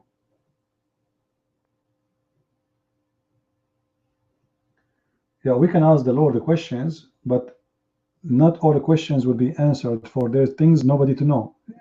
It's not for you to know when the judgment day is going to be. You got my point? Nobody have the right to do it. Yeah. So there's the questions you can ask the Lord, and Lord help you to understand. But the Lord, he said it clearly, there's things he will not share. This is why Jesus said nobody knows when the judgment day will be save the Father. As simple as that. So if somebody, and I believe the Messiah, he said this sentence to make it clear, because many, they will try to use it to scam you. Like Jehovah's Witnesses, many times they claim that judgment day is going to be this year and this year and this year, and then their followers, they start donating their money out, and then they go bankrupt.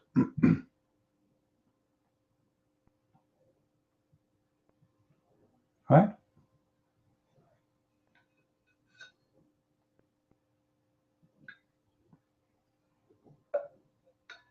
It's not about keeping a secret. We are talking about the Lord, who is the Almighty. He shared with us what he wants. And some, they will say to you, how come Jesus do not know the judgment day? How you claim that Jesus is divine but you do not know? Look what Jesus said clearly. No one knows but save the Father. Now, is it Jesus who said everything I have is from my Father? Is that true? Everything I have is from my Father. So it's not for the Son to say anything but what the Father told him to say. And it's not for the Son. Jesus is the Word of God. And the Word of God is fully obedient to the Father. And that word, speak for God, does not speak for itself. Which means, when Jesus, the man, he speak, this is not the one we follow. We are following the Word of God who is in the Messiah. That word is what we follow, not the man, his name is Jesus. Otherwise, it's just a man. But we are following, this is why we call him Jesus the Christ, not Jesus. The man who is the Word of God became a man. So we are not interested in the man, and the man have nothing of his own.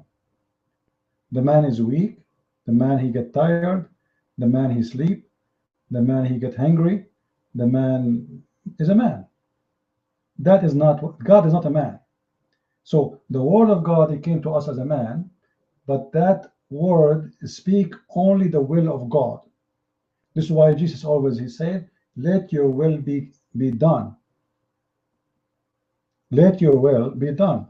So the word speak of the will of the Father. If the Father don't want to tell when the judgment day is going to be, well, he don't want to tell for wisdom, because if people knows, then people will relax. Let us say God told us that next month in the date of etc. is going to be the judgment day. All of us will become believers, and all of us will turn good, and all of us we will give donation, and all of us we will be wonderful people suddenly.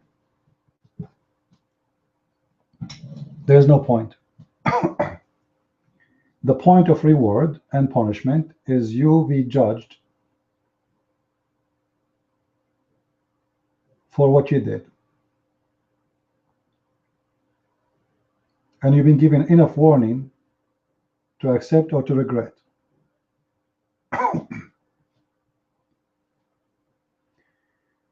If you go to Muhammad, you will see in the chapter of Al-Qamar, the moon, Muhammad, he said the judgment day is near and the moon is split.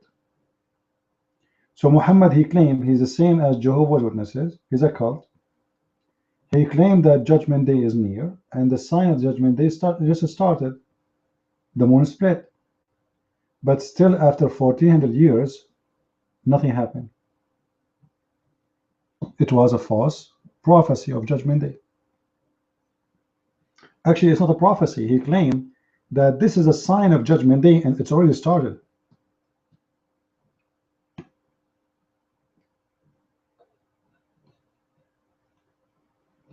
It's already started because judgment day is near and the moon is split. So the splitting of the moon was what? A sign of the judgment day. Obviously, Muhammad the idiot, he saw the eclipse of the moon. He thought that this is judgment day. As simple as that. Do we have any brave Abdur here?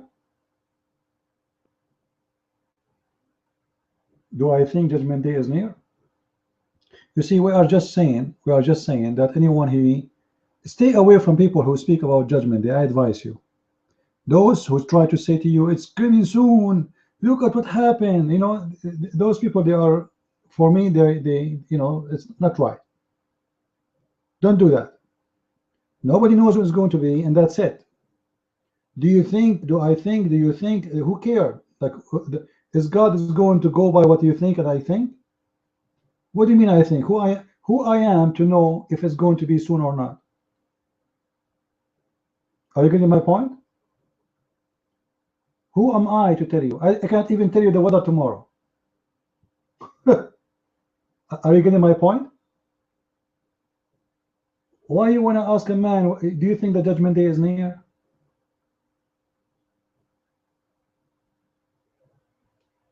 It's for God what is for God, and for us what is for us.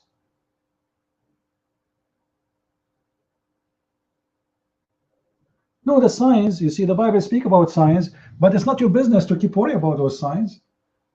Just be worried about your salvation. Do what you need to do. Wherever the Lord comes, he comes, he's welcome, right?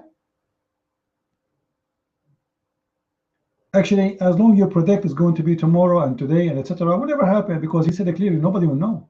He will not come in the time you are. If one individual in this earth he think is going to be today or tomorrow, it's not going to happen. He will come when nobody expected it. And that's it.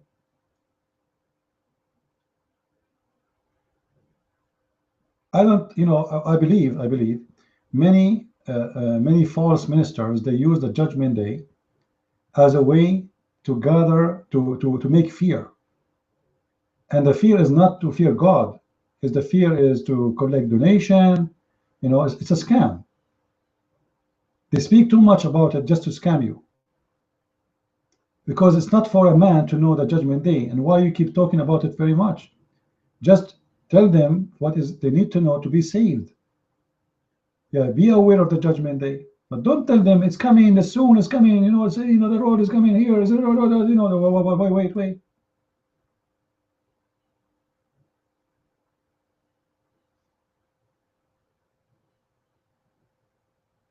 Birds, they fell down from the sky in Texas.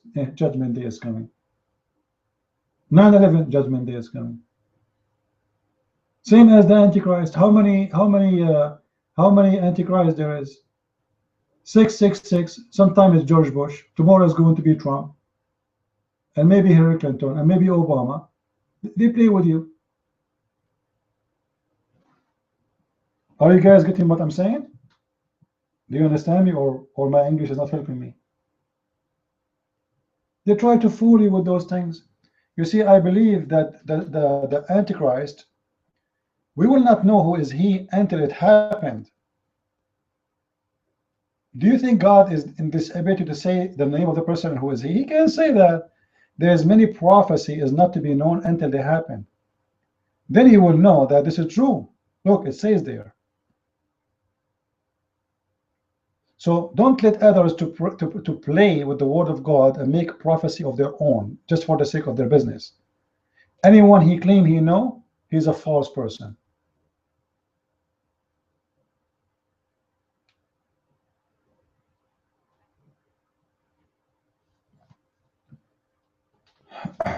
A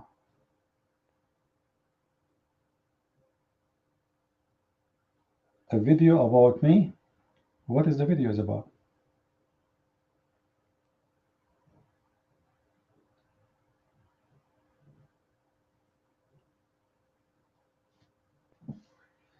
Do we have any Abdul here?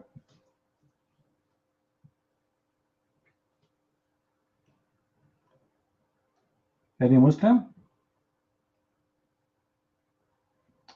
My friend, Jesus, he said clearly, be aware of false prophets. And like, look, if you go right now and search the word prophet, you will see how many people today, they claim to be prophets. Is that correct? And many of them, they claim to be Christians. But honestly, I don't believe any of them. I believe they are a scam and they are trying to fool you. This woman, she is a prophet. This man is a prophet. Like what? Now, do we need prophets really? Do we need any prophets anymore? After Jesus, he taught us what he taught us, and he did what he did. I do not need the prophets. Any word is to be said after Jesus?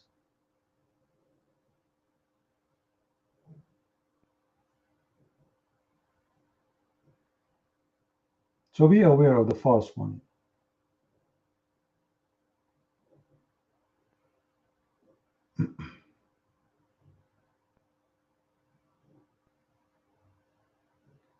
He said, I will be with you.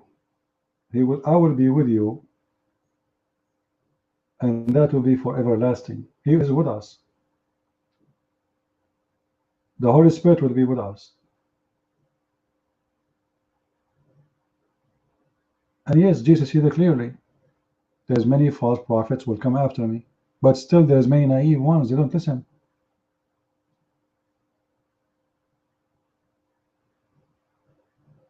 You know, a human being is the same as, like, you see those apples in the machine, and there's a machine who like there's a water wash the fruits, and then the machine start shaking, and based on the shake, the bad one will fail and the good one will stay, etc. Like there's a way to do that. So we are walking in this moving carpet, and some of us will fail.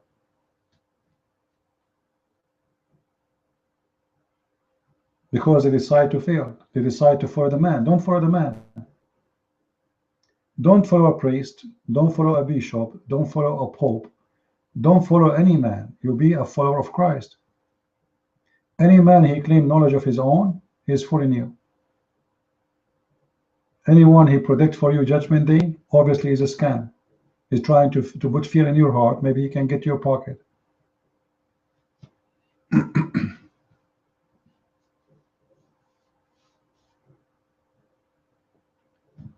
Do we have any Abdul here?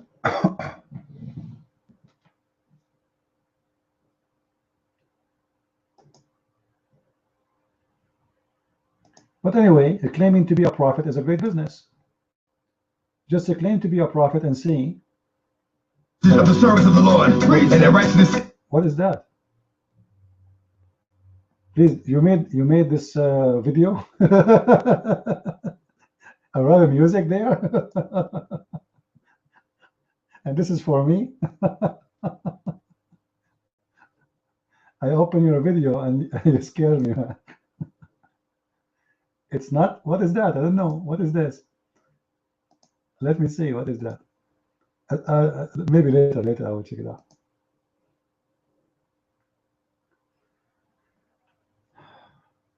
This room have no benefit for anyone, but you are here. Each time I open Tom, you come here and you stay until I close. So obviously you have a mental issue if you think this room have no use, but you keep coming.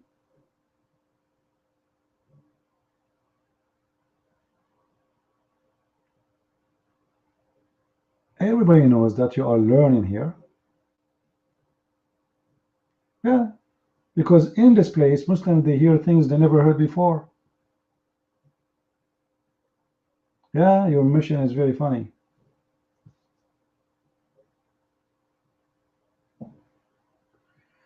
Do we have any Abdul here? Well, you know, Tom, if you want to be saved, it's up to him. But obviously those people, you know, they decide they are driven by their sexual desire. They are following the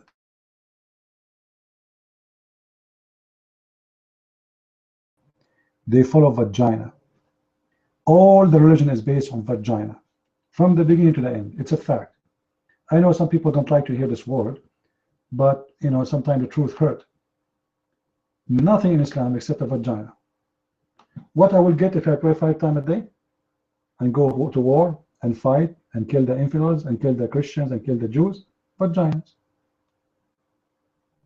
Everything is about vagina. This is why you see all the promises of Muhammad in the heaven of Allah is based on sex with women and boys and even men, and food and gold and silver. And obviously this is not God. Those are Satan tools to deceive you. Satan tried to tempt you and me and her with sex, with power, with money. Sometimes we fail, sometimes we commit sin, sometimes we know and we rebook ourselves and we try to fight it. But when somebody says to you that this will be a reward, it's obvious that it is from the devil. What Islam is promising you is that you will live the life of sin in heaven. Let us think about it. Guys, when God, he created Adam, how many Eve he created? How many Eve? 1. Okay, don't you think at that time the earth was empty? That at that time it was more maybe better to have more than one. I mean, like if the solution, if it's a solution for something, at that time Adam, he need more kids because he had one wife. Even in that time where the earth is empty, still God, he gave him one woman, and the woman is created from the man, which is a sign of a unity. So the man and the woman, they are not created to be two gender as much they are created to be a family from the beginning. This is why you see the Bible don't call Adam for the man only. Maybe many of you do not know that God called Adam and Eve, called them Adam. Is that correct? Is that correct? The women and the man, they are called Adam. In Islam, no. Islam is a thief, steal the story. Adam is not the man only. Adam was the man and the women. So the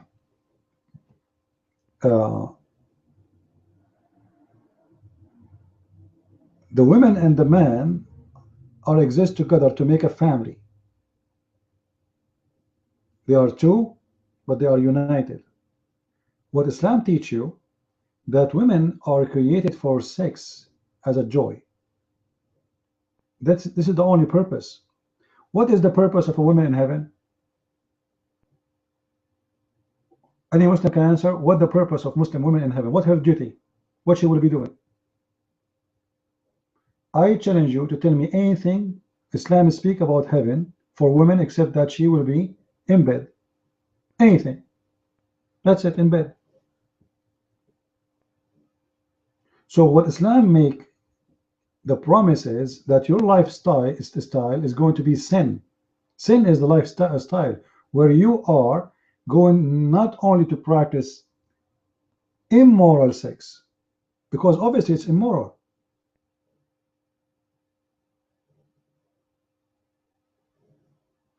For you are not having sex with one woman you love. You want to have as many as number this God he gave you, and those women you never met.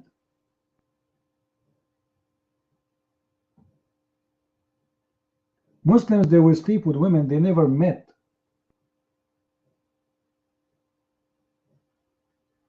Because the promise is not about the women, the promise is about the vagina.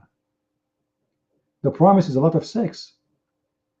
You see, the Muslim man is not interested to know who is the woman she will sleep with him in heaven. There's 80,000 of them at least. All what he care that there are 80,000 women. Like mistakenly, many people think that the Muslim, when he go to heaven, he will get 72 wives. This is false. Muhammad, he said the lowest reward, this is for the bad one, is 72 wives. That is the bad one. Muhammad, he promised every Muslim who do jihad for 40 days, just 40 days, 80,000 women for sex.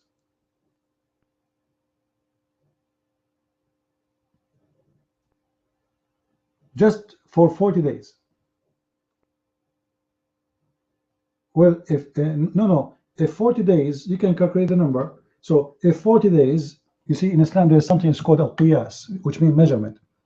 So if the number is not mentioned, the one you are talking about, well, what do? You do measurement. So if for 40 days you will get 80,000, then a simple mathematic calculating, you can find how many women you will get for 100 days. You know what I mean, SR? We can get the number easy. The 100 have what? Have a 2.5, right? Of 40, which means have 2 40s and 20. Okay, if every 40 is 80, that's 160,000. And then add 40, that will make it 200,000. So you will get, if you stay for jihad, if you do jihad for 100 days, 200,000 women, sex slaves. So Osama bin Laden, who was fighting, doing jihad for more than 25 years or 30 years, you can calculate how many, he will get 1 billion women maybe.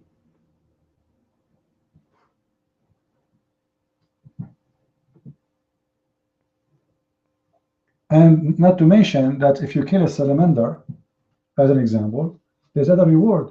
If you kill a salamander, you will get a reward of killing 100 Christians for every salamander. That will increase the number of of women in heaven too, and the boys.